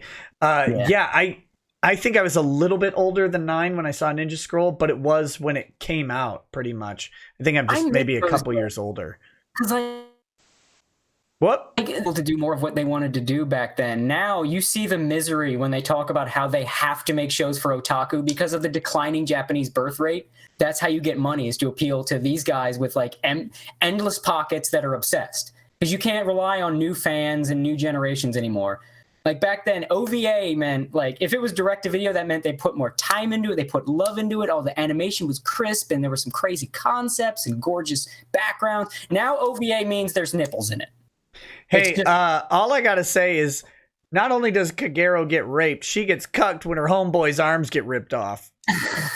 That was good enough for me. Peter Pete says Hellsing is the best anime. Disagree. Fight me. Especially Ultimate. If you gotta watch one of them, watch Ultimate. Ultimate was fantastic. That cover of Broken English. I had to get that on my iPod immediately. That cover of Broken English. I didn't see that coming, that would be in an anime. And it was kicked the shit out of the original. Keldeo the Horse says Vinland Saga is great. Askeladd is based AF. Big ups. Askeladd, yeah. See, best new character of this anime season by far. Oh yeah, Ninja Scroll was the first anime. It was not anywhere close to the first anime I saw. The first anime I ever saw was Showtime was doing the special, and they had Vampire Hunter D, Robot Carnival, and Lensman.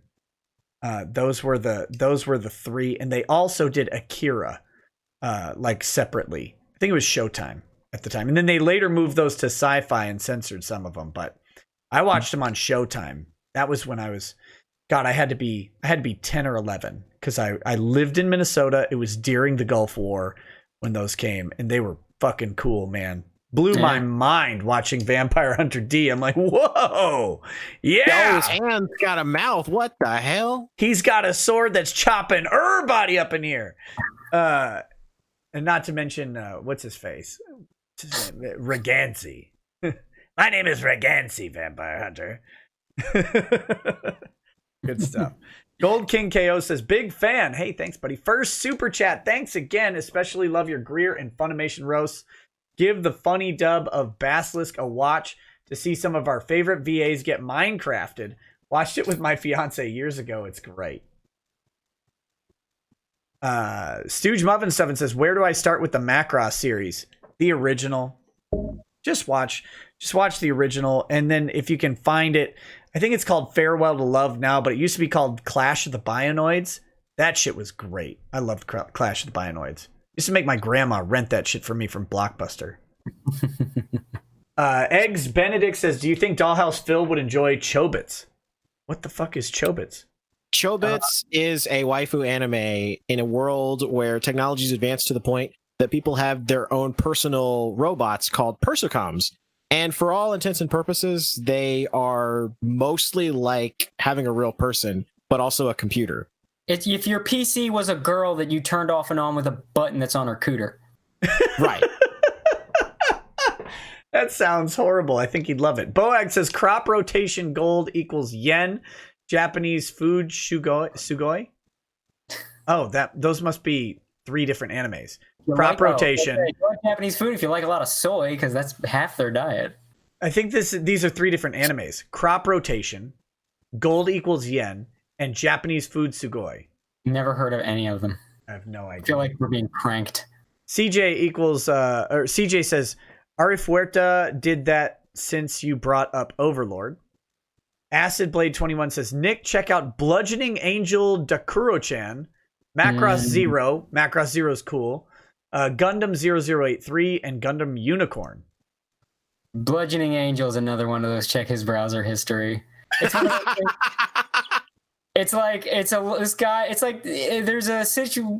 this concept is in the future, pedophiles rule the world. And some lowly angel has to go back in time to stop the pedophile that like changes everything and makes pedophilia cool. But the whole show is pedophilic, and it's like a weird self-hating pedophile show. Now wait a minute, Matt. No. The fucking story of that fucking thing. It's Mr. Insane says this isn't an anime question, but what's Cody's opinion on Guilty Gear XRD2? I like XR. I didn't play a ton of it. I'm not a big Guilty Gear guy. But it was fun. The horrible ArcSys netcode kind of stopped me in my tracks from playing it anymore. I've been playing, which is funny because now I'm playing Grand Blue Fantasy Versus, just anime shit. And it has that ArcSys netcode, but it hasn't been as bad. But again, I'm not super into Guilty Gear, but it's good. If you like Guilty Gear, yeah, play Arc. I'm not Strive. I'm not hopeful about Strive, even with the rollback netcode coming, because looks like they kind of nerfed that shit to try to make it into Street Fighter, and no, Guilty Gear should not be Street Fighter. No. Weird. I don't know any of this stuff. Big Red Bear says, we had it on in Canada on a station called Teletoon. My parents were foolish enough to give me a TV as a child. Stayed up all night, saw Ninja Scroll.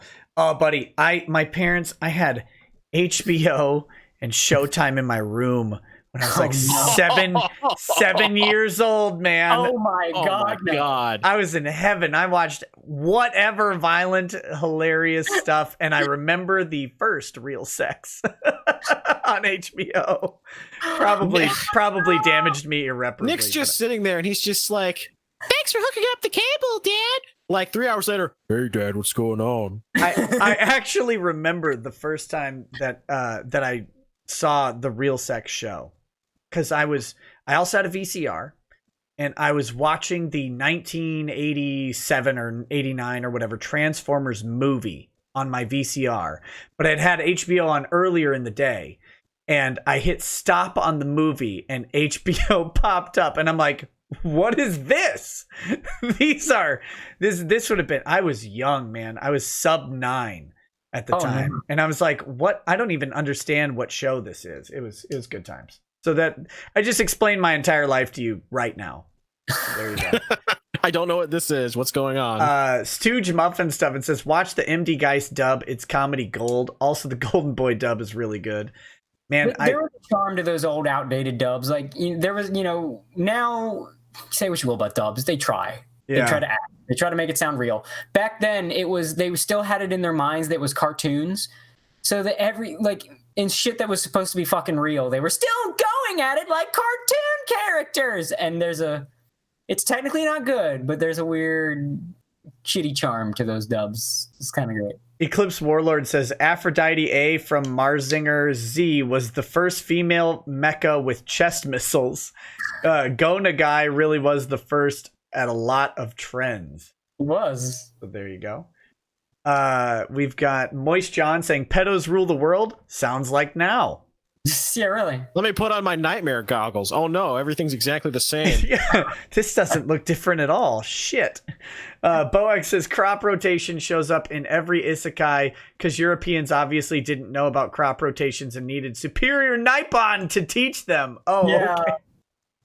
Yeah. Oh, I get it. It's a trope. Yeah, Boag also says thoughts on Shinju no Nectar, the titty milk isekai. Oh god. There's multiple titty milk anime. That's fucked up to think, but there is. Because there's also, what was that? Was the one where the guys with weapons have to have a female companion to drink their breast milk to power up? What was that called? Hello, President Eisenhower. We need you again, sir. We have problems to fix, and I think you're the only man qualified. Seikon no Quasar. That was it. It was Seikon no Quasar. Oh no. Stooge Muffin Stuffin says Final Fantasy Dissidia Duodecim is an underrated fighting game. Yes, it is. Dissidia Duodecim. Duodecim. Yeah, the Final Fantasy fighting game is pretty dope. Man, I massacred that. Yeah, and the fact that I love the fact they made my boy X-Death broke his shit in those games. It's pretty great. We've got a couple more. Let's see. Bad Dragonite says, waiting for the story arc where Ron challenges someone to an IRL fight, like MMA or remote dueling or something. If he does and shows up, then is Donga a bigger cuck at that point? Yes. Yes, officially. Yeah. Uh-huh. That'd be great. I want it. Bad Dragonite says, I know a manager at a local GameStop. They had a worker who couldn't work today because he had to take his girlfriend to the doctor for coronavirus. This big brain fucker decided it'd be better to tell them all in person afterwards rather than call. He got yeeted. Oh, Jesus. Michael Rule. He came in coughing. Michael Rule But that's says, okay because GameStop is going to go out of business soon anyway. yeah, every GameStop is yeeting itself pretty hard. I feel bad for everybody who pre-ordered something before coronavirus because they may never, ever Well, get they're it. doing like you could go to the door and pick stuff up. They're doing that. They are Yeah. for now. Wait till the staff all get their letters. And they just loot the stores and then never show up again. Michael Rule says, greetings from the Netherlands. Opinions on Hugo the Negotiator, Rainbow Nisha Robuko no Shichin, 7 Criminals Row 2 Cell 6, and Megalobox. I've never heard of any of this shit. I've heard of 2. Hugo the Negotiator, if I'm remembering correctly. There's actually 2 anime about negotiators, and they're both pretty good, but one is better than the other, and I can't remember if this is the one. The one that's really good is the one where the main character is like a boxy-looking old dude. And it's what you think is an anime about a negotiator, and there's like a hostage situation or some kind of shit. He's got to negotiate every episode. It's pretty cool. It's different. You don't see that a lot in anime. There's no young guys with spiky hair and fucking 80 big-titted girls around him. So, you get something a little real. Megalobox is cool as shit. It's an adaptation of Ashita no Joe or Tomorrow's Joe, which is a big boxing manga. It's like that in the future, in like a world where they made boxing more exciting by giving people augmented cyborg limbs. And it's just a main character trying to it's like a Rocky story in a future with cyborg boxing. It's pretty cool. Wow. And it looks great. Sigma Zero says, Log Horizon is 4th good isekai. Also, Steins Gate doesn't trick you, you trick yourself. There's a murder in the first episode, but you still want to believe nothing bad's going to happen until, oh no, I just wound you. Don't tell me you're broken. Oh, okay. God, wound. That's... Oh no, oh no, my watch stopped working. I just wound you. Oh, wound. I thought it was wound. Yes. Also, like half of chat just got like a war flashback. Okay. Mercenary X says Rising of the Shield Hero is basically Vic Mignogna, the anime in another world. Guy gets accused of sexual assault and no one believes him. Also, apologies to Vic for comparing him to an enemy, but it seems to be pretty close. Also, woman run the world. There you go. Yeah, a lot of people were making that comparison. I think there was actually a fan art of Vic as the main character from Shield Hero. It was. Yeah. Brandon says, Nick, every 100 years we fight jarring regulations on state interactions. Unfortunately, they are usually resolved with rifles, and we are about 40 years overdue. May it not come to that. Dungeon Master says, if you want a dose of testosterone and insanity, look up Sengoku Basara, Samurai Kings. One guy fights with 6 katanas at the same time, Wolverine style, and another one rides 2 horses at once, standing up 1 foot on each horse. Yeah, it's not technically not a good show, but it's a fun show. It's like MD guys. It's I think it's based on a fighting game, which I've not played. Or the fighting game is based on the show. I don't remember. But yeah, it's if you just want something just fucking dumb and fun and shit like that, yeah, it's what you see is what you get.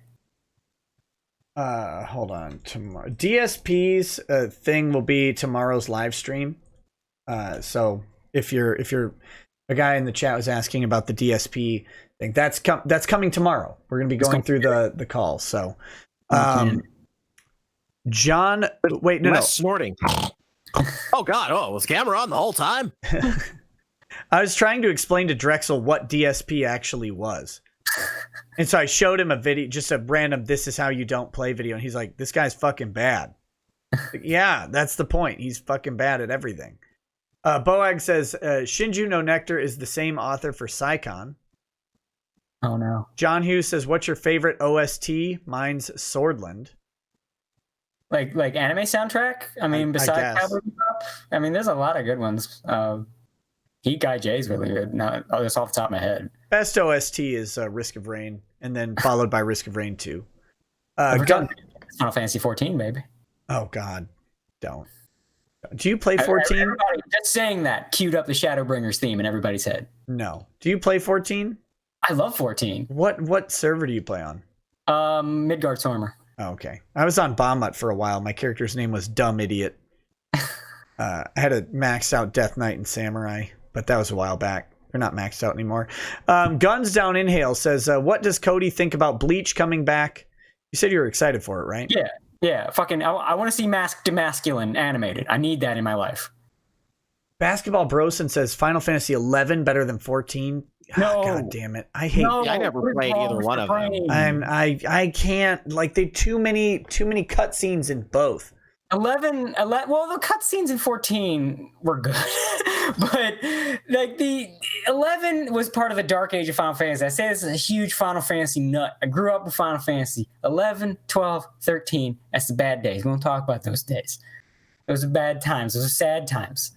No, 14 is fantastic, and I love it. I love every bit of it. Even 13 too wasn't terrible. But 13 was a garbage fire. I played a blue mage in 11 briefly, and I kind of liked it, but I just couldn't get into it in 14. Like 14, I only played 11 and 14 because I had real life friends who played.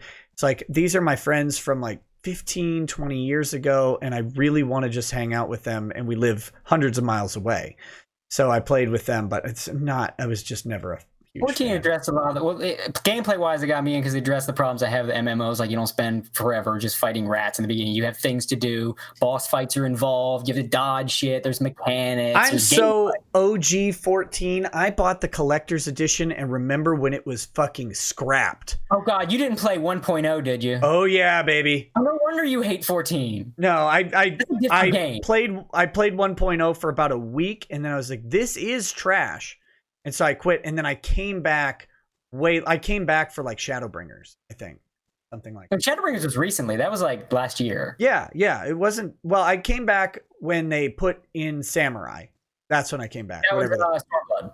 Okay, Stormblood. Yeah. That's when I came back, is for Stormblood, and played for a little while, and then I think I quit before Shadowbringers. So, which is because that's people have said, and I fully agree. Yeah, Shadowbringers. I know you don't like story in games, which that's your hang up, but it's one of the best stories ever put in a video game. Just flat out, hands down, stamp that shit. It's in the Hall of Fame.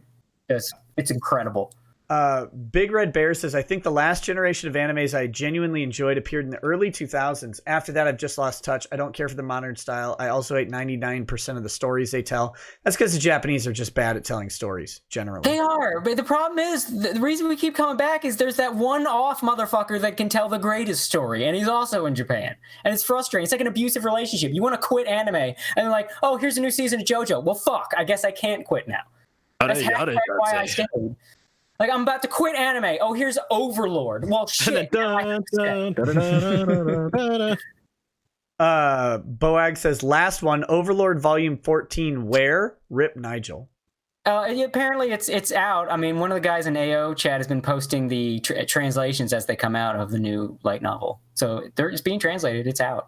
Eggs Benedict, man, I don't remember what server I played on in 11 anymore. It was just too long ago. Sorry.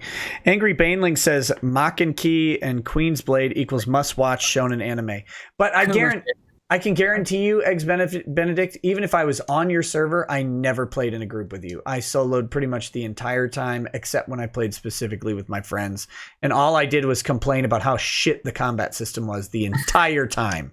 Yeah, in 11 11 was so bad. I don't know how it's better than 14. Boag says, real last one, best Pleiades made. Good question. Fuck. Probably. Oh my god. I'm forgetting her name. The Bug Girl. Why am I forgetting her name? She's the best one. The fucking Bug Girl. I have no idea. The one that's like. Because in Overlord, all the NPCs that this guild of guys made, they're all alive now once they're all taken to this new world. And they're all like super overpowered. And they made these maids because one of the guys in the guild was like a nerd that was into the maid aesthetic. So he made a bunch of NPCs that were all super powered maids. And they're all different types of monsters. And one of them is a massive insect that looks like a maid. Lupus Regina? No, she's the werewolf. Okay. She's pretty cool, though. But that's how good Overlord is. It has characters that are just a bunch of fucking maids, and they're awesome. Because it's playing with the anime tropes, because the idea is these characters were made by nerds. and it makes them contrast with the people that are really in this fantasy world that are more like Tolkien-esque fantasy. And then you have the people from the video game that were made by nerds, so they're like anime-ish shit, and it's like deliberate, so it works. I gotta admit, I have no fucking idea what you're talking about, but I'm with it.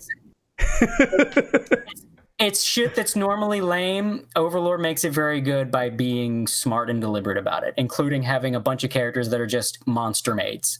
Yes Man 2044 says Higurashi is getting a remake. There you go. Meshikiari Russ says Log Horizon is rage-inducing with exhausting S1 XS exposition and a season 2 cock tease cliffhanger. Hopefully season 3 this fall redeems it. Count Camp says Fate Stay Night. What if King Arthur was a girl? No. Fate Stay Night. That whole franchise is, do you want to fuck your history textbook? In fact, I have never actually watched any of the Fate series. Don't. They're really bad. Especially like they start getting into more and more fetish shit where there's a thing with like these worms that steal mana by going into a girl's vagina, and a guy drops a fucking 12-year-old girl into the rape worm pit and she gets rape wormed. And what? Yeah, that's in Fate. So if you know anybody that's into Fate, bring that up and demand answers. I have some questions for Flamenco. Dude, to be fair, Gator, I think Earth and Life and everybody else has some questions for Flamenco. Stooge Muffin That's stuff. Basically, Fate. Do you want to fuck your? Because it takes historical figures, but now they're waifus. Do you want to fuck your history textbook? That's Fate. Well, it depends on how much. Never mind. Stooge Muffin stuff. On the history textbook. That was my best Smuckles impression. Is it locked, baby? Stooge Muffin stuff and says Fate/Extra is good. Meshikari Russ says Atoma. Maybe that was the Beetle chick's name. Entoma. That was Entoma. it. Yeah. Okay, there we go. She's an Entomancer. She summons bugs. And then the last one says Gay and Still at Large sends my go to bed queen chat for the evening. Cody, have you been watching Dog City? If so, I'm sorry. If not, I'm really sorry. Also, if Nick asks, explain Dog City to him, please, God. Jesus Dog Christ. City? I feel like I should know that. That sounds familiar. Let me Google that real quick. I feel like I should know that. Dog City. I think I even know how it's spelled. And then I lied. There's one more. Tassia says, yeah, Cody, I saw that scene in Fate as my intro to the series and was immediately out. I don't get why the show is so popular other than waifus. Yeah, that's why it's popular. It's the waifus. Yeah. That's the whole reason. Well, that's all the super chats we have. So maybe we should wrap up the show while we have a chance. Oh, wait. Dog City. Oh, this was like a cartoon. Is this what he's talking about? The fucking... Oh, I know what he's talking about. DAWG City. Yeah, it's an old fucking cartoon. And it's an in-joke from the AO guys. I feel stupid. Yeah, you should feel bad. Well, Gator, Cody, do you guys have any last words for the stream? Thanks for hanging out with me this long time. I really appreciate it. I fucking miss coming on streams and just talking shit about anime. This is fun. It's a lot of fun on a stream like this. Yeah, it's Solo Beverly's been asking me to do one for a while, and I said, well, pitch a show that's not just like I go on and stumble through talking about anime, and he's like, coronavirus. Playlists, let's just set that as the thing and then see where it takes us. And I was like, yep, okay, cool, let's do it. And with everybody locked down, I figured it's a good topic. So well, I'll just do a quick plug. I got another comic on Indiegogo coming. Stay tuned on my Twitter at Lord Schmecky with an SH.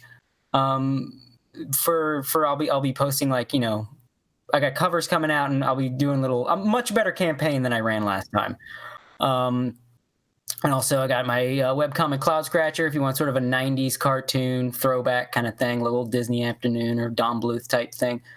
For anime to watch while you're in quarantine, I'm going to get more people talking about these really great shows that not enough people have seen. Heat Guy J, one of this not only fantastic, beautiful, great story, great characters, and it was Johnny Young Bosch's first Psycho role, which basically now he's done a bunch of those characters. 91 Days, it's a fucking mafia story. Fucking guy trying to get revenge against members of the mafia that killed his family. by joining the mafia and trying to get close to them. And then the problem is one of them is the head of the mafia and the other is his son, who he ends up bonding with. So it's a little interesting dichotomy, that dynamic there. It's really fucking good. The writing is fantastic. And I'll pitch Garo Vanishing Line again because it's fucking god tier. So if you need some anime to watch and you're tired of anime being just fucking anime as shit, and you just want some shows, some good shows, Heat Guy J, Garo Vanishing Line, 91 days. You'll be set. They're not super long, but they're long enough. You watch all three, it'll get you through the quarantine. There you go. Gator? Hey everybody. I don't know who's still here. I stream on dlive.tv/gator and youtube.com/thegatorgamer. I play a lot of games most of the time. Sometimes I do like little shows, kind of like the Kill Stream every now and then, but mostly just gaming. Right now I'm playing One Piece Pirate Warriors 4, which just came out. It's a Dynasty Warriors style game with the One Piece characters. So if you're into that, I don't know if I'll be streaming tomorrow. I might be. But yeah, definitely check that out. And as far as anime recommendations, I can't recommend Steins Gate enough. That's Steins Gate. ER, if any of you guys are familiar with him, highly recommends that anime. So I also highly recommend it. Well, there you go, guys. Last, real quick, I'm a dumbass. I mentioned my fucking webcomic. I never plugged it. Plug what's the URL? Yeah, the 90s style, if you like, Disney Afternoon, Don Bluth type thing. It's Cloud Scratcher, cloudscratcher.com. It has anthropomorphic characters, so, furry, whatever. But if you want a 90s throwback, there you go. And then I got... Do they have animalistic... I got a regular style comic coming up. Stay tuned to my Twitter for details. Do they have animal or human genitalia? I don't do that kind of comic. That's my man Bonitis draws the line. He's like, nope, they have to have a human penis. I'm not going to draw a dog penis on this dog. It's got to be a human penis. Listen, that's the extent of the furry porn. Dude, because of those characters, though, for real, you don't realize how many furries I've had to tell, no, I'm not drawing my characters in fucking bikinis and shit. Like, oh, Lord. Multiple ones. I try to be polite because they're still my readers, but it's not that kind of comic. They're only animals because everything in the 90s was animals, and I'm trying to nail that aesthetic. Like, don't get too excited. There you go. Okay, so thank you. There are two more. Peter Pete says they need season 2 High School of the Dead, and Nullus Logic, thank you for the donation. All right, guys, that's the stream. Thank you so much. Thank you to my guests. Thank you to the chat. I will be over on Twitch in just a couple minutes to play Doom terribly for about an hour. If you want to come hang out over there, please do so. Otherwise, thanks, guys. I'm gonna say goodbye to my guests off air, like I like to do. Until then, have a good night. Peace. Bye. Peace. El Sai Congru. What the fuck?